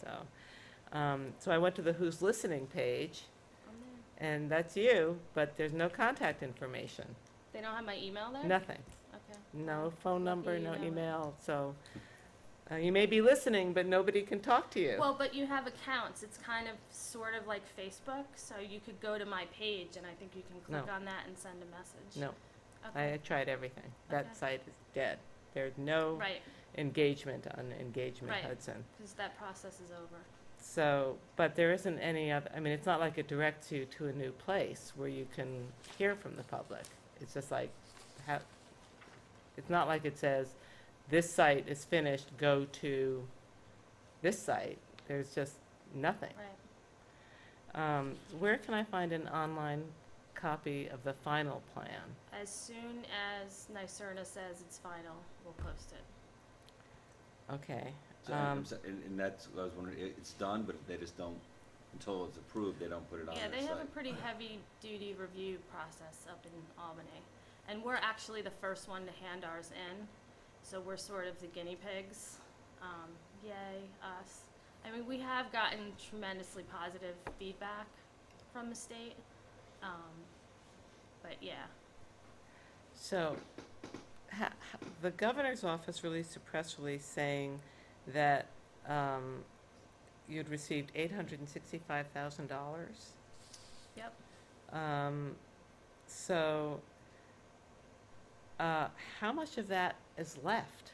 How much has been That spent? mostly went to consultants, Ecology and Environment were the consultants that did the report. Most of the consortium members, which Jerry and I were on the consortium representing SUNY New Paltz, there was representation from all the county planning boards, but that was purely on opt-in, not funded. The money went to the consultants to develop the plan. Okay, so where is the disbursement of those payments? Where can the public look at that? I don't know, I'll have to find out. Okay. What is the difference between the Mid-Hudson Sustainable Consortium and Sustainable Hudson Valley? Because I kept ending up at Sustainable Hudson Melissa Valley. Everett? Yeah, I mean, She does education mostly, she does like workshops. I don't know that her region is the same region.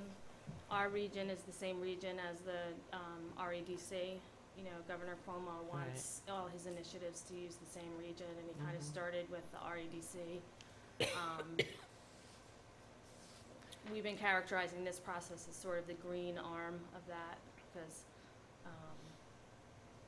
I guess I'm just trying to understand what you all are doing that groups like Sustainable Hudson Valley that have been around for 10 years like are I said, not she doing. does education. This plan has implementation strategies. It has a wealth of metrics. So it's as you know, the governor is very interested in performance measurement. So we had to, with every subset area, we had to gather both what we would do to measure the performance and also what the targets were.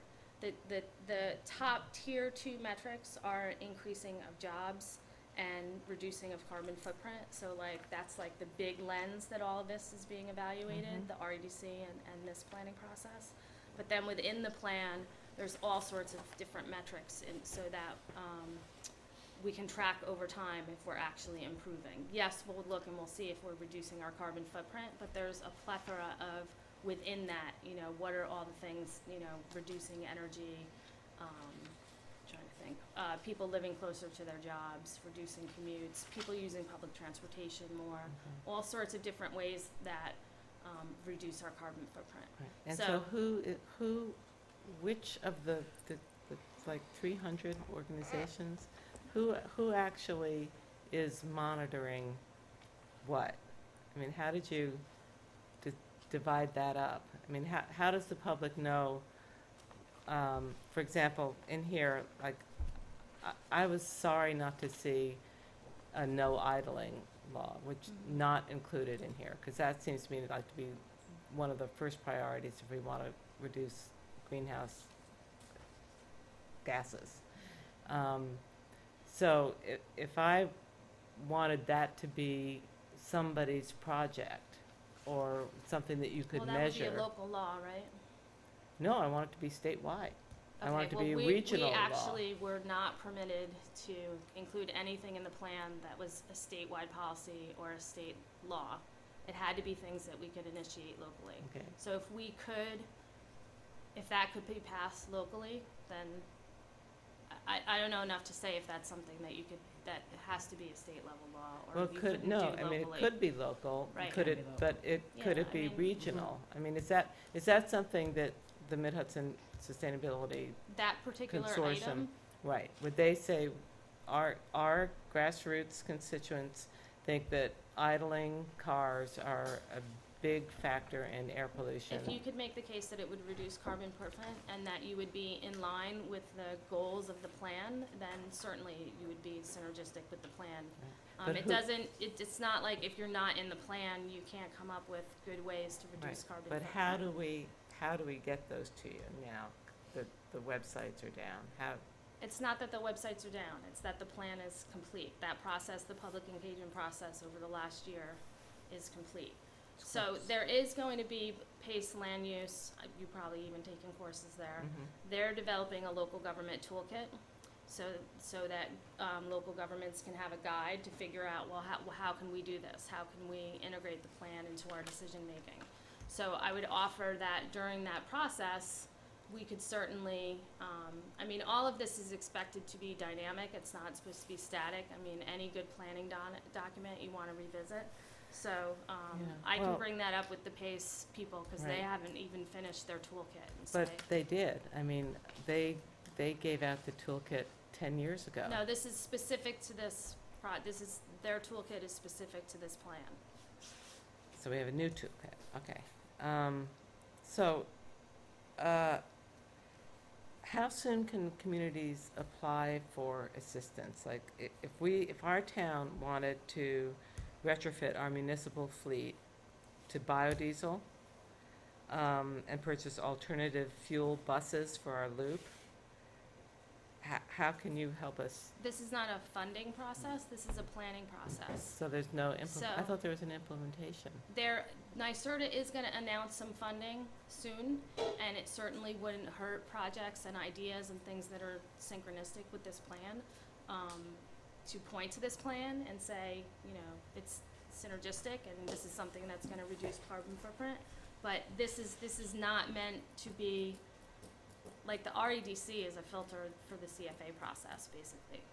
This is just a plan. This is something that we can point to as a region that we're behind, right? But there is no direct connect to money in the way that there is with the REDC. And even the money that NYSERDA is about to announce, it's only really $3 million per region. So when we realized we didn't have the same setup as REDC, we said, you know what, then we need to make this truly a plan and not be about specifically promise that you're gonna get funded from a certain source, and that this could be a plan that if you were going to the feds, or you're going to the state, or if you were going to private foundations, you could say, listen, this is a plan for reducing carbon footprint that our region has put together, and can point to the plan and say, we are doing what the plan says we should be doing. So it's not tied to funding as closely as the REDC process is. Really disappointing. I assumed that the plan was the first step towards grants that would help us implement things that are in the plan. So this is just another layer of planning with no funding. Right, well, I wouldn't say it's just another Well, I mean, we have the plan. Greenway, right? But we which- don't have a regional plan in sync with the governor's regions, the NYSERDA Cleaner, Greener Communities. But we have Greenway compacts in every county. Not Sullivan. that- they're Well, not. and Ulster hasn't adopted it yet, Right. but they're going Right. to. So those are gonna be. I wouldn't call it a layer. I'd say it's another support for going green and another place that you can say, look, this is our region has a regional plan, and our region is saying that we want to reduce our carbon footprint. Here's a myriad of ways that we can do that. I have a project that can do that and contribute to it. And it's already, and I can say that my project is going to do this as outlined in the plan. But so the governor's office has put money into the plan, but there's no. I'd love to sit here and say that the governor said he's going to give all sorts of money to this, but that hasn't been the case to date. Okay, well, that knocks out a bunch of my questions. You get a bunch of finance questions. Yeah, so are there minutes of your meetings somewhere? Are there minutes of our meetings? The consortium meetings? Yeah. Probably, I could get that for you if you want. Could you post them somewhere? I mean, I don't personally want them, but I just think they should be public so people Okay. can They might post them on our actually website. already be posted. post them on our website. There you go. Does the consortium have a representative from the governor's office? Is there a specific go-to person who is the, Amy Vargas is kind of the person for the REDC and the, this planning process. And March Gallagher was also a liaison between those two projects. Amy Vargas is the person you met at the Chamber of Commerce luncheon. Okay. Who's there with the Okay. Ken Adams. She was. so, I mean, how do we get the message back to the governor that, actually, I mean, you may love planning, but I've been on the Greenway for 20 years now, and we've done a lot of planning, and at least the Greenway gives money to communities to help them implement their plans. This is, when I saw the amount of $865,000, I figured, well, wow, great. Some of that's going to trickle down into our town so that we can actually do stuff. But For 7 counties, that wouldn't add up to well, a lot of money. then, you know what? I wish they'd hired back some of the DEC employees that we need. I wish the state would do a lot of things, Well, but that doesn't mean I if they cut have off to my nose to spite my prioritize, face. frankly, the message I would like to give them is if they are serious about protecting the environment, they should start to restore some of the 200 DEC inspectors, wetlands inspectors, stream inspectors. I mean, that's a message I would really like to get back to the state. Well, I join right there with you. I agree with you that they should add those dollars back in, and maybe I am being optimistic, but I do think if we come up with a good plan and the state sees that we have a good plan, that more money will come. You know, if we don't have a good plan, then more money won't come. Well, I mean, we have a great DEC, and we have, we have like 7 inspectors who inspect all of the gas You're wells singing in to our the state. choir. I totally So, hear you. well, what I'm saying is that to spend more, we have actually great planning agencies, and we have an enforcement arm that doesn't have the muscle it needs to enforce. So, I think there's a frustration of the fact that there was money to create a new plan when there's planning organizations that if they got the money, they could have implemented their plans, and so there's a frustration. yeah, I mean, I Yeah, just assume. I mean, would I have designed this all the same way? Probably not. But given the Okay. opportunity, I think that we should run with it. All right, here's the big one. How will conflicts between the economic development zone and the sustainability zone be resolved? I understand that both fracking and Indian Point are already off the table. Yeah, so you talked to Manna. She was very active in the energy group. She could probably tell you more about their decision-making process for that particular working group. But I mean, this is gonna happen a lot. That's gonna happen a lot. So I mean, that there are gonna So be how is conflicts this between your conflicts? plan and the Regional Economic Development Council, who are gonna say, But- you know what, we need more natural gas. But they haven't said that. So Well, let, okay, that's just an example. right, okay, so I don't know if I should answer the question I thought you were gonna ask, or, there are liaisons between the REDC, and, I mean, believe me, that we're definitely working hard to make sure the REDC pays more attention to green issues. They do have their whole green circles, like the hands. It's March, everyone. Well, I don't know, I just, okay, there's the whole agricultural issue. And I just see a huge conflict between, for example, there are a lot of places in the draft plan and also in the CREO bulletin number 9 that say how important it is. We need to sustain agriculture. We need to facilitate access to land for new farmers. The pressure on farms is from land development for non-agricultural uses. Preserving working farms provides a fresh food source for the New York City metro region. And the draft plan says new methods are needed so that landowners, land trusts, and agencies work together to protect land from development. I completely disagree. We don't need any new measures. We have the real estate transfer tax. It works beautifully in Suffolk County. That we could do it tomorrow if we just get some muscle behind doing it. Tried to do it up at the county legislature, and I I wanted it to go know. dedicated to open space, but Well, we get the I mean, support. that, you know, I'm just frustrated to see we need new this, we need new that. We've got the tools. We just don't have the will or the cohesive unit of a voice behind them saying, we've actually got the tools, let's use them. And when I say we need new methods, we've got the land trust. Everybody's ready to go. We just need money. And the real estate transfer tax is where you can get the money. You talking about tax credits? No, it's in Suffolk County, it's a 2% extra tax on, Okay, to raise the money. If you, Right. If it's what we tried to do up in the county was we were sort of saying on like $500,000 or above Yeah. houses, you know, because we didn't want to hit the, you know, lower, Right. whatever. So say you were selling a house for 500 or a Right. million, that you get a 2%. And I tried to bring that forward from the perspective of using that for the open space plan that the county had come up with. So it was like a way to then implement it, you know, but not really hurt whatever. And so you know, it's an additional tax, but instead of using it for a fund balance, you're using it for a specific thing and whatever, and it just. Some towns have adopted it. Yeah, Yeah, yeah, it's very Suffolk successful in a County. lot of places. Yeah, there you go. It's So very successful. anyway, The problem is there's very few transactions in town. Well, you may, there you go. But if we had done this for the last 10 years. this was a long time ago, but yeah.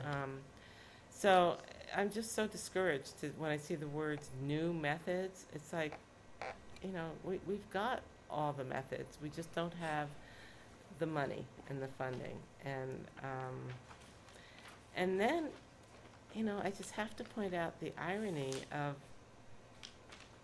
all the support for providing new farming and farmland for young farmers, and SUNY New Paltz taking 50 acres of farmland and turning it into dormitory housing.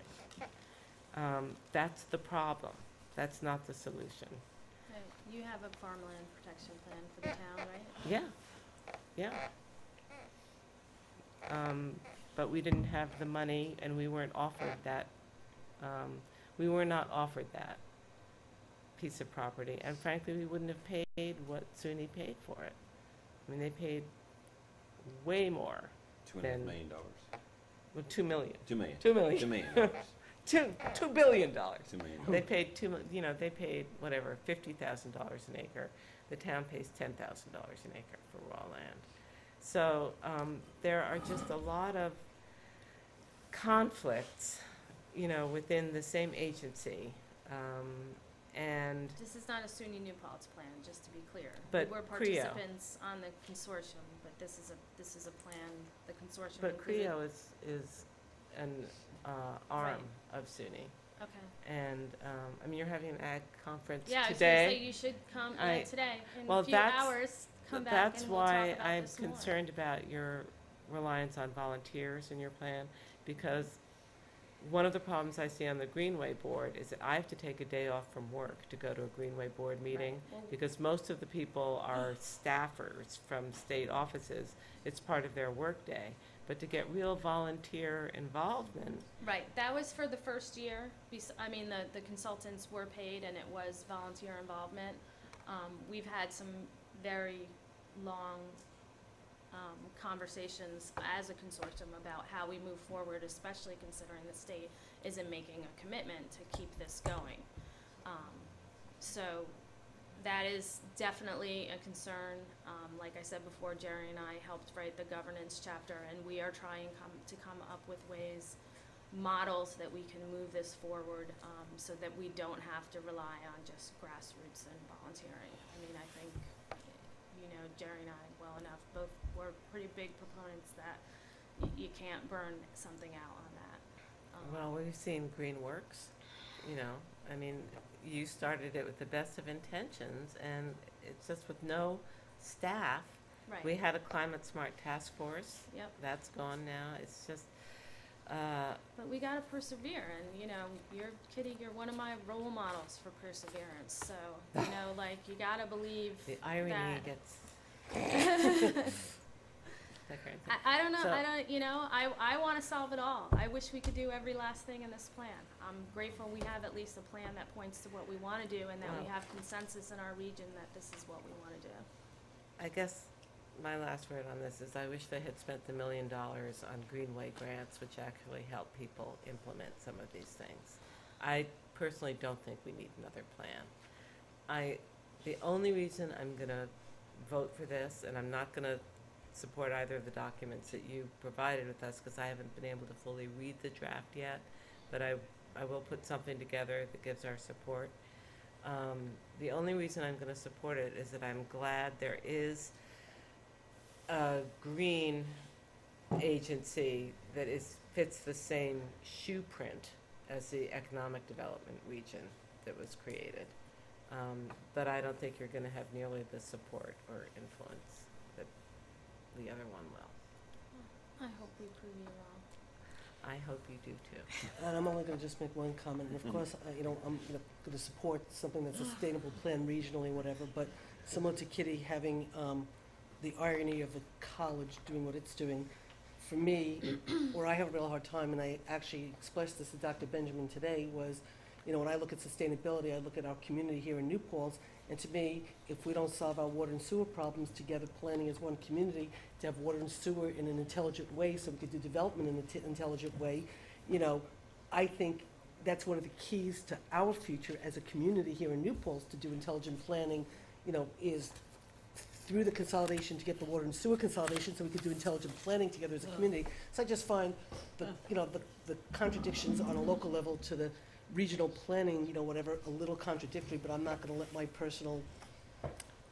belief stand in the way, but I just had to say it. I'm not going to deny that there's contradictions, and we could have a long conversation about the agriculture issues and lots of the other things that were brought it's like up. I want to hear we think talk we're about. in agreement on the larger concept, which, if you could endorse that. But that I mean, would be again, great. it's like, we're talking regional planning, we're talking cooperation, we're talking whatever, but we can't even get out of our own way locally, to try to get somewhere. So I think there's a real irony, but I won't let that stand in my way of supporting it. Thank you. So does anybody else have any other comments? The next word on here is I read adjournment. the whole thing. Oh, well, we have to do the prepays. Oh, the prepays. We had to add some prepays. Okay. It's Let- the plan, Thank you. and it says She it's read some non-binding. pages. So what I understand is that you're looking for Yeah. municipal support to get as many municipalities to sign on that back sheet. But then, so what I figure is that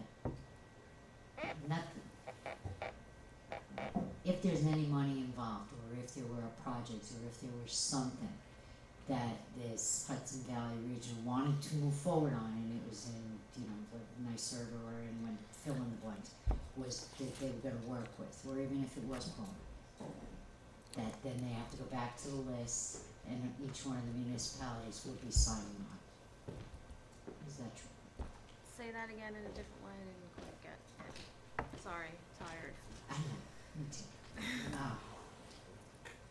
So I think it's on the resolution, that there's a number of, it says supervisors, you're looking for all the municipalities to sign on. So, the plan itself is not asking for money, it's not No. looking for money, It's not mandating any it's specific not, actions or it expenditures. absolutely is not, it's just saying, us that you're asking from support for, we recognize that we would like to reduce our carbon footprint, we would like to reduce this, we'd like to do that. That's really all it's saying. Pretty much. So that if ever there was a financial commitment, Hudson Valley Regional would come back to each one of the municipalities that signed on the resolution, right? Oh yeah, no, Because it we'll would be- definitely be because people, now we would keeping all people in be- the loop. We would all be Right. signed on. Yep. That's what I thought. Okay, I'm done. I'm done with it, because I was fine. Okay, so do we have a motion to lend support? I'll make a motion to lend support Second, and Jean, did you actually read all 240 some pages? Because if you did, God bless Oh, I you. read what she gave me. She read the I'm gonna say, summary. oh, that's what I Summary. read too. I'm like, have you read that whole thing? God bless you. That's You big. should have just said It's yes. very big. No, it's. If anyone can understand it, Jean would though too. That's so I was hoping she did. Actually, I Okay. think I do have, I can't But anyway, do All in that. favor? On Aye. aye. Motion so carried. So what Thank do you you. need? You need, did And you I, do, use I've that got your letter. thing. I'm just gonna take out some stuff. so do you want, so Okay. you'll take the letter, whatever, and then you'll get me to sign it? Yeah, and- that was okay. just meant to be a template. Yeah, no, I so know, you but I can just wanted to know. Play with it as you so desire. She's gonna play with it as she so Excellent. desires. Thank you. Appreciate Okay, it. thanks. KT, thank you And for coming hopefully back maybe- twice, and thank you for staying 3 Well, days. she was here for other Wow. reasons, but, You have to be there at 8 o'clock? I have to be there a lot earlier than 8 o'clock. and I'm But supposed it's to go gonna on be really Monday. good, and Julie Suarez from the New York Farm Bureau is the keynote speaker, and she's awesome, so even if you can't come all day, come just Okay. for that. Where is it, when? On campus, aren't you going to the city Are you for gonna announce your Christine's new thing? I'm going to- student farming program? Am I gonna what? Announce your new student farming program? It's on the campus at what time? It's from 8 to 2. 8 to 2. But No, lunch, I I'm think, is actually, at no, I'm going noon. to the farm thing for Christine Quinn on Monday. Oh, okay, so you So- should come, So it's 8 to 2, but what time is this woman speaking? noon, And where on the campus? NPR, in Student Union. Okay. Okay, great, thanks. No, but I just saw that, Kate McCoy just announced 2 good summer programs at Brook Farm. I don't know if it's farmers per se, but she just has 2 new courses that she's gonna do next summer at Brook Farm. Kate so- McCoy? She's in the education department, and she Oh. does a lot of stuff with Brook Farm. The campus in general has a really good relationship with Brook Farm, so Kitty said that, it made me think of that. I didn't Okay, even great. click on the email Thanks. except to see that. Thanks, okay, can I have a motion to Thank you, accept the Katie. prepays? Thanks. Well, do you have the prepays in your pocket? Here's one. I'm asking because this, he always submits these vouchers late, and that's like $5,000. I do have it, I know that, you know what, it might be Actually, on. Susan, also, when Howard on camera. Gentlemen, Sure, yeah, Yes. I mean, Yeah, absolutely. Bye. We don't want to put you into more overtime, so Right. thank you very much. I think it might be on my desk, so I have to run up and get it. Wait, No,